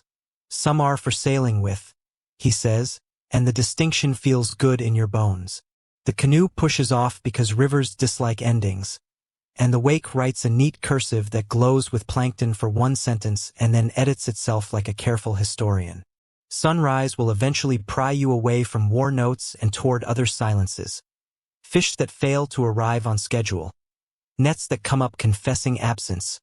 A biologist upstream counting emptiness with heartbreaking rigor. For now, the past rides in your lap without needing amplification. Its voice low, good-humored, and precise about small things. 2 breaths late at the jackfruit tree. A lullaby with numbers hidden in vowels. A pocket charm that smells like pandan and engines. The paddle shaft closes its archive with the shy pride of a drawer that does its job, and your hands learn the weight of secrets that have learned to float.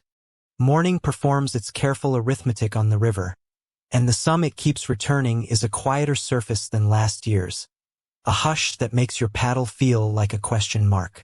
Egrets stand farther apart as if listening takes space. Hyacinth mats drift without debate. A fisherman you met 2 chapters ago rubs his jaw and says the fish are late to their own story. The rumor is simple, which means it's heavier than it sounds. Something upstream has kept what should have come down. You lean to taste a pinch of the water, a habit you picked up from a grandmother with a resin paddle, and the mineral edge feels tidier, as if someone ironed it. Tides still breathe, but their shoulders look narrower, and silence has begun to dress like a guest who plans to stay. Upstream, the river changes its name and then learns to obey concrete. High in the mountains, it is Lansong, stacked with dams that pour electricity into distant kitchens and spreadsheets. Lower, it resumes its Mekong identity and discovers more projects half-finished, half-promised, or politely paused. The idea of progress rides the current wearing a tie, and engineers trail measuring tapes like tails of ceremonial kites. Big reservoirs catch floods, shave off peaks, smooth out drama. They also hold back silt so fine it can hide in a sunbeam. Communities along this delta feel the edit in recipes more than in charts.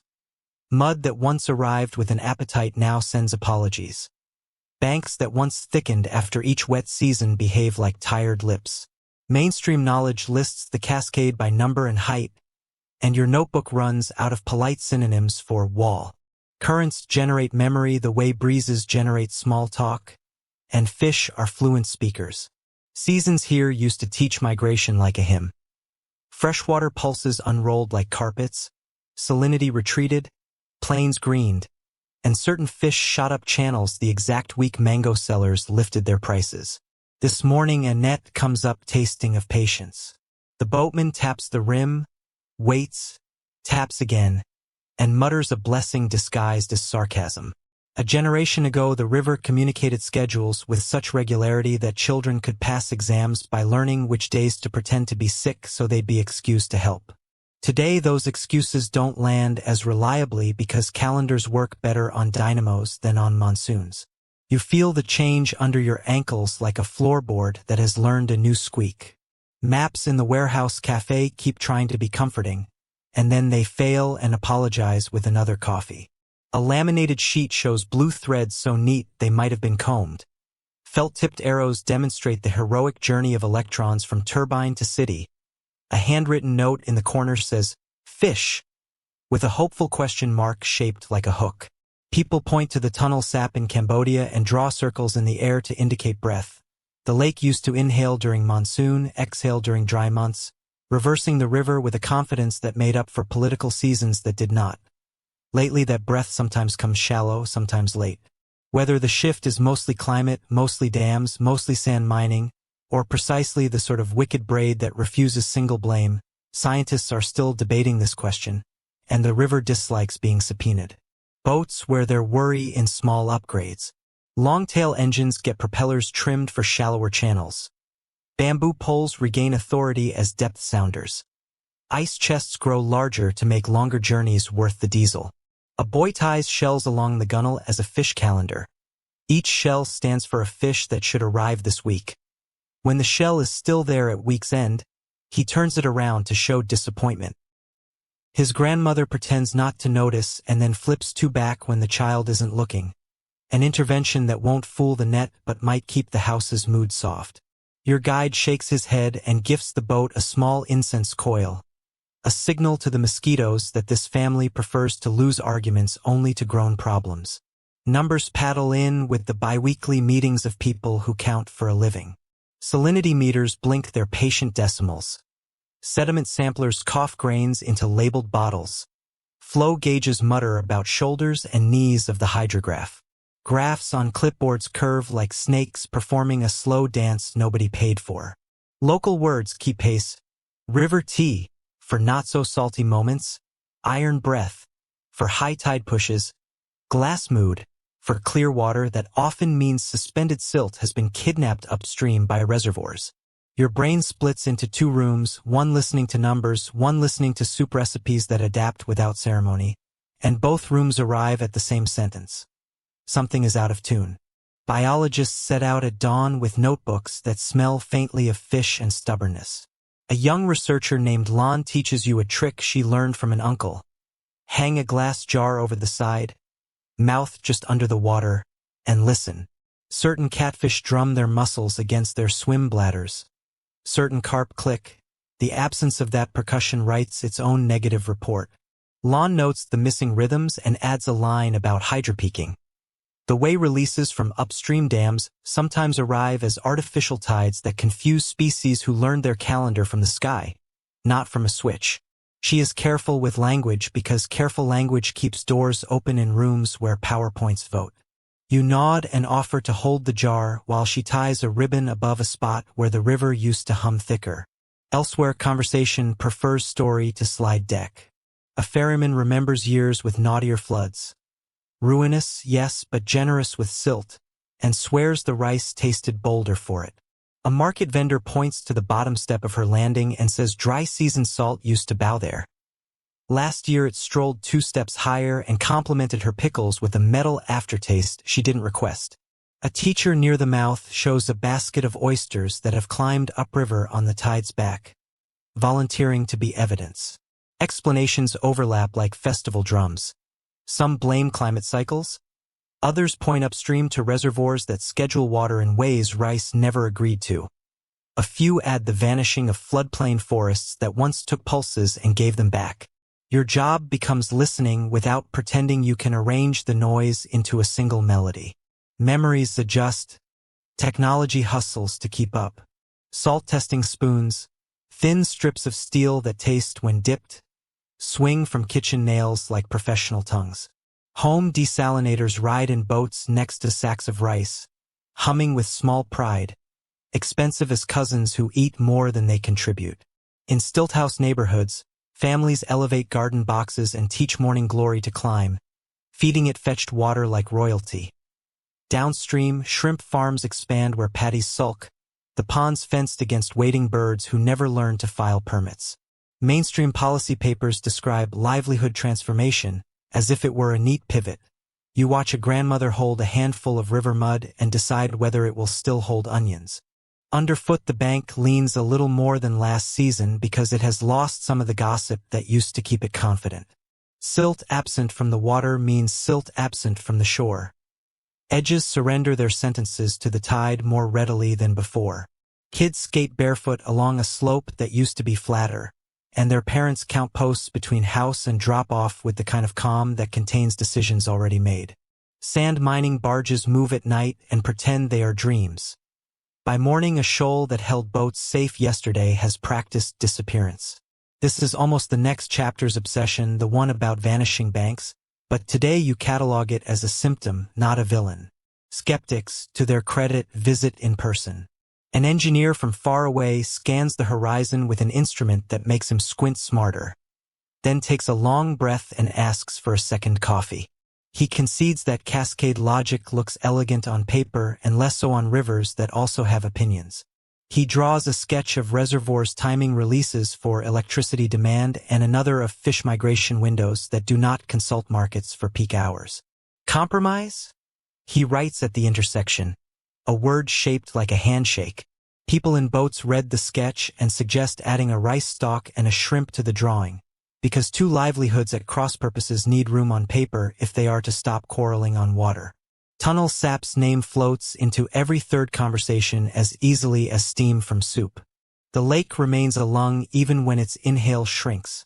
The reversal still occurs, but it sometimes hesitates, the way a child pauses before admitting a mischief.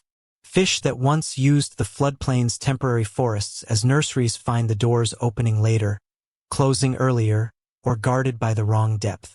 An elder in a pale blue shirt draws a map on your palm with a coconut stick. Here was forest. Here is rice. Here is water too polite to argue with wind. Whether the dam era or the monsoon's mood swings tilt the balance more, scientists are still debating this question. a phrase that by now has set up a hammock across your ribcage. Rumor in the Delta is a survival skill with a sense of humor. A story paddles through the market about a fish ladder upstream that persuades carp with tiny mirrors. Another about a fish elevator that lifts nervous travelers past concrete like dignitaries avoiding stairs. The truth sits between novelty and necessity. Ladders exist, some work, some embarrass their designers. Elevators exist, some carry more hope than biomass. A boy asks whether fish appreciate art in the ladder tunnels, and his aunt says they prefer good lighting and no bureaucrats. You resolve to fund a study of aesthetics for aquatic citizens and then remember you still haven't mended the tear in your pocket. Politics in the Delta arrive on barges, not podiums. A delegation tours the lower channels, steps carefully into boats as if boats could hear irony, and announces a committee to study a panel to discuss an idea for a working group. People nod because nodding is polite and because sometimes committees become bridges if you wait long enough and supply snacks. A woman who sells lotus stems opines that any decision taken without the river present should be considered rehearsal, not performance. You applaud because the line deserves to be law. Later a radio announces a memorandum of understanding with nouns that could double as doorstops. Lon the biologist shrugs and adds another week of jars to her plan. Downstream the sea continues its old argument about where to put salt, and the river, lately startled by its own reflection, sometimes fails to disagree firmly. Farmers retreat upslope a little and then a little more. A brackish taste appears in wells that once bragged about freshwater loyalty. Some families adapt by switching to salt-tolerant rice. Others try shrimp and discover profit that remembers to misbehave. A neighbor jokes that the canal looks like a menu now. Patty on the left, shrimp on the right, and the wind obligingly smells like both. Your own tongue learns the boundary during lunch. A dish that doesn't decide whether it belongs to land or to a memory of sea. Models get unpacked like festival decorations no one fully trusts. Screens glow in a district office where the ceiling fan chases its tail. And arrows and blues and reds predict flows for a season that hasn't shaken hands with anyone yet. One presentation bristles with percent signs. Another carries a temperamental slider that lets you watch possible futures run like time-lapse vines across the map. Local leaders watch, nod, and then hold up 3 fingers to ask the only question that matters. Which week, exactly, should we move the cows? Precision fails. Humility shows up late but willing to work. Scientists are still debating this question, and you scribble down the dates mostly because writing feels like action. Fishermen cope by inventing a meter for absence. A coil of tin discs rides the stern. Each day the captain flips one if the species that usually arrives doesn't show up. 30 days and the stack looks like a metal fish that forgot to learn to swim. He keeps humor strapped to the seat, though, and declares that a new species arrived last week, textfish, because buyers now ping him by phone with questions that used to be answered by the sky. He tolerates the pings and curses the signal drop and then laughs that at least phones do not tangle nets. You help haul a line and feel the invisible commentary of a current shaped by someone else's electricity bill. Science likes gadgets, but it also likes grandmothers willing to count. Community logbooks rise from plastic bins. Neat grids with months hedged by raindrops doodled by bored nephews. Columns for salinity at breakfast. Wind bellies at noon. Taste of tea before bed. A schoolteacher oversees the data and awards gold stars to consistent handwriting even if the measuring spoon had a tired day. Her pride sits beside the formal report Lon will write, and both will matter more together than either alone. This is the part of the Delta where the river's bibliography must include soup and lullabies. Neighbors, when they get tired of waiting for dignitaries to discover boots, fix things with the grammar of competence. A group gathers to plant mangrove saplings along a bend that's beginning to gossip with erosion, their roots engineers in small shoes. A youth club builds simple tide gates on a feeder canal to keep brackish pulses from sneaking into a well. The gate handles look like smiling faces because cheerful tools get used. Someone starts a local weather WhatsApp and names it after a bird that knows how to insist politely. Forecasts arrive with emojis, and you discover that a crab icon paired with a rain cloud means, please fetch laundry. Evening presses the arguments into softer shapes. A radio in a noodle shop lists hydro-something percentages, while chopsticks keep their own statistics on noodles consumed per hour. The proprietor times broth reductions by dragonflies the way her aunt did. But she also keeps a laminated tide table under the counter and a sticky note that says, call Lon about jars. In the corner sits a wooden fish from a sauce house, grinning like a witness. Your bowl tastes faintly of anchovy and certainty, which is to say it tastes like civilization managing to continue without asking anyone's permission. Children are not fooled by adult vocabulary, so they invent their own. A game springs up on the plankway. One kid plays damn, holding a sheet of cardboard across a running line of bottle caps. Others play monsoon, flicking water to simulate rain. A third plays sediment, shaking sand from a fist into the flow. The cardboard bows. Someone yelps. Everyone laughs. And the bottle caps rush in a clatter that sounds like applause edited for optimism. Later they repeat the game with the roles reversed. You want to draft them for ministries and then remember their job is to keep play alive long enough to rescue policy from boredom. Finally, the river decides it has lectured enough for one chapter and requests that you sit, breathe, and listen without trying to fix anything with a thought. A skiff passes with a deck load of banana trunks, a plan for moving a house that will belong to the next chapter. A heron rearranges the air with its wings and writes an arrow that points toward responsibility without naming culprits. A line of lanterns floats from a shrine, tiny moons that decline to choose sides. The silence you noticed at morning is still here, but it has learned a second layer. Not just absence, but attention. You trail your fingers. The water replies with a warmer sentence. And somewhere behind the warehouses a generator hums its small treaty with the dark. Dawn lays a muted silver across the canal, and the bank on your right leans as if a long day has already happened.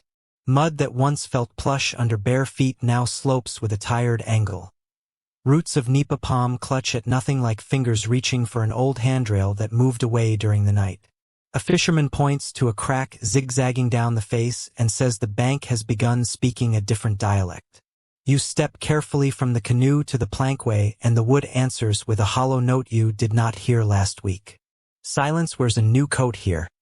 Still river, slower birds, fewer splashes, and all of it conspires to make the word edge sound temporary. Cartographers of mud teach the first lesson with a cup and a story. Silt in this delta, they explain, is a family reunion of mountains ground to powder, grains that started as granite and basalt far away, rode monsoon tantrums, sprinted through gorges, then spread out into lowland paragraphs for centuries. The Mekong used to carry this prose by the fistful. Now the sentences arrive thinner, edited upstream by reservoirs and ambition. Subsidence adds its own footnote, soft sediments settling, groundwater withdrawals letting the land exhale too much, and the river's arithmetic starts subtracting banks. Mainstream knowledge makes the case in textbooks. Your palm, dipped into the shallows, finds it in the way the water feels less like tea with milk and more like tea someone has filtered too carefully. Everywhere along the bends, bamboo stakes stand like exclamation points, measuring where last month's shoreline believed it lived. Elders call the stakes memory bones, and nudge them each week to keep score without starting fights. A line of children leapfrogs the posts, yelling the names of vanished sandbars as if calling a roll, and one girl taps a pole with her heel to hear whether the bank beneath it still answers with muscle or has already surrendered to hollowness. Families talk about where to move the laundry line and whether the cooking stones should sit on the second step for safety. Your guide marks the wet notch on a piling with a thumbnail, and the gesture feels like signing for a package that came early. From the broad channel comes a night roomer with a motor. Barges scooping darkness. Sand mining boats move like careful whales, their long booms dipping steel snouts into the riverbed and bringing up the unseen profile of the channel in clattering mouthfuls. Lamps hang above their work like tired moons. Crews in rubber boots tend the belts with the posture of men who know each grain pays a small bill somewhere. Locals call the boats mechanical buffalo. half affection and half critique. The law says there are permitted sites and seasons. The river replies by rearranging the quiz questions when no one is looking.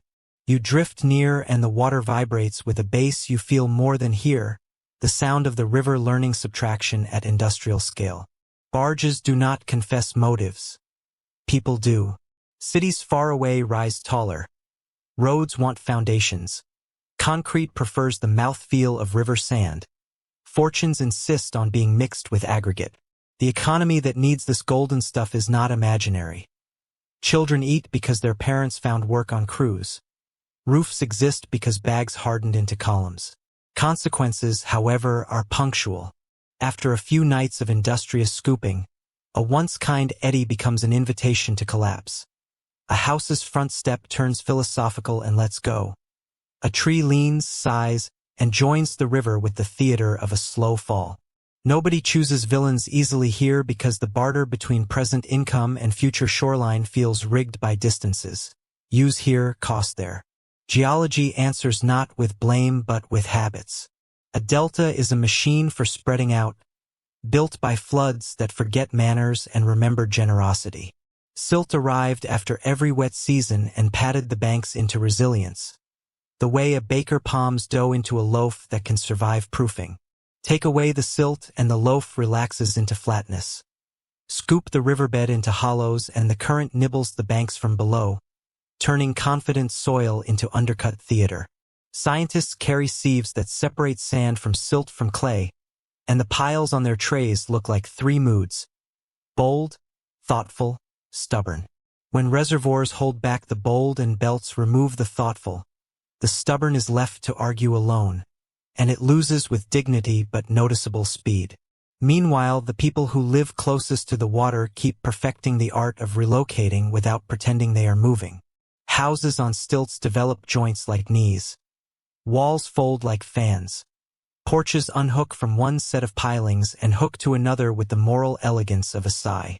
A cousin ties ropes between mango trees and practices pulling a home sideways by centimeters. Children pack altars into baskets with the unflappable concentration of small logisticians.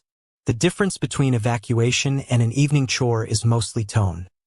Neighbors bring jokes and the river pretends to assist by lifting just enough at the right hour. Your hands learn unfamiliar knots that prefer undramatic exits and sentimental returns. Old-timers demonstrate a folk instrument that masquerades as housekeeping. The bamboo broom. Plant one, bristles down at the lip of the bank in the evening. If by dawn the broom still stands upright, the shore will humor you for another day. If it tilts forward like a drowsy uncle, move the canoe and stop arguing with physics. The bristles are angle finders. The handle is a story stick. Some families tie a string between broom and doorknob as a bedside whisper from the river. Some add a bell cut from a tin can to summon whoever sleeps too hard. A child decorates the broom with a ribbon, so the spirit of the bank will feel flattered. And everyone accepts the logic because flattery is cheaper than cement. On shore, a meeting becomes a work day without needing a speech. People gather with spades and seedlings, nipa, mangrove, pandan, and lay out a green comb that the river can chew without destroying. Nature-based solutions sound like a grant in the city. Here they look like muddy toes, laughter, and lines of baby roots making future stitches. The plan is simple. Slow waves, ask silt to drop, tempt oysters to glue themselves into armor, and give the bank a haircut it likes. A woman who sells noodles brings broth in a pot larger than her opinions. And a man who used to lay brick in Saigon shows how to stake living fences, so they become scaffolds rather than songs. The river watches, pretends aloofness, and then approves by settling a little quieter along the new green. Sand functions as a currency with exchange rates that change faster than weather. 1 barge load means 6 house foundations. 3 loads mean a kilometer of new road. 10 mean a whole neighborhood can invent multi-story nostalgia. In between, there lives the uncomfortable arithmetic of places being emptied so other places can feel full. Builders swear they would buy desert sand if only its grains weren't too round to lock together. Barges swear they only scoop from approved pits. Villagers swear the approved pits never sit where their banks collapse. Morals learn to tread water. Your job at the moment is to hold both truths, the need to build and the need to keep, and resist the temptation to solve the whole delta with a clever sentence.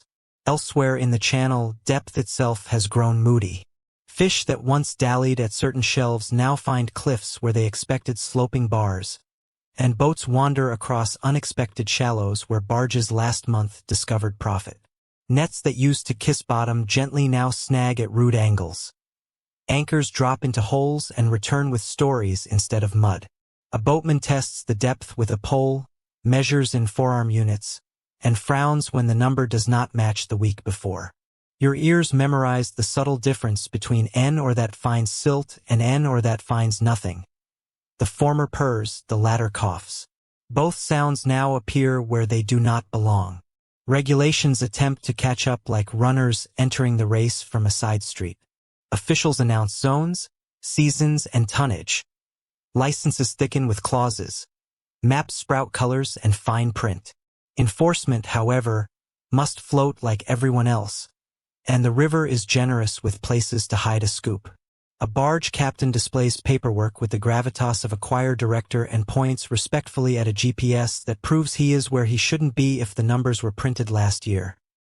Everyone shrugs in the universal language of, "This is complicated." Whether crackdowns simply move the problem or solve it, scientists are still debating this question, and locals default to the simpler metric. Are the steps still there in the morning? At the lowest water of the day, the bank shows its biography in layers. Birthday cake turned on its side. Stripes alternate, gray silt laid gently by an old flood, rusty sand from a particular storm, a thin line of shells that once announced a lazy estuary afternoon. Children trace each band with sticks and assign it a pet name. One layer becomes the year of the shy monsoon. Another, the season our boat learned to be stubborn. Cracks map lightning patterns across the face, and a shrimp traps itself in a tiny pocket as if auditioning for a folk tale. You want to put a hand against the earth as if to steady it, but the wiser response is to keep weight off the lip, because rescue here is attention more than force. Certain maps from a century ago wobble under your thumb as if embarrassed to be wrong. A French-era chart shows a bank line that now exists 2 houses inland. A colonial canal marked as a tidy strait admits it has learned to be a question mark. Names of hamlets linger on the paper without corresponding roofs in reality. The communities migrated, dissolved, or changed into something a surveyor could not recognize. Elders argue gently about whether a village truly disappears when the last house leaves or only when its last name is no longer spoken by a boat steering through dusk. Historians are still debating this question, and the debate itself keeps the name alive for one more tide. Downstream, the sea has grown frank. Shorelines nibble backward. Breakwaters sprout like combs. Bamboo fences march into waves to tame them into smaller sentences. Mangrove belts prove their value by catching silt and offering nurseries to fish that prefer the company of roots. Where those belts were cleared in previous decades, the coast behaves like a coat with missing buttons. Concrete revetments gleam in sections that can afford them, and geobags, giant sand-filled pillows, lie along toes of slopes like tired elephants. None of these are villains. None are miracles. All are attempts to keep a pronoun here from changing without consent. Upstream physics adds nuance like spice. Reservoirs trap coarse sand readily and fine silt less so. Monsoon timing relative to gate operations decides which flavors of sediment get spared. Hydropeaking sends pulses that shave banks without offering new material to replace them. A scientist stirs a beaker of turbid water and tells you that grains behave like personalities at a party. The bold settle first, the chatty take their time, and the shy refuse to leave until the host cleans up. Your laugh makes the lab smell like human again. Later, you watch the river pull a discreet curtain over an undercut and realize that party metaphors describe collapse. 2. Policy workshops in the district office hire the ceiling fan as the keynote speaker. Slides parade percentages while tea makes patience possible. One model proposes sediment augmentation, dumping engineered sand at strategic points. Another suggests stricter quotas. A third whispers about alternative aggregates. A fourth, the most radical, asks everyone to fall in love with mud again by making buildings that prefer it. People nod as if nodding can hold a bank together. Outside, the river edits a corner while the meeting agrees to reconvene. Scientists are still debating this question of relative blame, how much to lay at dams, how much at sand mining, how much at climate and subsidence. And the uncertainty behaves like honest weather, inconvenient, necessary, humbling. Rumor refuses to surrender its sense of humor even when the shoreline sulks. Someone claims a spirit in the mangroves will stay the bank's hunger if offered the first fried banana of the day. Someone else says spirits prefer data and that a measuring stick planted respectfully works better than bananas. The compromise is a fried banana eaten during stick installation, which pleases both parties.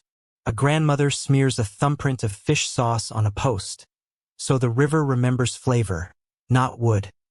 And the logic tastes unassailable in the moment. Quirk comforts in ways concrete cannot. Engineers with clean boots show up alongside neighbors with mud to their knees, and the project becomes a duet. Gabions, wire baskets stuffed with rock, appear at a bend that complains loudly. Woven brush mattresses get lashed to the toe of the slope. Coconut husks, stitched into rolls, serve as biodegradable hugs for the place that wants to run away. A boy who loves kite strings fluttering ribbons along the construction, accidentally inventing a bird deterrent that keeps the rookery from criticizing the process at unhelpful volumes. The lesson writes itself in the afternoon heat. When solutions were both steel and leaf, banks listen longer. Kids invent a game that redeems the gloom with bright laughter.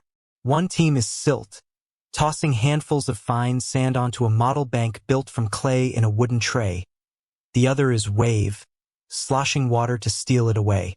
A third, refereeing as Mangrove, gets to place skinny twigs along the edge at pre-agreed intervals. Scorekeeping proves impossible in the best way. Every time Mangrove adds a row of twigs, silt starts to win and wave, after some groaning, agrees that the game is more fun when the bank survives. You wish ministries could adopt this scoring system and trade spreadsheets for trays once a week. Nightfall brings the soft clatter of pumps and the more insistent thrum of an engine that does not belong to any family nearby. A barge glides into a dark reach like a shadow rehearsing, a low hill of sand forming in its belly. A watchman on the bank flips on a headlamp and aims the beam not directly, but nearby, enough to suggest observation without provoking theater. Somewhere a whistle tweets a three-note phrase that locals understand as "we see you," which changes nothing and also changes something. Your canoe sits with its stern in a little cradle of reeds that will, with luck, still be there in the morning if the Broom has an opinion favorable to breakfast.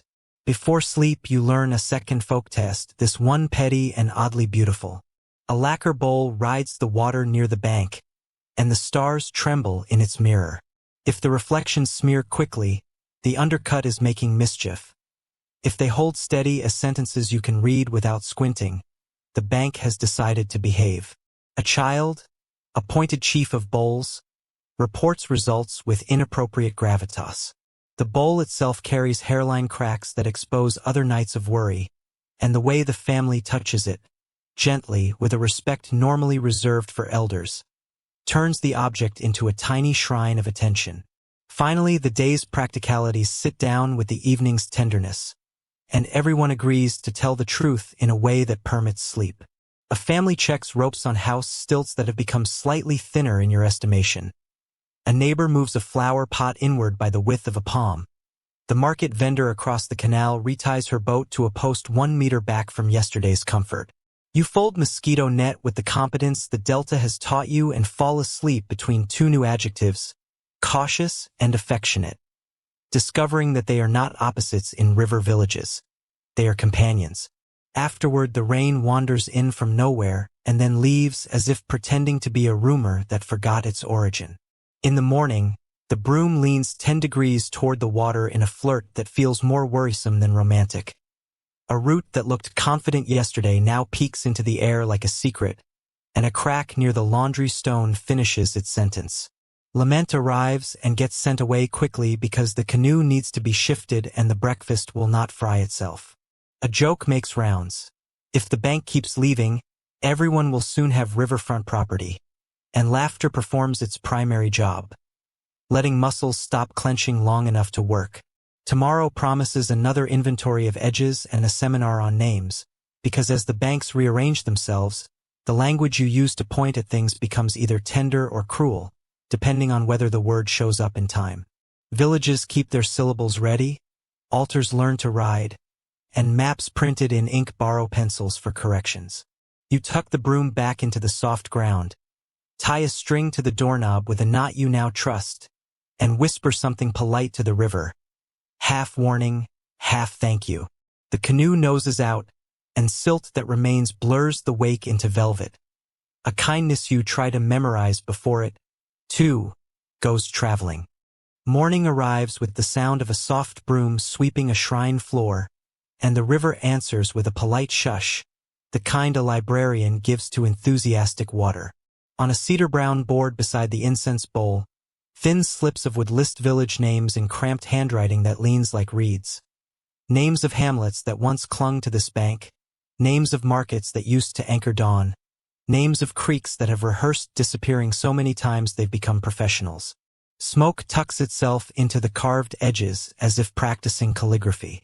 A caretaker in a pale shirt blows dust from the top row and invites you to read aloud, because syllables said with breath count more than syllables trapped on paper. Wooden talismans hang in rows like a gentle xylophone nobody dares to play. Each one bears 3 lines. The formal name that officials recognize, the nickname everyone actually uses, and an older name that only grandmothers deploy when the night feels long enough for accuracy. You sound them out and feel the century-to-century click beneath your tongue. Dinyen, called the mat place on market mornings. Sai Rang, called the teeth, by boatmen, and the crocodile, by elders who remember a Khmer ancestor in the syllables. Tra Vin, whose vowels stretch like a hammock when the wind behaves. Every name is a miniature boat.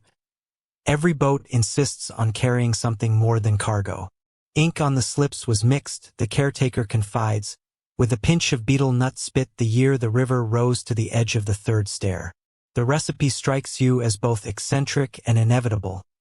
What else could seal a name but something chewed in long conversations? She smiles at your face and adds that when black ink ran out during a wet season that preferred dramatics, they made red from brick dust strained through cloth, which lasted until rain insisted on a fresh opinion. Quirk, you realize, keeps archives alive when budgets are shy. Elders gather near the incense and turn a semantic debate into friendly weather.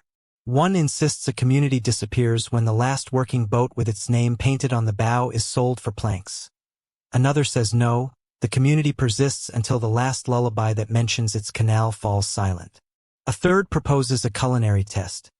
As long as someone still makes the local turmeric fish sausage and calls it by the creek's nickname, the place is breathing. The argument never hardens.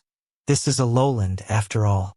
Somebody concludes, with a grin you wish were a policy, that death should require more paperwork than a bad tide.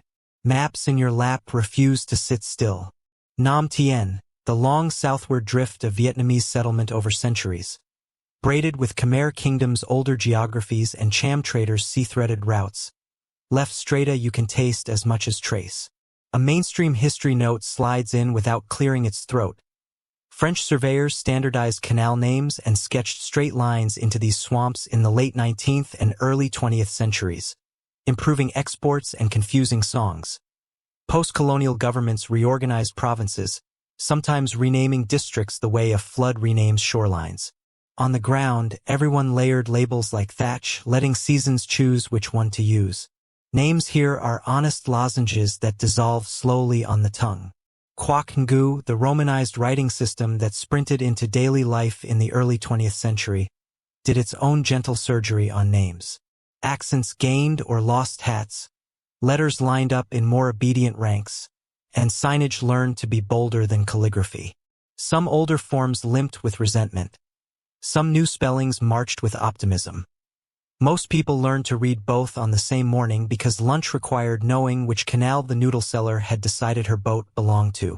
Whether the speed of Kwok Ngu's rise owes more to colonial policy or to Vietnamese reformers who grabbed a useful tool and refused to return it, Historians are still debating this question, and the evidence tastes like newspapers and homework chalk dust. Chalk scribbles on a ferry pillar announce what maps cannot keep up with. Turn left at the fallen tamarind, then follow the water where the ducks look opinionated. This is the unofficial directory of the Delta, maintained by teenagers who run errands and aunties who loathe paperwork.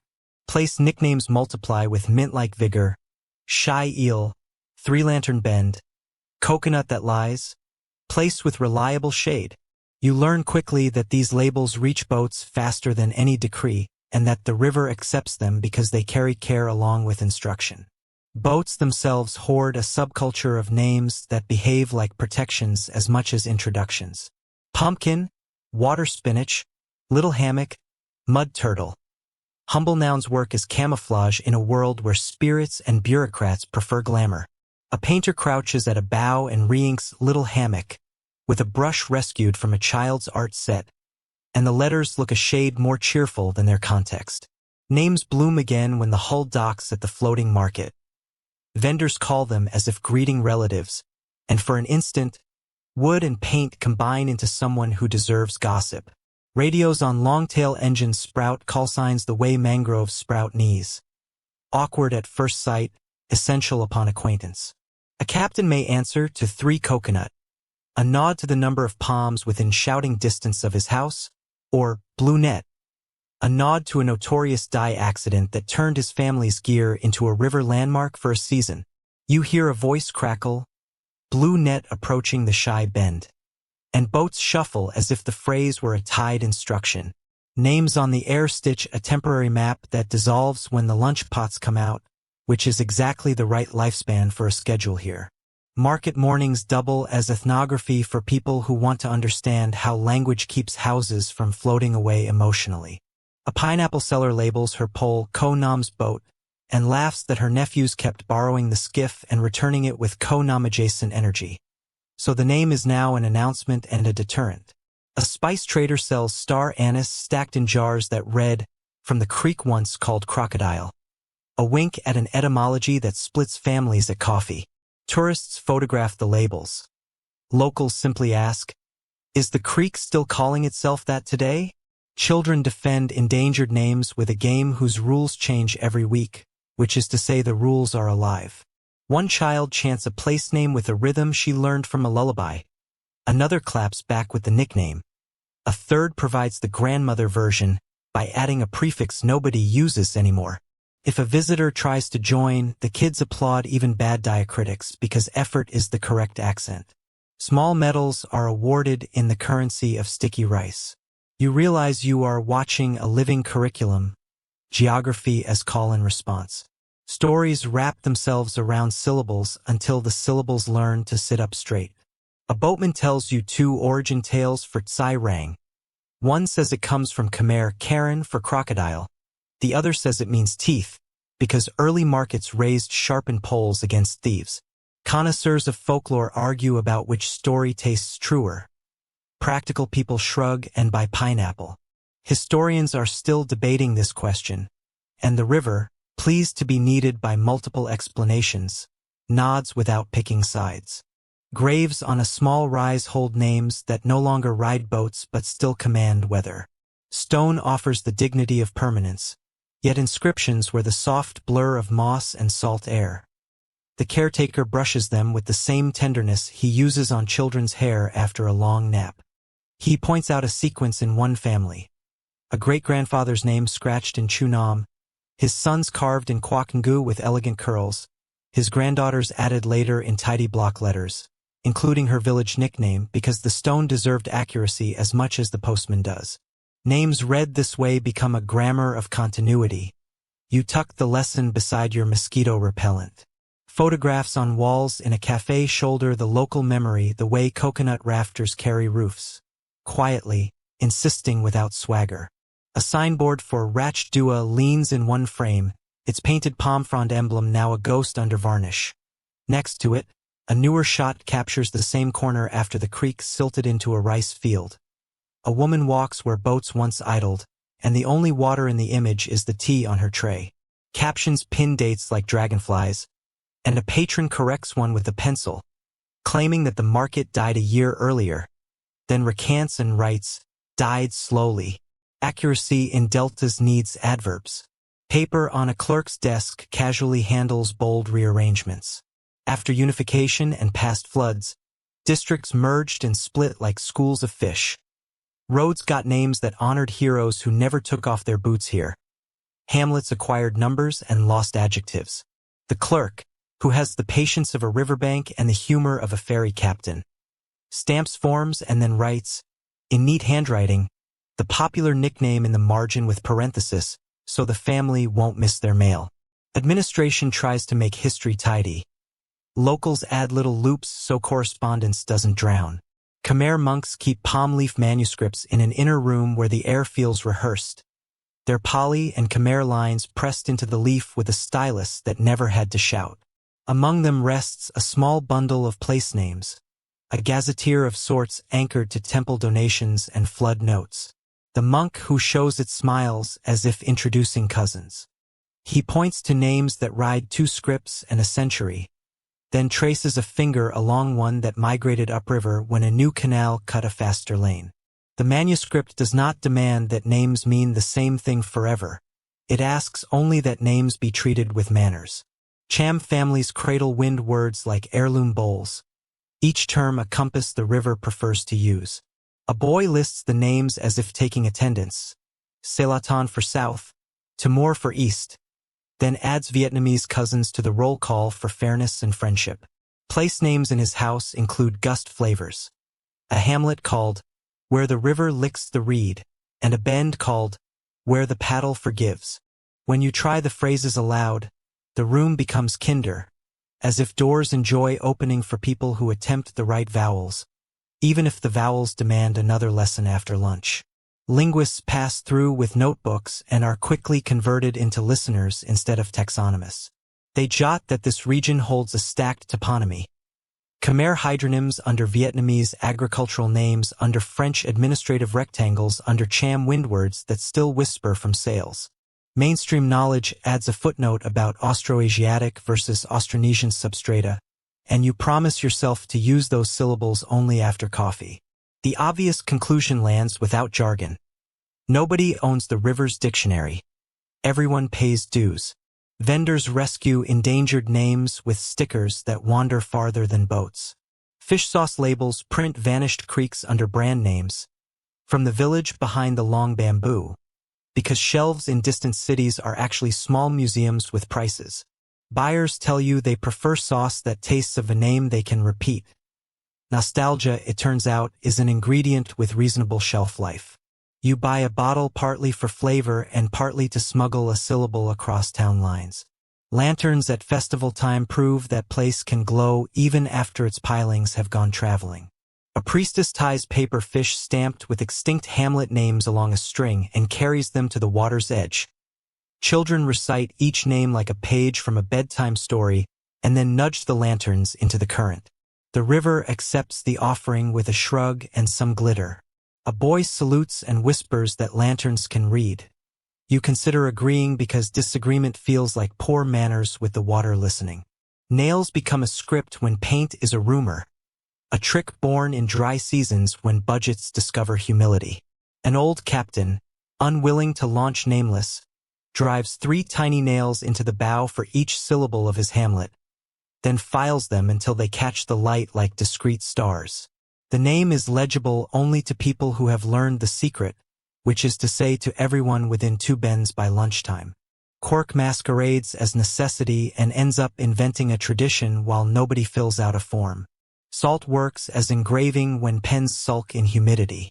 A girl scratches her boat's nickname onto a green bamboo paddle with a crystal, then rubs the letters with a drop of fish sauce, so the grooves darken like lines on a palm. Her father tells her to write it again tomorrow because names prefer repetition. Her mother adds that names prefer being sung while written, a detail that improves both handwriting and household acoustics. Whether salt truly preserves bamboo better or simply gives hands something purposeful to do, historians are still debating this question, and the paddle looks pleased either way. Finally, a modest hour collects the tasks that preserve names without asking for applause. A schoolteacher adds diacritics to a chalkboard map with the same attention she gives to distributing sesame sweets. A ferry captain corrects your pronunciation with a smile and an invisible rescue line. A grandmother writes 2 place names on a noodle wrapper so the child delivering lunch learns to trace what his feet already know. You add your mouth to the small choir, reciting the shrine board list in the order the slips lean, and the air answers with a low purr that might be the fan or might be the river enjoying being called by familiar titles. Night falls with cricket consonants, and the caretaker returns to cover the board with a cloth that smells like camphor and rain. A breeze fidgets the fringe as if trying to sneak a peek at tomorrow's syllables. You step back onto the canoe, and the hull remembers every name you said in the way it fits under your knees. Downstream, a lane where the market will become a lantern river sleeps in the kind of darkness that likes to surprise its own reflection. The paddle dips. A slip called 3 Lantern Bend passes under you, and a name that could have vanished decides, for one more night, to stay where your breath can find it. Lanterns arrive in baskets before the sun gives up, their paper sides breathing in and out with each small wind like fish gills rehearsing. Fish-shaped ones grin with brushstroke teeth. Lotus cups yawn politely. Narrow boats of waxed paper carry the kind of tiny candles that make darkness feel like it's being negotiated with, not defeated. A boy taps the rim of one basket and announces tonight is the last night, then shrugs when asked, last night of what? Depending on the ante you consult, it's the last tall tide before the northeast winds, the last full moon of the fishing run, or simply the last night before everyone grows too busy for ceremony. Whatever the algebra, the river seems to have dressed for it, a brackish tuxedo that smells faintly of salt and pandan. Dusk paints the mangrove knees a copper that forgives their mud-smeared manners, and a half-joking warning skitters along the planks. First-time visitors might not survive their inaugural mosquito swarm. Lemongrass oil makes the rounds in thrift-sized bottles. Someone offers a smudge stick that could be incense or a mosquito conspiracy, and both are fine. The canoe nudges a landing that remembers dance steps, and the air takes on that festival hush where everybody speaks in undertones as if the water were sleeping and should be invited to wake gently. Vendors who dominate daylight with coffee and pineapple now ferry star anise smoke and paper packets of sesame sweets as if the moon itself had a sweet tooth. Elders claim the name of the evening belongs to endings that behave like beginnings. In Khmer households the same moon is Om Bak, the moon reception at harvest's edge.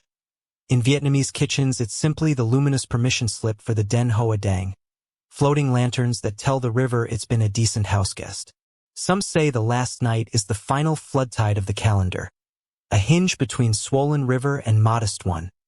Others insist it's the end of gossip season before dry winds turn conversation into carpentry. Nobody votes. Everyone nods.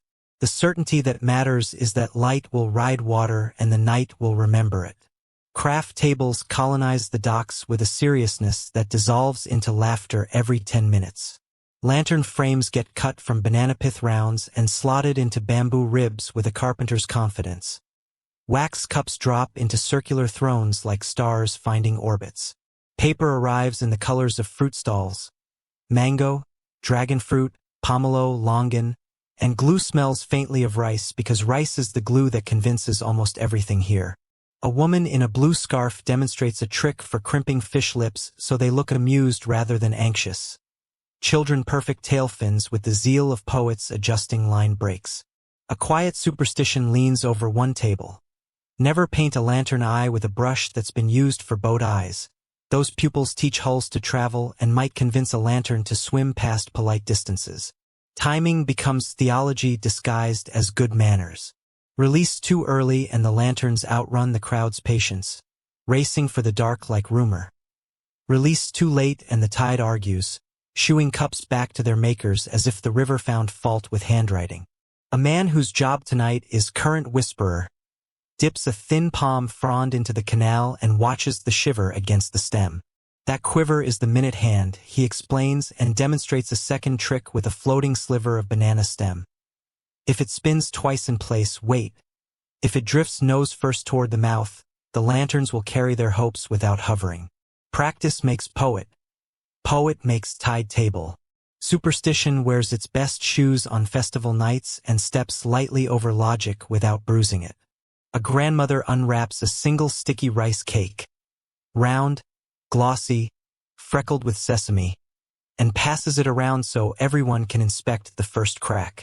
If the fisher cleaves the stamped fish scales cleanly, next season's tide will arrive like a polite guest on the right day. If the crack wanders or refuses to appear, patience should be sharpened like a knife you will not use for fighting.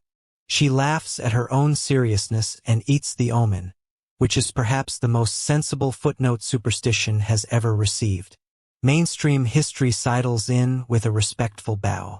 Khmer communities up and down the delta honor Okom Bak on the full moon of the 10th lunar month, pairing nocturnal moon worship with daytime gi ngo boat races that slice water into bragging rights. Vietnamese neighbors set adrift flower lanterns during mid-autumn and Vulan and, in some towns, on any night generous enough to call itself festival. Chinese Hoa families once paraded elaborate paper boats during Hungry Ghost Month, coaxing spirits toward gentle exits with sugar and song. The Delta received these threads like canals receive rain, weaving them into a rite that does not bother filing a single proof of origin. Debate keeps company with kindness. Whether tonight's waterborne glow leans more Buddhist, more animist, more Cham inheritance from long ago river and sea cosmologies, or more modern inventions sold back to memory, historians are still debating this question. Folklorists point to shared patterns with Cambodia's Loy Pratap illuminated floats. Others prefer local roots, the way mangrove seeds sprout where the bank decides to be generous. Nobody feels threatened by multiple ancestors. The river is an expert at blended families. Shrines near the landing wear their evening expressions. Incense coils write slow spirals over bowls of fruit that nearly name a market by themselves. Bananas with ambitions, pomelos practicing for formal portraits, small green tangerines that smell like jokes. A caretaker invites you to copy a few syllables of disappeared hamlet names onto small slips and tie them to lantern tails. Repetition is a first aid kit for memory, she says, and tonight is for everything that drifts. The act of writing stutters your breath in a good way. Your hand learns the softness of a diacritic that prefers to sit rather than stand. Stalls transform into low constellations. Sesame sweets crack softly. Fried bananas pretend to be science. Clear noodles swoop through bowls that fog your glasses and your skepticism at the same speed. A coffee boat swaps fin filters for a kettle that laughs in a higher key. Sugarcane juice arrives with crushed lime and the suggestion that tiredness is a state of mind you can edit. The vendor times her sweet rice dumplings, floating in a ginger broth so persuasive you could pour it on policy and expect improvements. By dragonflies, when they hover absolutely still over the canal, water slackens enough that dessert won't slosh out of bowls. Children treat paper like a voting booth and fill it with arguments for joy. Names of vanished creeks glide across fish flanks in careful block letters. Messages to cousins away in the city appear as doodled cranes carrying envelopes. A secret or two hides inside folded boats sealed with one drop of wax like a kiss. A girl draws the old crocodile nickname for Tsai Rang and pretends not to see her grandmother smiling. A boy writes, "Bring the longan back to Three Lantern Bend." And it is unclear whether he means the fruit or the auntie who sells it. Your own lantern earns a shy sentence you won't confess aloud and a wobbly fishtail that makes a better metaphor than it does a hydrodynamic plan. Music arrives in layers as night closes its hand around the river. A dan bow clears its throat with one shimmering note that seems to bend the air and your ribs. Somewhere a nasal flute, Cham cousin from last chapter's tea, threads a three-note pattern that means gentle speed. Drums decline to be martial and choose heartbeat instead. Voices fold in not as choir but as shoreline. The comfort of humans trying to hum the same planet. The guide leans closer and says the lunar halo tonight, that faint ring of ice crystals, promises an obedient tide. Whether that is meteorology or manners, nobody insists on defining it. Hands learn the ritual quickly because it was built to teach itself. A lantern rests on your palm, candle stub tucked into a hollow of banana pith, flame small but certain. A line of children kneel to the water as if greeting a skittish dog. Adults crouch with knees that squeak melodically. Elders straighten slowly, their backs describing careful punctuation. The first lantern touches the river and floats, not because physics decides it should, but because everything in the air agrees that floating is what kindness looks like tonight. You set yours free and the light moves away with that surprised dignity of a letter that found the right address on the first try. Mosquitoes, bless their enthusiasm, do their best to insert themselves into the narrative. Lemongrass drives back a vanguard. Smoky coils fence a corner. Someone mutters a river version of, "Don't invite trouble." The bites that land are interpreted as votes of confidence from the ecosystem rather than insults. Laughter turns irritation into proof of membership. In a shady aside, a fisherman claims the worst swarms arrive when the current sulks. The coffee vendor counters that mosquitoes prefer visiting river authors. You scrap this note for posterity and decide to wear long sleeves tomorrow without making it a philosophy. Reflections turn the canal into a library, each lantern a brief book. Pages drift open and shut as ripples pass. Words, names, promises, jokes, blur and sharpen. One fish-shaped lamp carries an argument between two cousins who wrote over each other's line and accidentally invented poetry. Another drags a tail of wax that sketches calligraphy into water no one will read twice. A woman touches her palms together and thanks the river for carrying away the kind of worry that refuses to leave by walking. Gratitude tonight has more to do with editing than publishing. Games begin because festivals cannot live on reverence alone. A ring of teenagers assigns roles: wind, current, and obstacle. The wind players fan the air with folded palm leaves when a boat passes, making tiny gusts that test lantern balance. The current players sway their arms just below the surface to guide clusters onto prettier trajectories. The obstacle is a hyacinth clump that poses riddles if you bump it. Answer wrong and you must retrieve a stalled lantern by paddling backward with your eyes closed for 3 strokes. It's ridiculous and lovely, which is to say it works. Stories pick you up like a canoe that knows where you meant to go before you did. An elder tells of a war season last night when lantern chants veiled coded tide notes. Short verse for slack, long verse for full, and how one stubborn candle turned and returned as if unsure the river would keep a secret.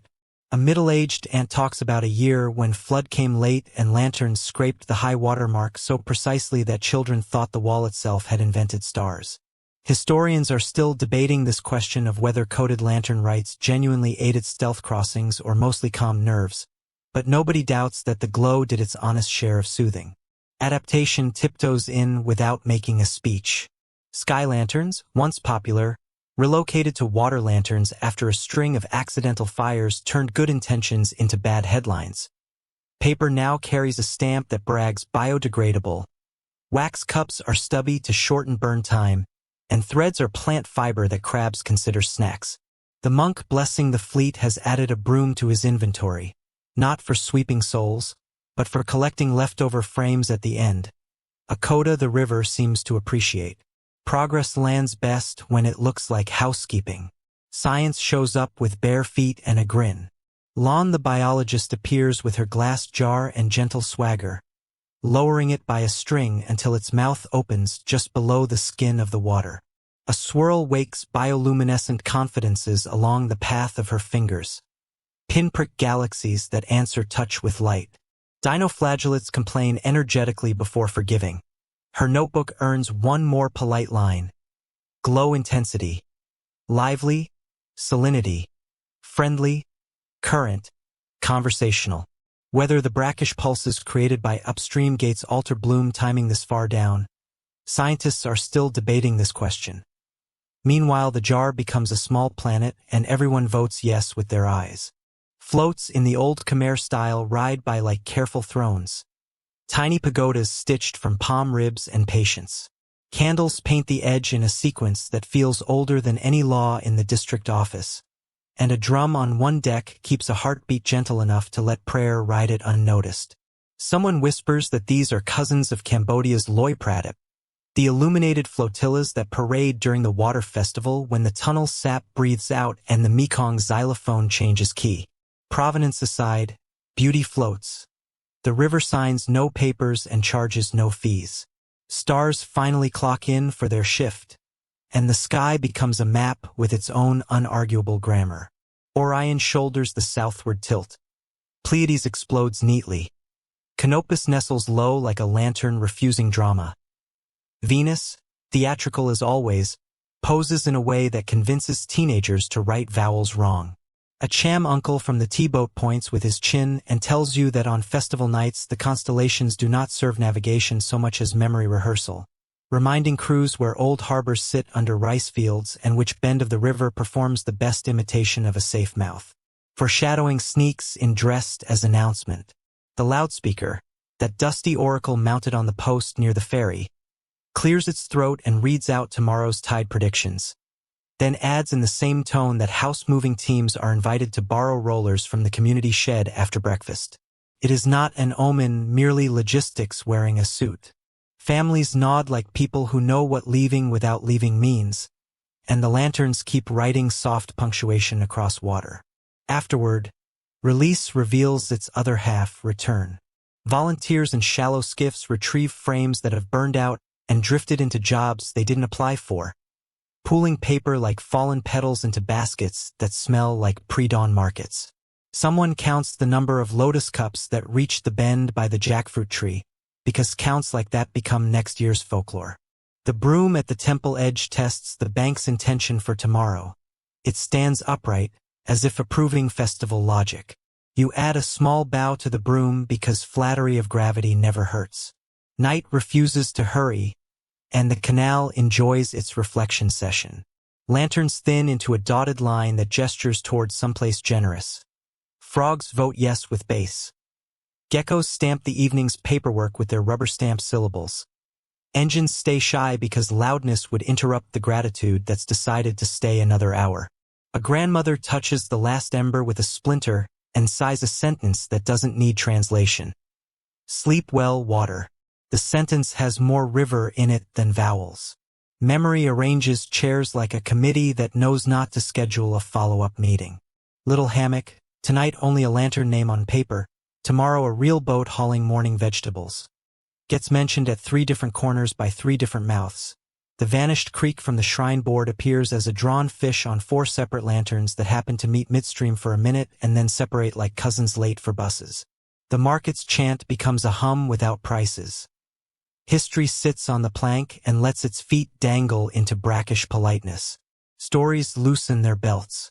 Someone remembers a year the lanterns pooled against a fallen branch shaped like the outline of the province, and everyone took turns claiming the coincidence for their preferred narrative.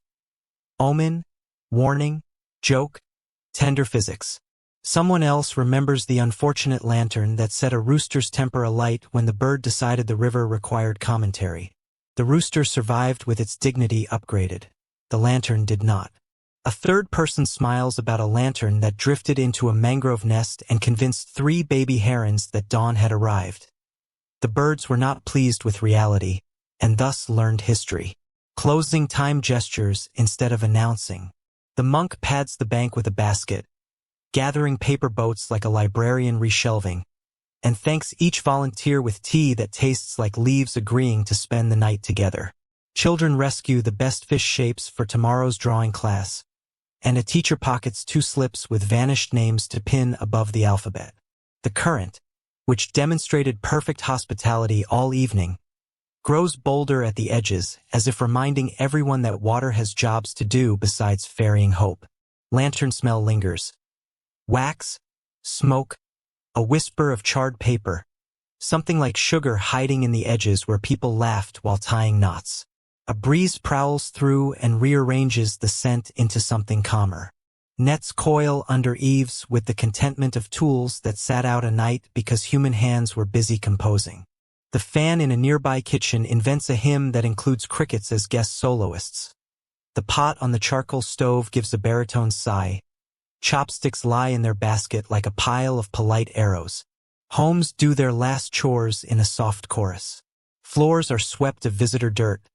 thresholds retouched with that thin fish sauce comma that points toward tomorrow, and candles blown with a gentleness you would reserve for cheeks or old photographs. A grandmother hums the lullaby that doubled as tide table, now demoted to its original job. A child repeats a place name into sleep until the word becomes a raft. The river, hearing itself being thanked without theatricality, pretends to ignore the compliment and holds its level steady on the third step. Morning waits in a corner you can see but must not look at too hard yet. The last lanterns wink out like sensible stars. The mosquitoes, satisfied with their attendance record, surrender the shift to dragonflies. And a heron that has been lurking like a librarian closes the book of water and flies. The current tucks ash under a mangrove root and promises to finish the cleanup while everyone dreams. Somewhere upstream, somebody yawns inside a dam. Somewhere downstream, a small wave lays a palm on the bank like a vow. In between, your canoe rocks once and then learns to be still. Morning slides in after the lantern night with sleeves rolled, and the canal wears a look that says errands first, philosophy later. On a mud-brown barge with bamboo ribs, a family spreads out their household like a deck of cards. Pots, mats, slatted screens, a stove that insists on being respected, a crate of patient chickens, a jar of fish sauce that acts like a passport. The plan is not to go far, only along a curve of water where the bank still behaves and shrimp ponds haven't talked the land into changing careers. Locals call this kind of day leaving without leaving, which sounds like a riddle until you've helped tie 3 knots and been scolded for tying the 4th too tightly. Leaving here is a circle. Distance is measured in tides rather than kilometers, and home moves to keep being home. Families down the canal learned long ago to treat walls as helpful suggestions. Bamboo partitions hinge like fans, folding into neat pleats that click softly when you tap them. Lightweight roof panels, nipa thatch stitched to skinny rafters with rattan, unhook from their ridge and nest like oversized playing cards. A narrow shelf that once held pickled limes slides into the space behind a bulkhead, and an altar board, varnished to a moon-sober shine, gets lashed flat with cloth bands as if buckling in for a boat ride it has taken more often than the people like to admit. You squeeze a palm between bundles and learn how much of a house is actually air with convictions. Tools for the folding imagine themselves as musicians. A bundle of pegs carved from Erica palm rides in a string bag like bamboo clarinets. Dowels clink with the purity of good notes. Bone-handled knives pair lashings until the tails lie down politely. A hand drill winds a small song and then apologizes. The hammer, a mallet really, has been nicknamed Gentle Uncle, and nobody lets it get dramatic. The only thing in a hurry is a wind with the tone of a reminder. It nudges the paper inventory list taped to a post, suggesting that forgetting the ladle can ruin a week faster than forgetting a proverb. Floorboards teach physics without adjectives. Planks sit on joists that sit on crossbeams that remember the forest. When you lift one plank at the wrong angle, the whole deck tells you to try again. A cousin shows how to reverse a panel and slide it under its neighbor to build a double-thick section where feet will work all day. Another cousin demonstrates a shim made from folded mat edge that hushes a squeak louder than dignity allows. The house is not dissolving, just reshaping itself. A caterpillar discovering it is allowed to be a canoe for a while. Altars receive choreography first, because courtesy is the cheapest insurance. The fruit plate goes to a traveling shelf near the bow. Incense ashes ride in a jar that has hosted both pickles and philosophy. The small porcelain cups of tea get poured one more time in the old spot and then carried forward with a sentence you don't quite catch. A thumbprint of fish sauce lands on the threshold. Again, the quiet comma that points toward tomorrow, and the family laughs when you step over it too theatrically. If you ask whether the ancestors understand boat schedules, someone always answers that the ancestors were once fisherfolk too, and if they don't understand boats, they will be gently re-educated. Packing proceeds like a market that has learned to be private. Pots nest. Bowls adopt each other by diameter. Chopsticks slip into cloth rolls and pretend to be flutes. The jar of dried chilies wears a woven sleeve so the glass won't have to be brave. Seeds saved from last season. Morning glory, mustard green. Hide in a tin that used to protect biscuits from humidity and children. Clothing rolls into bundles tied with pandan strings. The knots scented and easy to undo even when hands are cold or cross. A rooster complains into a funnel of bamboo and then falls asleep. The chickens applaud his leadership by pecking nothing in particular. Ropes explain the grammar of staying while seeming to leave. Bolins kiss cleats and release cleanly when asked. Truckers' hitches cinch crates without becoming legal contracts. Soft lashings cradle the stove because you never want a pot of rice to learn to fly. An old fisherman rubs beeswax on one line and fish oil on another, dipping from two small tins that look like lip balm for tools. The logic is home economics with river subtitles. Nothing should squeak, nothing should wander, nothing should make the boat roll when the river tells a story at inconvenient volume. Neighbors arrive with jokes the way other places send invoices.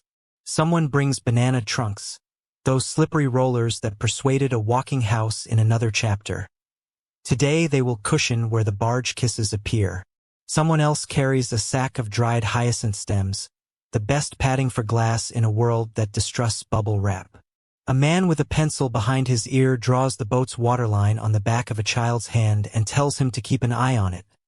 The child nods gravely, upgraded to crew by ink.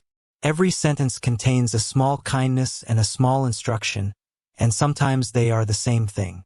Design shows its patient sense of humor. The barge is flat as a good joke, with sides that flare slightly to discourage arguments with wakes. A shelter frame rises over the middle third like a modest bridge under construction. Tarps wait folded, heavy with rubbery promise. Battery boxes lie low under a bench, their cables braided as neatly as hair. A solar panel, stubbornly optimistic, occupies the roof where the chickens will try to hold meetings later. A tapered pole, the world's simplest mast, leans in a cradle, a nod to afternoons when quiet wind makes truce with loud engines. History contributes the broader rhythm behind the day's local percussion. The Mekong's floating season, the months when monsoon swells deepen waterways and turn fields into friendly lakes, has long trained families to consider mobility part of basic competence. The old calendar around here organized rice, fish, and festivals by tide and flood, not by that urban invention called week. Colonial dredging in the late 19th and early 20th centuries sharpened the canals and quickened trade. Post-war reorganizations and new roads braided other choices into the weave. Many households kept the amphibious habit anyway. Move to higher shade when banks sulk. Slip toward cousins when shrimp prices flirt. Retreat inland a breath when salt rides too far upriver. Whether to call these loops migration or circulation, historians are still debating this question. But the people loading mats onto your neighbor's barge shrug and call it going to where home currently is. Anthropologists who love tidy nouns consider the boat-dwelling families in this region a category with hyphens. Semi-nomadic, seasonally mobile, transhumant on water. Elders reply with verbs. Fold, float, visit, return. Paperwork prefers a fixed address. Memory prefers a fixed neighborhood. The river prefers keeping options. Everyone compromises without admitting they are compromising. The official household book earns a plastic sleeve and a clip. The unofficial address is Third Bend after the jackfruit tree. A location that knows how to forgive minor shifts. Children behave like logistics assistants born with clipboards. One counts spoons aloud and ties the bundle with such severity that the spoons seem cowed. Another tests the string of the chicken crate and proposes adding a joke to each knot because things tied with jokes never sulk. A small boy carries a cloth bag of pebbles and shells that he swears are essential ballast for the jar shelf. Nobody corrects him because belief is also ballast. Everyone is busy. Nobody is worried. It helps that busy and blessed are cousins here. Markets offer counsel disguised as purchase. A coffee seller drifts by to deliver cups and caution. Keep the waterline below the last nail. Tactically choose the shady channel afternoon. Share engine tools with the family that always shares garlic. A fruit vendor trades a bag of green mango for a spare tarp and writes a tied note in greasy pencil on a napkin that will live on the dashboard for 2 weeks longer than anyone intends. Advice rides inside transactions like tamarind rides inside sour soup. Tangy, necessary, and missed only after you realize it was doing most of the work. Registry rules turn out to be more flexible than their stamps look. Before pushing off, a cousin visits the commune office to declare a temporary absence that is really a temporary presence elsewhere. The clerk, who has watched these moves since her own braids were shorter, stamps the form and adds a handwritten note. Expect return when the hyacinth thinks about flowers. The line isn't official, but it will keep a neighbor from being scolded for receiving mail late. Bureaucracy in river country learns to row. Classrooms adapt with the grace of hammocks. During the months when water lingers in courtyards, a school boat stitches a route among stilt villages, the teacher timing lessons to slack water and the patience of small engines. Children climb aboard with notebooks that smell faintly of fish sauce because paper lives where cooking does. On days when the house itself travels, the teacher sends a bundle of problems with a wink and tells the family to return the bundle when the moon is missing half its face. Learning, like anchoring, happens often enough that nobody calls it heroic. Menus edit themselves for traveling kitchens. Rice steams in a pot that knows how to brace against wakes. Fish wraps in banana leaf pretending to be armor. Vegetables obey the command to be crunchy even after a day in an icebox that used to be a paint bucket. A small clay charcoal stove, properly wedged, purrs a sound that the river respects. A steel tiffin clicks closed with a sergeant's confidence. If a wake tries to make comedy with soup, a child learns to bow the bowl low and laugh later. The body absorbs techniques alongside flavors like a patient apprentice. Wing beats become weather notes when the radio sulks. Egrets flying upriver signal change of tide sooner than some digital displays. Swallows carving loops under the bridge suggests that insects are having a community meeting and that the wind will not be rude. A friend from a cham fishing crew passes, lifts a hand, and hums a three-note phrase on a nose flute that means gentle cross-current ahead. Music doubles as map when charts decide to take the afternoon off.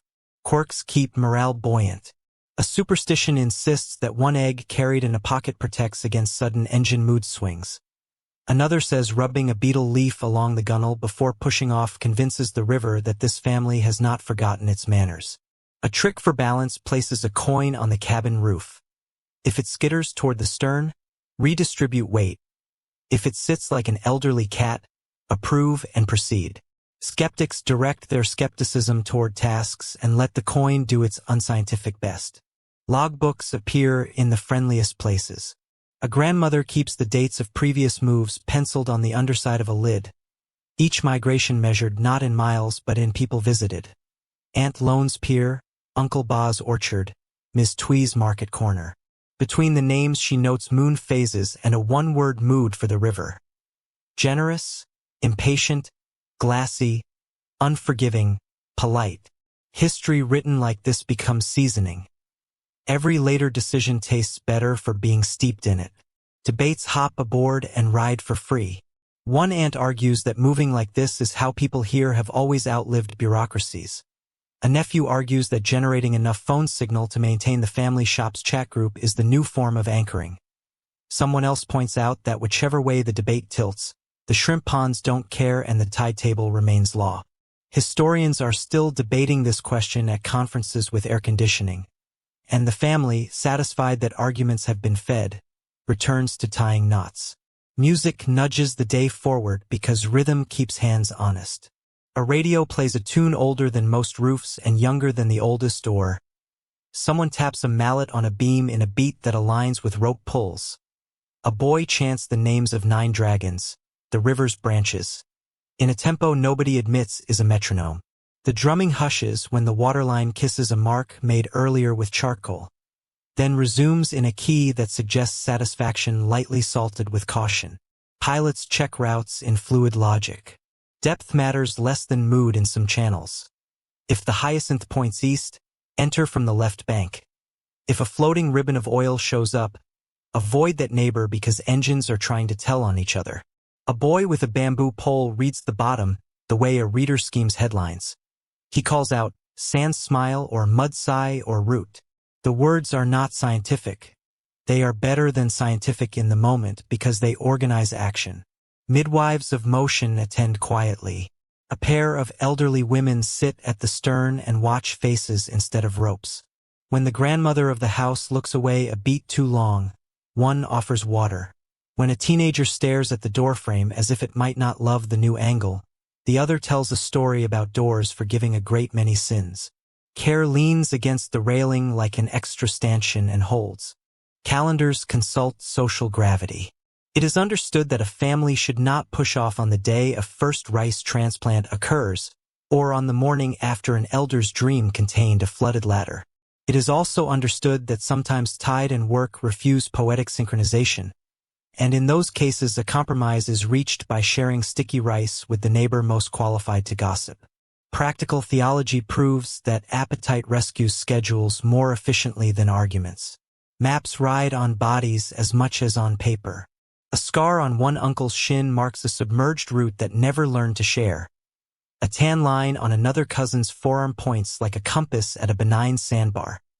Callous patterns tell which hands know which knot's best.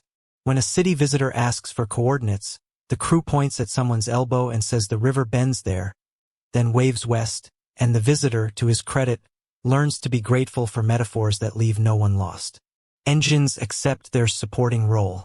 A long tail growls awake. The prop bites with a satisfied cough. The barge shivers like a horse deciding to be cooperative. For the first stretch, the pilot favors paddles anyway, because neighbors deserve quiet while they finish their own morning sentences. Later, when the channel widens and the audience shifts to birds and mangroves, the throttle accepts a nudge and the wake writes a series of tidy commas that seem to promise every clause a decent verb. Tactics for comfort populate the shadowy corners of the deck. Slippers sit with the toes pointing forward so ankles can predict motion. A kettle chooses a corner where wakes arrive well-behaved. The rice jar gets a folded banana leaf under it, so the deck's tiny vibrations won't whisper starch into its bones.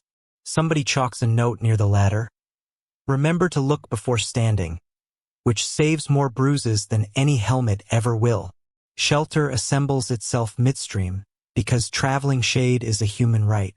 The shelter frame rises on 4 sockets with the ease of a tent that has performed this play since before you learned its lines. Tarps lash down with a crisscross that rejects both vanity and flapping. Woven mats clip to windward sides. A translucent plastic strip becomes a window that believes in compromise. The barge turns into a living room with ambitions, then into a kitchen with discretion, then into a bedroom pleased to be exactly where it is. Night experiments with trust as the convoy. 3 households this evening. Noses into a quiet sidearm. Anchors kiss mud. Ropes wrap posts with the intimacy of long marriages. A child stages a victory dance on a plank that will become tomorrow's ramp. Frogs tune up along the far bank. A heron installs itself on a post that was not built for heron dignity and manages anyway. Dinner decides to be curry because curry tastes like confidence. The rice remembers not to stick. Stars leave notes for people who look up between spoonfuls. Orion leans southwest. The Pleiades gather like cousins planning a joke. Canopus rests low, a seafarer's comfort even for people who prefer canals. Venus becomes the mirror everyone expects. A cham uncle nods at the sky and hums a low line that means all right then. The sound is not instruction. It is acknowledgement. The river accepts both. Afterward, talk on spools. A grandmother tells a story about leaving without leaving when she was a girl. How her parents folded the walls after the first rumor of a quarrelsome tide, and how the altar seemed to enjoy riding near the bow because it saw more gossip. A neighbor counts years by floating markets. This many pineapples, that many bagfuls of lotus stems. The one season when fish sauce cost more than jokes. Someone remembers a flood that arrived with manners and one that arrived without. Someone else remembers a wedding that waited for a tide and became a legend because it chose patience. Historians are still debating this question of whether patience is policy or personality. The river at your ankles votes for policy. Tomorrow begins planning from the corner of everyone's eyes. The convoy will slip past a construction barge at first light. Nets will go down where the hyacinth doesn't gossip. The school boat will catch up by midday with arithmetic that forgives engine noise. A message pings on a phone held up to catch a wobbling bar of signal. The cousin at the far bend says shrimp prices twitched and then straightened. The aunt at the market posts a photo of a stall that promises coriander like an election promise. Decisions loosen their belts and relax for the night. Elsewhere, a scholar would ask whether this movement qualifies as migration, resettlement, a vernacular version of managed retreat, or the ancient practice of amphibious settlement in modern shoes. The households aboard these boats would answer by pointing at sleeping children and proper knots. The argument is not unimportant. It just doesn't command the oar. Terms matter for policy. Verbs matter for breakfast, and breakfast wins. Dawn will mail its pale envelope to the canal, and the convoy will open it carefully. If the wind decides to be rude, tarps will mutter and then forgive. If an engine sulks, paddles will decide to be proud. If a rooster misreads the light, laughter will fix it. Through it all, the truth holds. Home keeps its perimeter not by fences but by relationships.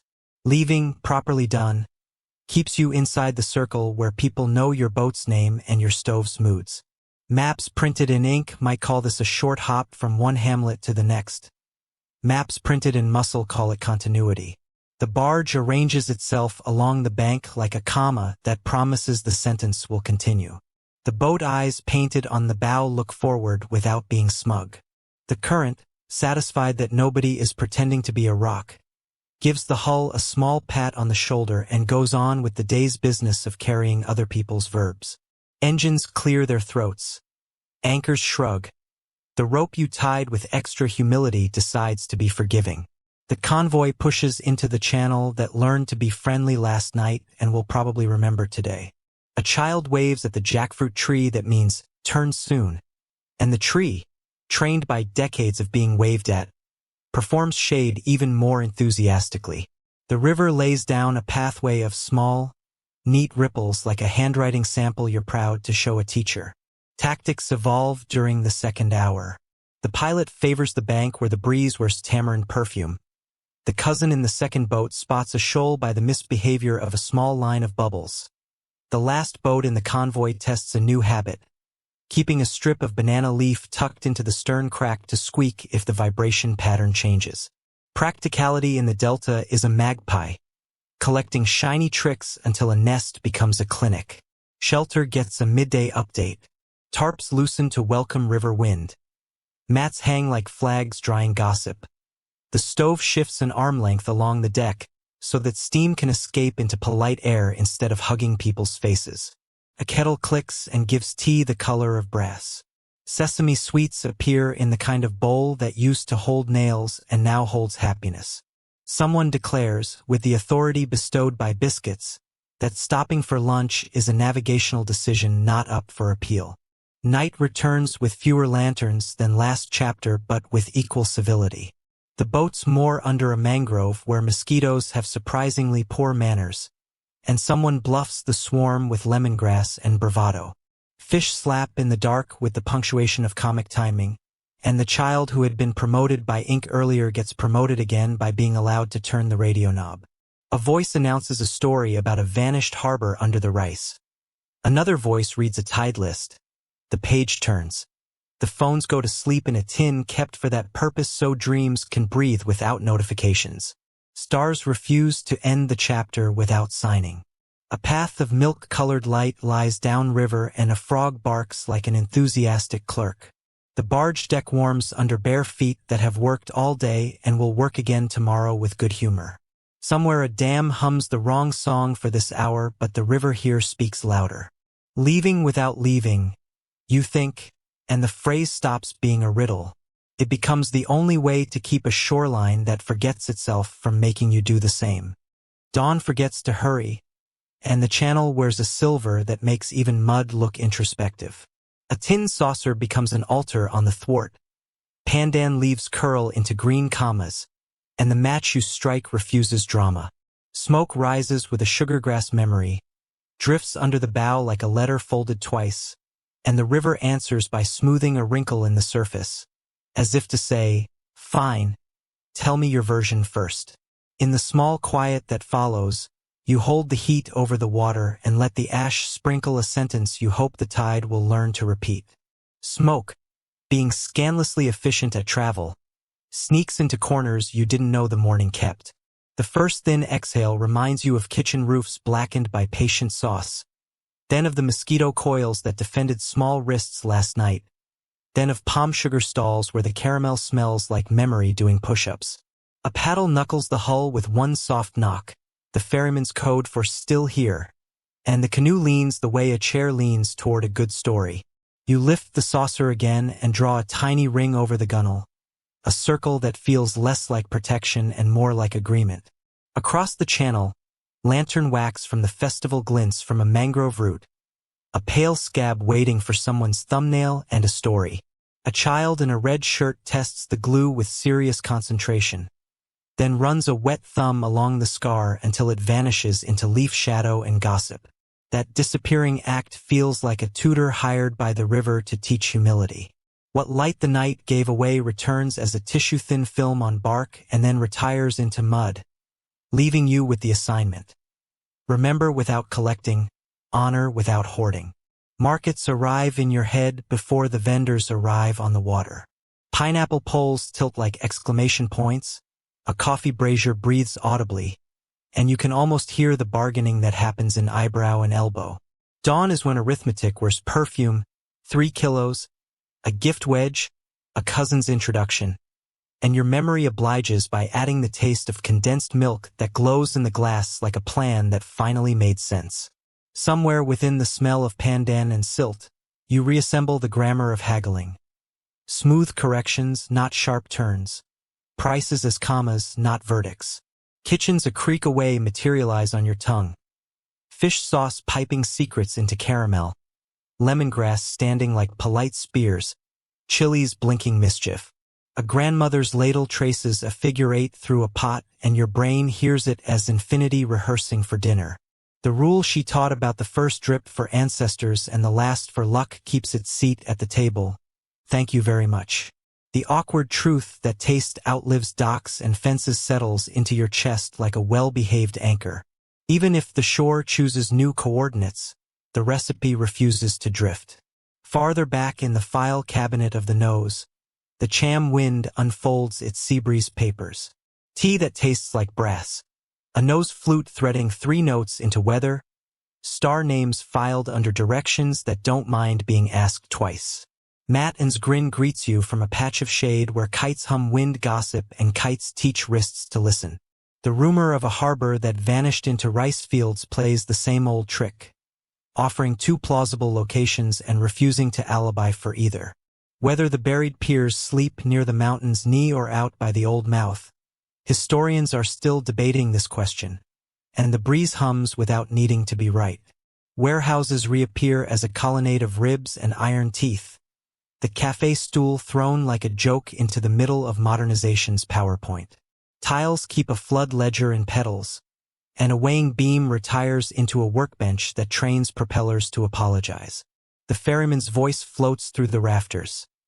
Best technology we kept was the stool, and your shoulders drop an inch because the stool's low height tells bodies to forgive rhetoric. Modernization remains an unhelpful noun. The river prefers verbs. Lift, haul, mend, laugh. Letters found in a paddle shaft rustle their water-stained pages in your lap even though you're nowhere near the house where they slept. Rice paper mapped in ink and lullaby syllables, gecko omens, jackfruit trees that doubled as coordinates. Those notes prove that schedules can be sung. A bamboo, not flute, not pen with a resin groove shows up in your hand as if it never left and reminds you that writing here learned to hide. The sentence you keep repeats like a tide. 2 breaths late at the jackfruit tree. Upstream projects intrude the way distant thunder intrudes on picnics. Reservoirs hold back both tantrum and generosity. Electrical appetite repositions floods. And Lon the biologist lowers her jar into the water to listen to fish that don't bother to arrive on cue. Her careful notebook, the one that refuses to turn grief into drama, adds 2 new lines. Glow, lively, percussion, thin. Models try the room with arrows and decimals and then sit down to tea because the river does not like to be treated as a spreadsheet that forgot to visit. Banks whisper their complaints with a vocabulary you're learning on your shins. Brooms planted overnight lean like bad news. Cracks write lightning in clay.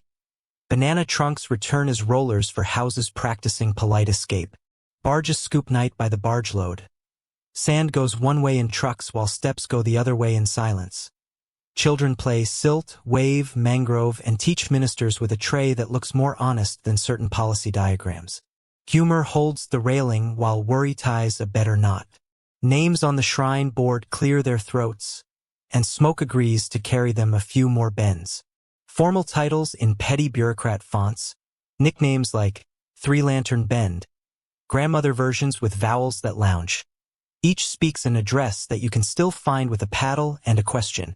Writing them on lantern tails felt like a small rescue. Speaking them now feels like a promise you don't intend to break. Whether a place dies when the last boat sells or the last song forgets, elders are still negotiating the terms.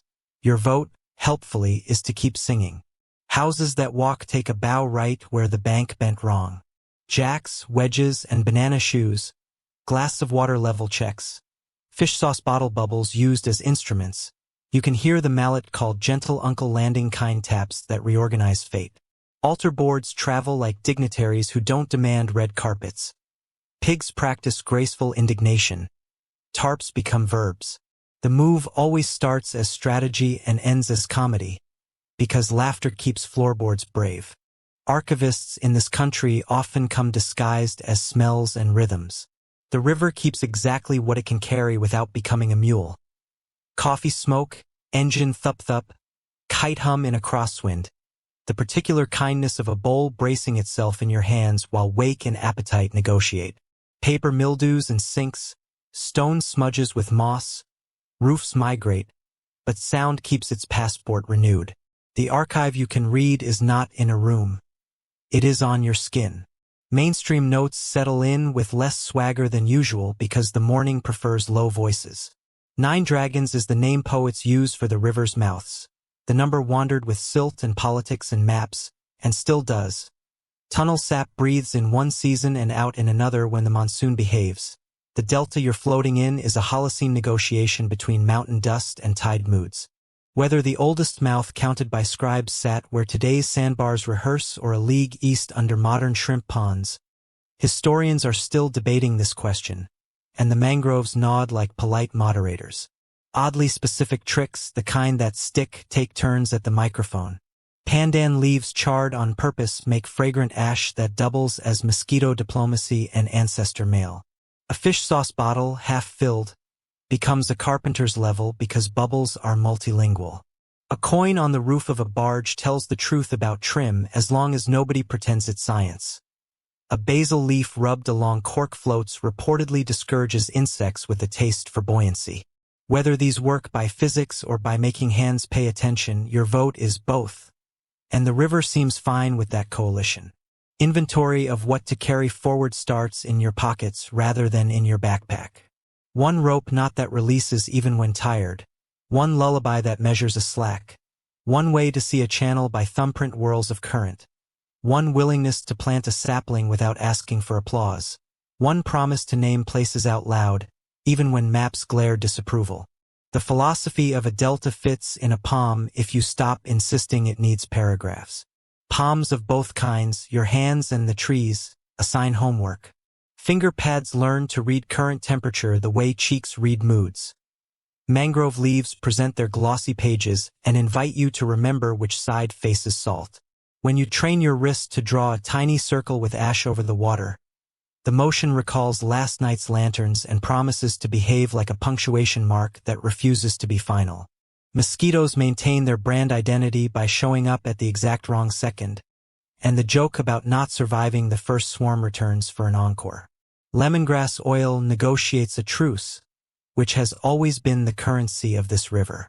The small indignations that come with lowland life, itch, damp, mud, bureaucracy, thrive on unwholesome attention. The appropriate response is to laugh, scratch once, and pour more tea. Committees form as naturally as eddies. A cafe stool counts as infrastructure. A noodle pot hears more policy than the district office during certain hours.